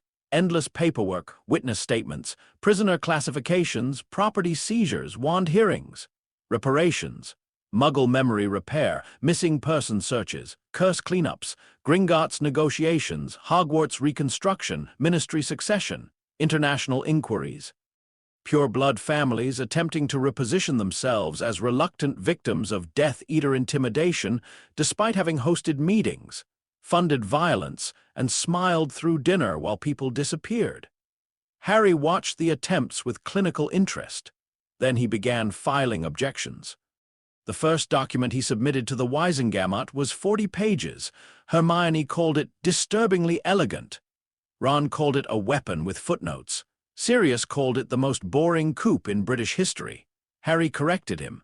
It is not a coup. You are reorganizing the government after killing Voldemort. Not killing. After making Voldemort stop existing then. More accurate. And now you're telling the Wisengamot what to do in 40 pages. Citing precedent? Sirius leaned back in his chair at Grimmauld Place, which had become both a safe house and a place Harry tolerated because Sirius lived there, and Creature had stopped muttering insults after Harry corrected his posture with one look. "That's a coup with homework," Sirius said. Hermione, sitting at the table with 3 ink pots and an annotated copy of the proposal, said, "It's not a coup if the legislative body votes on it." Sirius pointed at her. "You are not helping. I am improving the language. You're enabling the homework coup." Harry turned a page. The phrase homework coup is imprecise. Ron, from the sofa, said, "No, it's perfect." The proposal passed 41-9, not because everyone agreed, because Harry had understood the post-war moment better than the old families did. The Wisengamot wanted stability, they wanted legitimacy. They wanted to appear useful before the public realized how useless many of them had been. Harry offered them a structure that let them vote themselves into relevance while quietly removing the mechanisms that had allowed Voldemort's ideology to thrive. The reforms began with Azkaban. The prison was decommissioned within 6 months. The Dementors were not destroyed. That disappointed many people and frightened more. Harry reclassified them, not as guards, as hazardous entities requiring command containment. A new facility was built on a remote island under layered wards, with no prisoners for them to feed on and no authority to interact with civilians. Their function became suppression of unstable magical waste, cursed battlefield residue, and certain non-sentient soul echo phenomena under direct supervision. The phrase, under direct supervision, caused 3 Wisengamot members to ask whose supervision. Harry looked at them. They did not ask again. Azkaban's surviving prisoners were reviewed individually. Some remained imprisoned. Some were transferred to medical custody. Some, like Sirius had once been, were found to have never received proper trial procedures. That discovery nearly collapsed public trust. Hermione insisted it needed to. "If trust is built on lies," she said during one late-night policy session, "then collapse is not the problem. The lies are." Harry looked at her. "You sound like Dumbledore," she grimaced. "Don't say that." Dumbledore, seated nearby with tea, smiled. "It is a terrible burden, Miss Granger." She ignored him. Blood purity law was next, not abolished in one dramatic speech. Harry disliked dramatic speeches. Instead, he dismantled it through precedent, inheritance restrictions, employment barriers, marriage record language, wand registration discrepancies, educational funding biases, ministry hiring traditions disguised as family familiarity, legal loopholes that had allowed old families to keep Muggleborns out of certain departments without ever writing the word forbidden. He removed them one by one. Every time an old family objected, Hermione found a contradiction in statute. Every time a department delayed, Harry found a funding dependency. Every time a Wisengamot elder complained about tradition, a ghostly legal scholar named Septimus Braid appeared beside Harry and cited Founders-era precedent so obscure that half the chamber had to pretend they remembered it. Septimus Braid had been dead since 1422. He became the first ghost appointed to formal advisory office. The prophet called it controversial. Ron called it Harry hiring a dead lawyer because living ones weren't annoying enough. Hermione called it brilliant. The ministry called it temporary. Septimus Braid called it overdue. Centaur representation took longer. The Centaurs did not trust wizards for obvious and well-earned reasons. Harry did not attempt friendship. He sent a proposal, 3 corrected land boundary maps, a formal apology drafted by Hermione and revised by Fyarns, and a guarantee of non-interference enforced by oath magic old enough to satisfy them. 3 Centaurs joined the advisory council, not because they liked Harry. Because he had not pretended to like them, merit appointments followed former Muggle-born activists, half-blood cursebreakers, a goblin liaison, 2 squibs with administrative genius, a werewolf legal advocate recommended by Lupin, a ghost, 3 department heads removed quietly after evidence of death. Either cooperation became impossible to misplace. The ministry changed not through revolution, but through replacement of load-bearing rot. It was less cinematic than battle. It was more permanent. Hermione became chief magical advisor after rejecting the title 4 times. "I am 17, she said. 18 in September, Harry replied. "That does not make it normal. Normal is not the standard.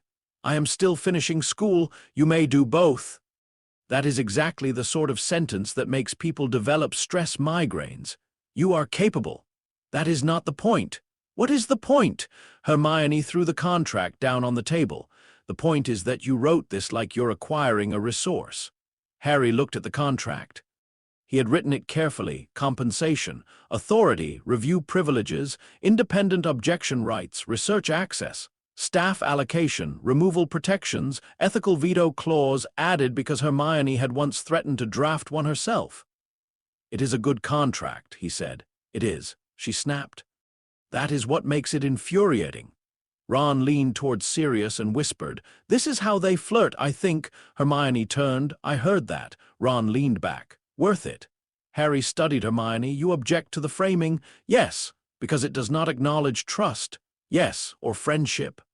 Her anger faltered. "Yes." Harry took the contract back, crossed out the opening clause, rewrote it. Hermione read the new version. Her expression changed. Sirius tried to look over her shoulder. Ron craned his neck. Hermione pressed the parchment to her chest. "No." Ron grinned. "Now we have to know." She glared at him. Harry said, "The revised clause states that the position is offered not because Hermione Granger is useful, although she is, but because she is trusted to disagree when disagreement is necessary." The room went quiet. Hermione looked down at the parchment. Then softly, "That is better." "Good. I still have amendments." "Expected." She accepted the position. She also submitted 12 amendments. Harry approved 9, debated 2, rejected 1. Hermione called the rejection morally cowardly. Harry called her argument structurally sentimental. Ron left the room to make tea because, as he put it, "Once they start using big words as knives, we're here all night." The Weasleys adapted in layers. Molly Weasley did not understand what Harry was. She understood enough to worry. At first, she tried to mother him in the traditional way: food, sweaters, fussing, direct emotional assault. Harry resisted all 3 except food when biologically necessary and sweaters when Ron looked hopeful. After the war, she tried once to ask. They were in the Burrow kitchen. Rain tapped against the windows. Ginny was upstairs. Ron and the twins were arguing over something loud in the yard. Arthur was pretending not to study a Muggle toaster Harry had repaired through magic and questionable electrical theory. Molly stood near the sink, twisting a dish towel. "Harry, dear?" Harry looked up from a ministry file. "Yes." She hesitated. There were many questions in her face. "What happened to you? Are you safe? Are you still the boy we thought we knew? Did I feed something terrible at my table for years? Did it matter if I did?" In the end, she asked none of them. "Have you eaten today?" Harry blinked. "Yes." "Properly?" "No." She took the file from his hand. He allowed it because resisting Molly Weasley in a kitchen carried social consequences disproportionate to the objective stakes. She put a plate in front of him. "Eat." Harry looked at the food, then at her. "This does not answer your question." Molly's eyes shone. "No," she said, "but it answers mine for now." He ate. Ginny took longer. She avoided him for most of the first post-war summer, not rudely, not dramatically. She simply arranged space between them. Harry allowed it. Then, one evening at Grimmauld Place, she found him in the library. "You saved me," she said. Harry looked up. "Yes, you also scared me more than the diary did." "Yes," she crossed her arms. "I hated you for that." "Reasonable. That's an annoying answer." "I know." Ginny sat across from him. She was older now. Not fully healed, but no longer the small girl waking from possession. Her fear had grown edges. That was better than softness. "I know you didn't mean to hurt me," she said. Harry did not answer. "I don't know if that makes it better or worse." "Neither do I." She studied him. "You really don't, do you?" No, for some reason that made her less angry, not forgiving, but less angry. I'm not going to pretend you're normal, she said. Good. And I'm not going to pretend I'm not scared of you sometimes. Also good, but Ron trusts you. Yes, Hermione trusts you, which is more terrifying because she does research first. Yes. And you kept us alive. Yes, Ginny looked toward the dark window. I don't know what to do with that. Harry closed the book. Neither do I. She laughed once, small, tired, real. That might be the first comforting thing you've ever said to me. Harry reviewed the sentence and found no comfort in it, but Ginny left calmer than she arrived. Ron remained Ron. This became more important over time, not less. Harry's world filled with laws, dead advisors, old magic, political restructuring, containment models, ethical debates, and the quiet pressure of an entire society trying to decide whether it had been saved or conquered. Ron responded by making Harry play chess. You need hobbies, Ron said. I have research. That's not a hobby, that's a threat with bookmarks. I also administer reforms, also not a hobby. I maintain a basilisk. Ron paused, somehow worse. They played chess in the Gryffindor common room, then the burrow, then Grimmauld Place, then occasionally in Harry's ministry office when Ron claimed the paperwork was making the room smell like Percy. Ron lost more often than he won. He complained every time, but he kept playing. One night, after losing his queen to a trap he absolutely should have seen, Ron leaned back and said, "Do you ever think you'll leave?" Harry looked at the board. Leave where? Here, Britain, Hogwarts, us. The Lich considered it could leave. There were other magical systems to study. Other lands, other dead, other libraries, other governments to improve or dismantle or ignore. The phylactery no longer required proximity to Privet Drive. Voldemort was gone. The vessel was nearing adult stability. The world was open. The biological echo responded before analysis completed no. Harry moved a knight, not currently. Ron nodded as if that answer meant more than it did. Good. Why? Because you're terrible at letters. Harry looked at him. Ron grinned. You'd write things like, Dear Ronald, I have arrived in Egypt. The tombs are adequate. 3 curses attempted to kill me, inefficiently. Regards, Harry. Harry considered this. That is a plausible letter. Exactly. Stay here where Hermione can force you to add feelings. The word feelings created the usual discomfort, but not as much as before. Dumbledore aged strangely after the war, not quickly, not slowly. Honestly, for years he had seemed like a man made of twinkling eyes, half-truths, impossible plans, and carefully managed grief. After Voldemort's end, something in him stopped performing immortality. He remained powerful. Still brilliant, still dangerous when necessary, but he allowed tiredness to show. He and Harry met often in his office, though Harry was no longer a student in any ordinary sense. Sometimes they discussed ministry reform. Sometimes Horcrux residue, sometimes the Elder Wand. Sometimes nothing for several minutes. One evening, Dumbledore poured tea and said, Do you hate me? Harry looked at him. No. Do you think you should? No, Dumbledore nodded. That is not the same as forgiveness. I know. Do you forgive me? Harry considered. Dumbledore had left him at Privet Drive, watched him, feared him, hidden information, considered sacrifice, tried in his own way to save a child he did not understand after helping create the circumstances of his loneliness. The Lich did not require forgiveness. Harry Potter might. The echo was quieter now, no longer buried beneath Voldemort's fragment.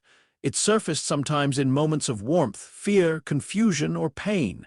It was not dominant. It might never be, but it listened. I do not know how, Harry said. Dumbledore's eyes filled with tears he did not shed. That may be fair. I can continue working with you. That is not the same either. No, but perhaps, Dumbledore said softly, it is what we have. Harry lifted his teacup. You also remain useful. This time Dumbledore laughed without grief. High praise indeed. 3 months after the Battle of Hogwarts, Dumbledore wrote the journal entry he had been avoiding. His hand shook slightly as he opened the old leather book. He had written of Harry's sorting, the stone, the diary, the Dementors, the graveyard, the final extraction, the battle. He had written facts when feelings were too dangerous. Now he wrote something closer to truth. I have spent 80 years believing that love was the most powerful magic in the world. I was not wrong. I was simply incomplete. He paused. Fawkes watched from his perch. Dumbledore continued. There is something older than love, and it sat in my office and drank my tea and occasionally corrected my Latin. I will spend whatever time remains to me uncertain whether the world is safer or simply differently endangered. He closed the journal, did not seal it, did not hide it. Some records deserve to be found by someone wiser. If such a person existed, the world became measurably better. This was the most uncomfortable fact. Azkaban no longer tortured prisoners. Blood purity law was dismantled. Muggle-born students received legal protections that could not be quietly ignored by old families. Werewolf employment restrictions were revised under Lupin's advisory work. Goblin relations improved from hostile to professionally suspicious.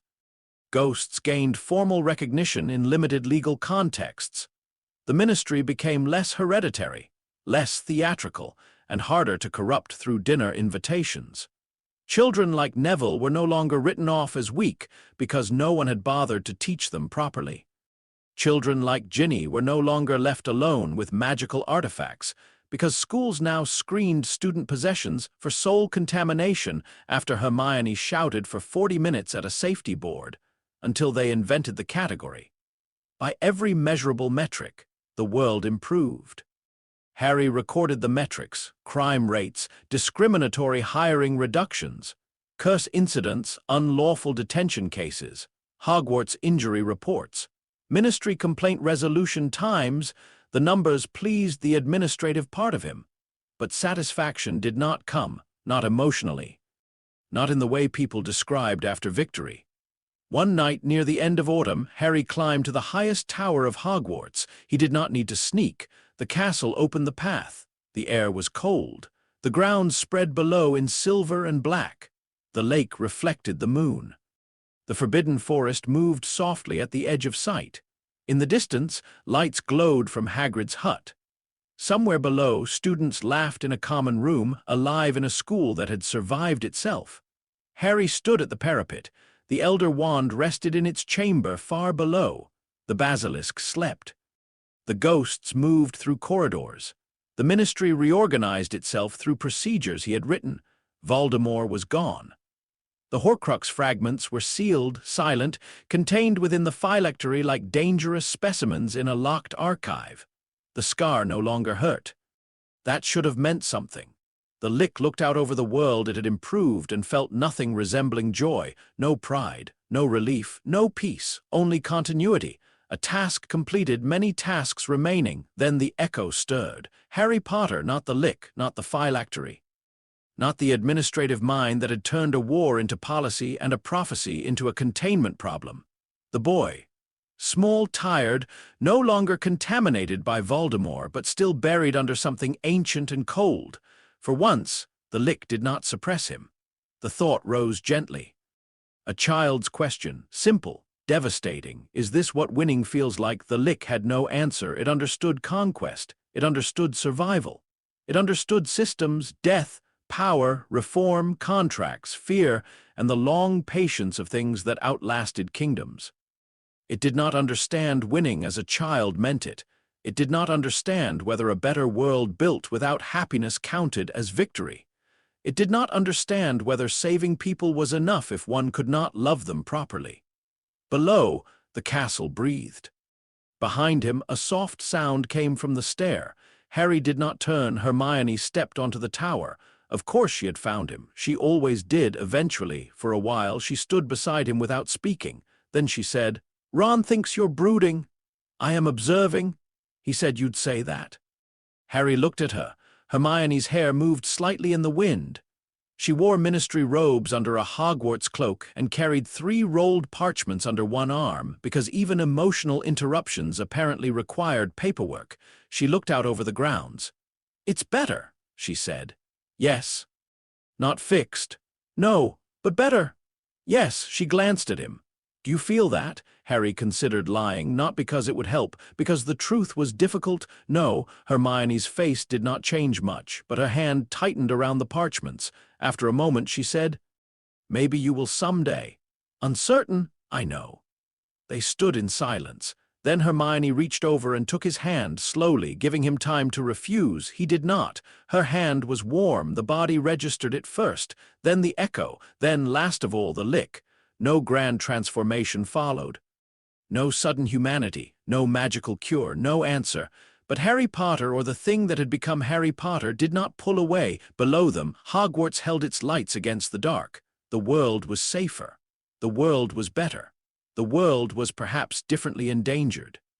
And on the highest tower, under a cold and watchful sky, the undefeated Death who had saved them all stood hand in hand with the one person determined to keep asking whether saving was enough. The child's question remained unanswered. The Lick did not know. For the first time in centuries, not knowing did not feel like failure. It felt like something still alive.